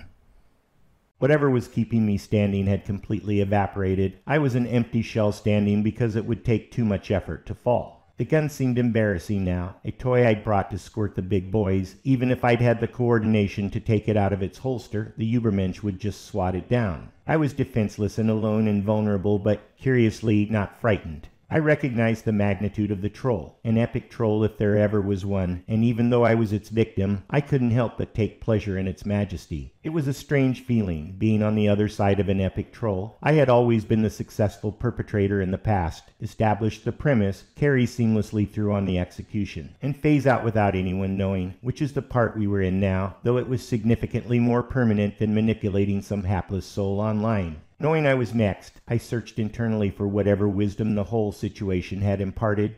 My curiosity had been leveraged, and my naivety, and my gullibility, and to be honest, my vanity most of all. Every step along the way the events had revealed the truth, that I little more than a moron compared the company I was keeping. Whatever high opinion I held of myself and my accomplishments were self-delusion. If anything, I was middle tier in a hierarchy where even Geek Squad was my superior. He manipulated me as if I was but a child ready to be told what to do by their elders. My whole life I'd gone along pitying the people around me for their denseness, for their lack of understanding, for their lack of comprehension of how to get the most out of life. It seemed so easy. I couldn't believe everyone didn't do what I did, especially when so many people seemed so unhappy. I was happy, wasn't I? Thinking about it at hyperspeed in these last moments before my life ended, I literally watched my life flash before my eyes, just like people who have almost died say. I saw my isolated childhood. I saw my isolated, angst-ridden adolescence. I saw my isolated career, and I wondered, had I been happy? And the answer was yes. I had been happy, inexhaustibly happy, unrelentingly happy, and perhaps inexcusably happy when so many other people weren't. How I had handled that was first with empathy, but that made me excruciatingly unhappy, then with sympathy, but it seemed unproductive, then finally with casual aloofness. If I saw something I could help fix with my talent, I fixed it, but most things could not be fixed, ever by anyone, not even the person who needed the fixing. It was better to live and let life. In my increasing sophistication, I defined fairness as meaning always being sincere and not resentful or perverse towards others. I'll still admit to immaturity and foolishness, but at least from my point of view, I was always following the next logical step. I never considered myself greedy nor vindictive. I know everyone else focused on equality because they wanted me to give some of what I had to them, and thought something was wrong with me because I wouldn't do things that made my life worse. Just because the values of society were not my values did not make me immoral, only amoral. I was right, and everybody else was wrong. At least that's what I thought up to this very moment when I finally realized why society exists, for the sheep to join together to defend themselves against the wolves, because surely the wolves would eat us otherwise. Chapter 92. My extraneous thoughts halted when the Übermensch came out of his reverie and looked at me. "Don't look so surprised," he said dismissively. "I listened to you two talking. You didn't also really think I was the only one, did you?" He bent over, rolled up the rubber blood. Then he looked over at me again, thinking. I could tell that whatever calculations were going on in his mind, my fate was held in the balance. I was sanguine about the outcome. I had played the game. It was my choice. No one forced me into it. I made the decision myself, and I would suffer the consequences. It was my liberty to do so, if there is such a thing. Finally, Haberman was your vulnerability. I tracked him, the Übermensch explained. Who? I asked. He casually pointed his index finger at Geek Squad's body. The eyes were still open in surprise. Blood had completely soaked the front of his shirt, looking black against the dark blue material. I've heard that because the Russian language has a word for both blue and light blue, Russians can discern more shades of blue than English speakers. That's the kind of pseudo-factoid I call bullshit on, though it is entertaining to think about. I was certain the blue-black of Geek Squad's shirt was the same color a Russian would see. It was an odd thought, the kind of left-field thinking that confused people who know me, or knew me, as the case may be. My medical training told me the knife had gone through his heart, and he had remained conscious long enough to recognize what had happened to him and who had done it. I wondered if he was angry, sad, or disappointed when he died. What would I be? Calm acceptance, I decided. Maybe some other time or place in my mind I'd care more. Now I was only mildly curious. I never learned his name, I said calmly, still looking down at the body. It's better not to. We stood looking at one another. He was telling the truth. It was him who committed the murders of your friends. It wasn't me. I should have had an opinion, but I didn't. At this point, I was just rolling with the punches. Who killed who really wasn't all that important to me anymore. They were dead. Knowing wouldn't bring them back to life. You have no reason to hate me or pursue me or consider me an enemy anyway. At least not yet, he said. Why did he drag me into this? He couldn't get me on his own. He needed you. You're one of us. He was a hack. He didn't have a plan. He didn't set goals. He had no parameters, and he was sloppy. We floated in a surreal world surrounded by stuffed bears, the smell of blood, and the barking of dogs to set the mood, barely attached to reality. I looked back up at the Übermensch, stared. It dawned on me that he was an incredibly handsome man. I couldn't guess his age because he might have dyed his sandy-colored hair, and maybe he had good non-wrinkled genes. But he was at least 40 and probably older, given the cartilage accumulation on his aquiline nose. He reminded me of someone, some portrait I'd seen before, casually debonair, the very embodiment of competence and confidence. You look like Richard Burton, I heard myself saying. The Spy or the movie star? The Spy. Thanks, but I don't have the sex cult. How many languages? 8. I could never get languages. We all have our own talents. Here we were, having a normal conversation like old friends, mutual respect, entertaining each other, except friends don't murder one another. The wailing sound of a siren started going off in every room of the building, and the dogs in the distance started howling and barking faster and louder. The trainer's body had been discovered, or our break-in had been noticed, or there was a real fire in the building. It didn't matter. Whatever was going to happen in the next couple of minutes. I was mentally prepared no matter what. Over all the din, I could still hear the Übermensch clearly. You know the deal now. It wasn't me. But I'll do everything he promised he'd do if you don't stick to the story. They'll all die, and no one but you will know why. So just follow the plan and be glad you're one of the few who saw me and lived, but not tell about it. He hesitated a moment, perhaps reconsidering his largesse, but ultimately didn't change his mind. Remember, one word, one deviation, one doubt, and our deal's broken. Look at me. Look into my eyes. You need to understand that this is what I do. If I say I'm going to kill everyone you love, man, woman, and child, that's what I'm going to do. He stared into my eyes, and I believed. I believed with every fiber of my being. I believed because I could see into his soul just like he could see into mine. And that's what I'd do if I were him. If I was in his position and made a deal, and the guy broke the contract, reneged, betrayed me, I would enact my retribution exactly as stated in the remedy section. I nodded. He saw that I saw, and he nodded back. Done. Blood brothers. Only through death do us part. A knot inside my conscience snapped. I was free of any artificial restraints placed on me by my mother, by my church, school, or society. I was truly free. I was now like him. I was a wolf. The sirens continued. A sense of urgency gripped me. The higher we soar, the smaller we appear to those who cannot fly, the Übermensch quoted. It was Nietzsche. He waited a moment to see if I got it. I did. He knew me.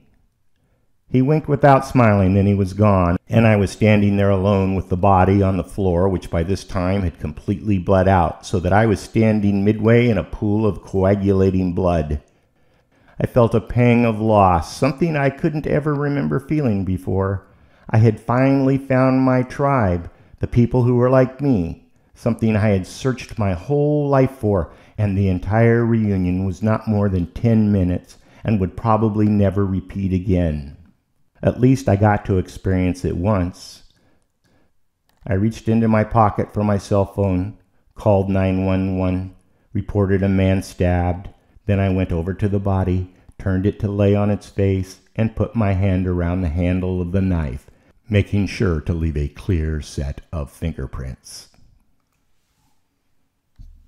Chapter 93. I pled guilty at arraignment. The judge, accustomed to an endless stream of not guilty pleas from every single defendant that came in front of his desk during a 4-hour shift, no matter how minor the complaint, looked at me confused. Mr. Longfellow, I have a note here that you're an attorney licensed in this state. I am, Your Honor. Are you being represented by anyone? I'm representing myself, Your Honor. Am I going to have to order a psychiatric evaluation? He asked half in jest. No, Your Honor. The judge turned his head slightly and looked at me through half-closed eyes. Is there something I should know about? He asked, more curious than formal. No, Your Honor. The judge, though mildly amused by the change-up of procedure, still had a long night ahead of him and could spare no more time fencing with an uncooperative opponent. Are you even requesting bail? No, Your Honor. Bailiff, the judge called, signaling that he was done with me. Normally, there would be months waiting for a trial, probably a year, but because I was admittedly guilty, I was included with the plea bargain, so only spent a couple nights in local police custody at the Oakland jail before my hearing. It was the proverbial short and sweet. I showed up, affirmed my guilt, found guilty, and sentenced to 5 years for manslaughter 2, outing 3 with good behavior. From there I was taken to the Glen E. Dyer Detention Facility, the county lockup, because it was for less transient prisoners than the city jail and maintained jurisdictional custody. I'd never been there before, even when I was practicing law. It was there that Detective Holmes visited me. I was taken to an interview room, handcuffed to the table, and left alone for 30 minutes, just me and the two-way mirror. I was dressed in an orange jumpsuit, which wasn't uncomfortable, but not having my ubiquitous phone in my breast pocket to jump out at a moment's notice 100 times a day, that was uncomfortable, and I still hadn't gotten used to it.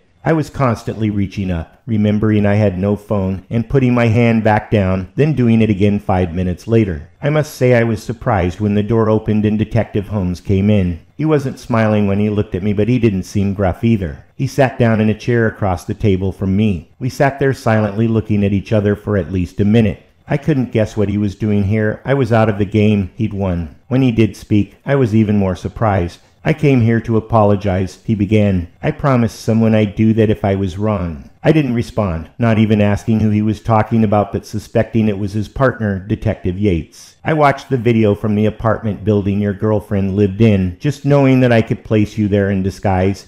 He started to explain. It was a guy about your size and height, but I just couldn't see how you could change your appearance that much. He was such a turkey, and you're a regular-looking guy. Holmes gave me the compliment as a kind of peace treaty. He didn't expect a response. I didn't give one. It was the same guy you killed. I was watching a video feed of the demonstration outside the exhibit hall where we found you and noticed the same guy going in behind you. Then it clicked that you were telling the truth, and I thought we were going to find you in there dead, not him. You triggered that alarm. I asked, not directly, but I had the officer on site do it. Holmes answered honestly. Can I ask how you latched onto me? I asked, already knowing the answer. That dating site gal guy must have been stringing along dozens of guys. That's how OnlyFans and stuff like that work. We got a tip. Said she didn't just accidentally fall out of her window. Man or woman, sounded like a little kid. Voice distortion. Now that you mention it, that seems likely. Probably that diphead who was trying to kill you. I didn't comment on his supposition. He was right, of course. Holmes kept looking at me, eyes squinted. What gets me is why you copped out. He stated, his voice betrayed his conflict. It was clear you lured him into the building to kill him. That's illegal, but you had the extenuating circumstances that the police didn't believe your story, that you tried to tell us, that you had no other choice, at least in your mind. But you didn't want a trial. Why is that? I shrugged. It didn't satisfy him, only amped him up a notch. And more importantly, why didn't you tell anyone about your meetings with Yates and me, and how we were trying to put you in the jackpot? He asked, entreaty in his eyes. I shrugged again. Holmes looked at me, beseeching me to say something. He was always an unkempt man, his suit too big, his shirt collar dirty, his thinning hair falling in loose strands over his forehead when he talked. I didn't get the sense he was stupid. On the contrary, he seemed more than competent at his job, honest, and relatively self-aware. Something was eating him. He wasn't just here to apologize. He had an ulterior motive, and I could guess what it was. When I didn't speak, he went to his final question, the real reason for his visit. There was no one else involved. Right. He stared fixedly at me. Silence. Tell me there wasn't anyone else, he asked again, hoping against hope I would reassure him, not wanting to think he was the reason an innocent man was going to prison, not wanting to wonder if he'd been so outfoxed that it made his whole career a joke, not wanting to simply be an NPC in a complex world where everything interesting was going on without him, that he was an inconsequential pawn in a game of 10-dimensional chess. Of course he was, but I wasn't going to tell him that. My face showed absolutely no expression. We simply looked into each other's eyes for several seconds before he got up and started to leave. It sparked my sense of honor, and I spoke. I kept my face passive, betraying nothing, but I thought I owed him. He needed to know I appreciated his apology. He deserved that. This is the only thing I will ever say because everything I love and hold dear is at risk. But if you continue down this road, everything will change forever for you, and not in a good way. There will be no going back. He looked at me silently for a long time, then he simply turned and walked back to the room's door. It opened. He went through. It clanged shut. I hoped he understood my words and took them as they were intended, deadly serious. Epilogue. Finn. He who fights with monsters might take care lest he thereby become a monster. Friedrich Nietzsche.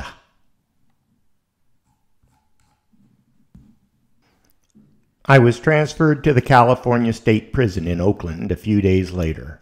Unfortunately, it was impossible for me to meet the court's expectations of what good behavior meant. The California penal system was made for me. They're too progressive to rein in the true threats to society, but they'll lock up anybody who veers outside the lines. So the prisons are 90% non-threatening nobodies and 10% heinous psychopaths. I knew how to deal with the psychopaths, and at the same time appeal to the prisoners they tormented. At first I was targeted by several gangs to either join or be victimized by them, but then they started having a string of fatal mishaps. When someone would die accidentally, all the inmates around the area would immediately walk away as a group.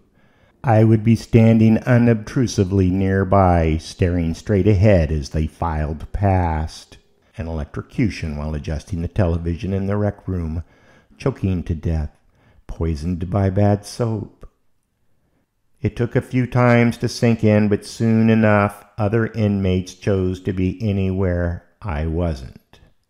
Even people who simply irritated me had a habit of dying, cut in line in front of me at lunch, have a heart attack, hassle me in the library, accidentally swallow your tongue. Just standing in my way was reason enough to get me thinking about it. I needed complex goals to occupy my mind, and killing someone in prison without being caught isn't as easy as they show in the movies. The outside world chalked it up to an opportune coincidence, but nobody on the inside did. The incarcerated are a suspicious lot, especially around a guy who sat by himself, ate by himself, exercised by himself, and never spoke to anyone except in conspiratorial whispers. That was the kind of trouble inmates just stacking time stayed far away from. After the main shot caller's unexpected, gruesome demise in the building laundry, I was politely asked by the other inmates what I wanted inked on my back. I told them. Nobody knew what I meant, but when they looked it up in the prison library, there were nods of approval.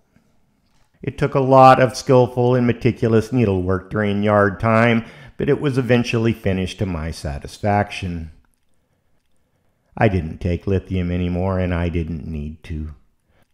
Other inmates began handing me cigarettes in the yard when they saw me smoking. I would be all alone in my thoughts, relaxing, when someone I'd never spoken to, nor probably ever would, came over, handed me a smoke, and walked away without any other interaction, no acknowledgement of the gift. Normally, cigs are used for barter, the medium of exchange for gambling debts, homosexual sex, and payoffs for protection. But I was involved in none of those things. Eventually, after a while, I started finding cartons of cigarettes left on my bunk. Nothing was asked of me. It was simply the recognition of my place in the male dominance hierarchy. I was the Übermensch of prison. Julia came to see me. She'd tried before, but I wouldn't meet her.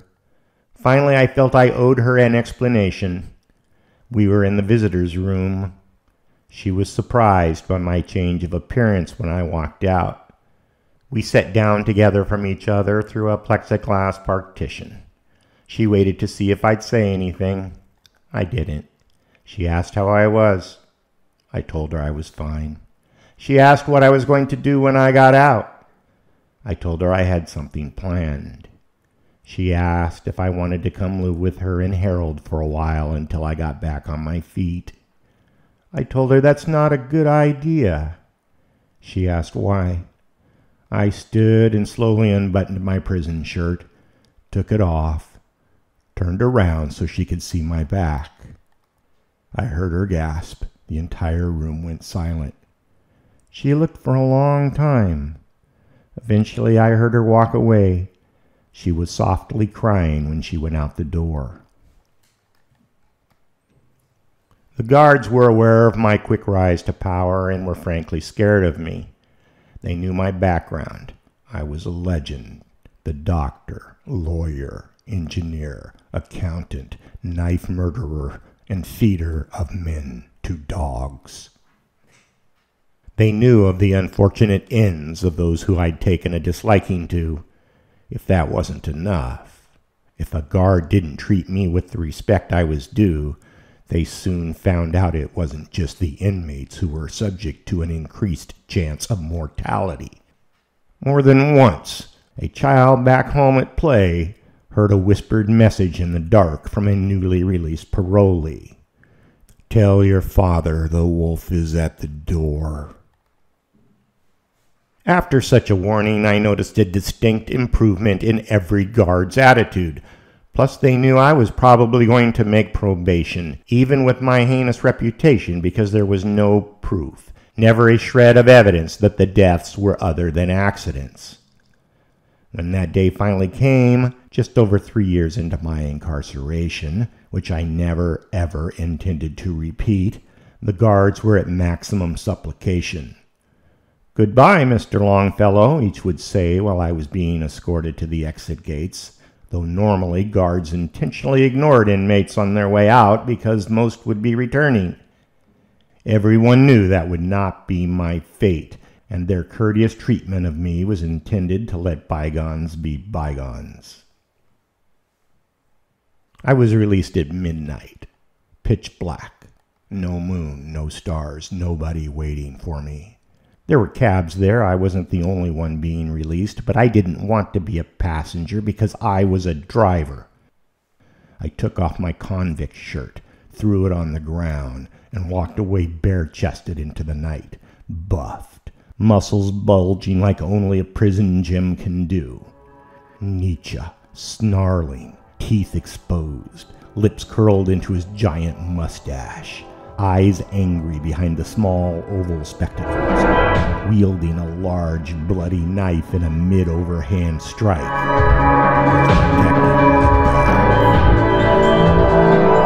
I started walking. The air smelled fresh, more so in the pitch darkness.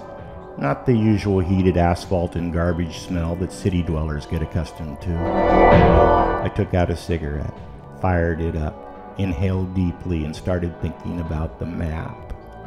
The map. While I was inside, I'd gotten a package. The prison censors had let it through because it was nothing more than a map of the United States with the names of the state capitals numbered in alphabetical order. There was no explanation except the words, "Don't be sloppy," handwritten across the bottom. I knew exactly who had sent it and why. I calculated I could do the whole route in 30 months or less. I didn't want to retire after that, though.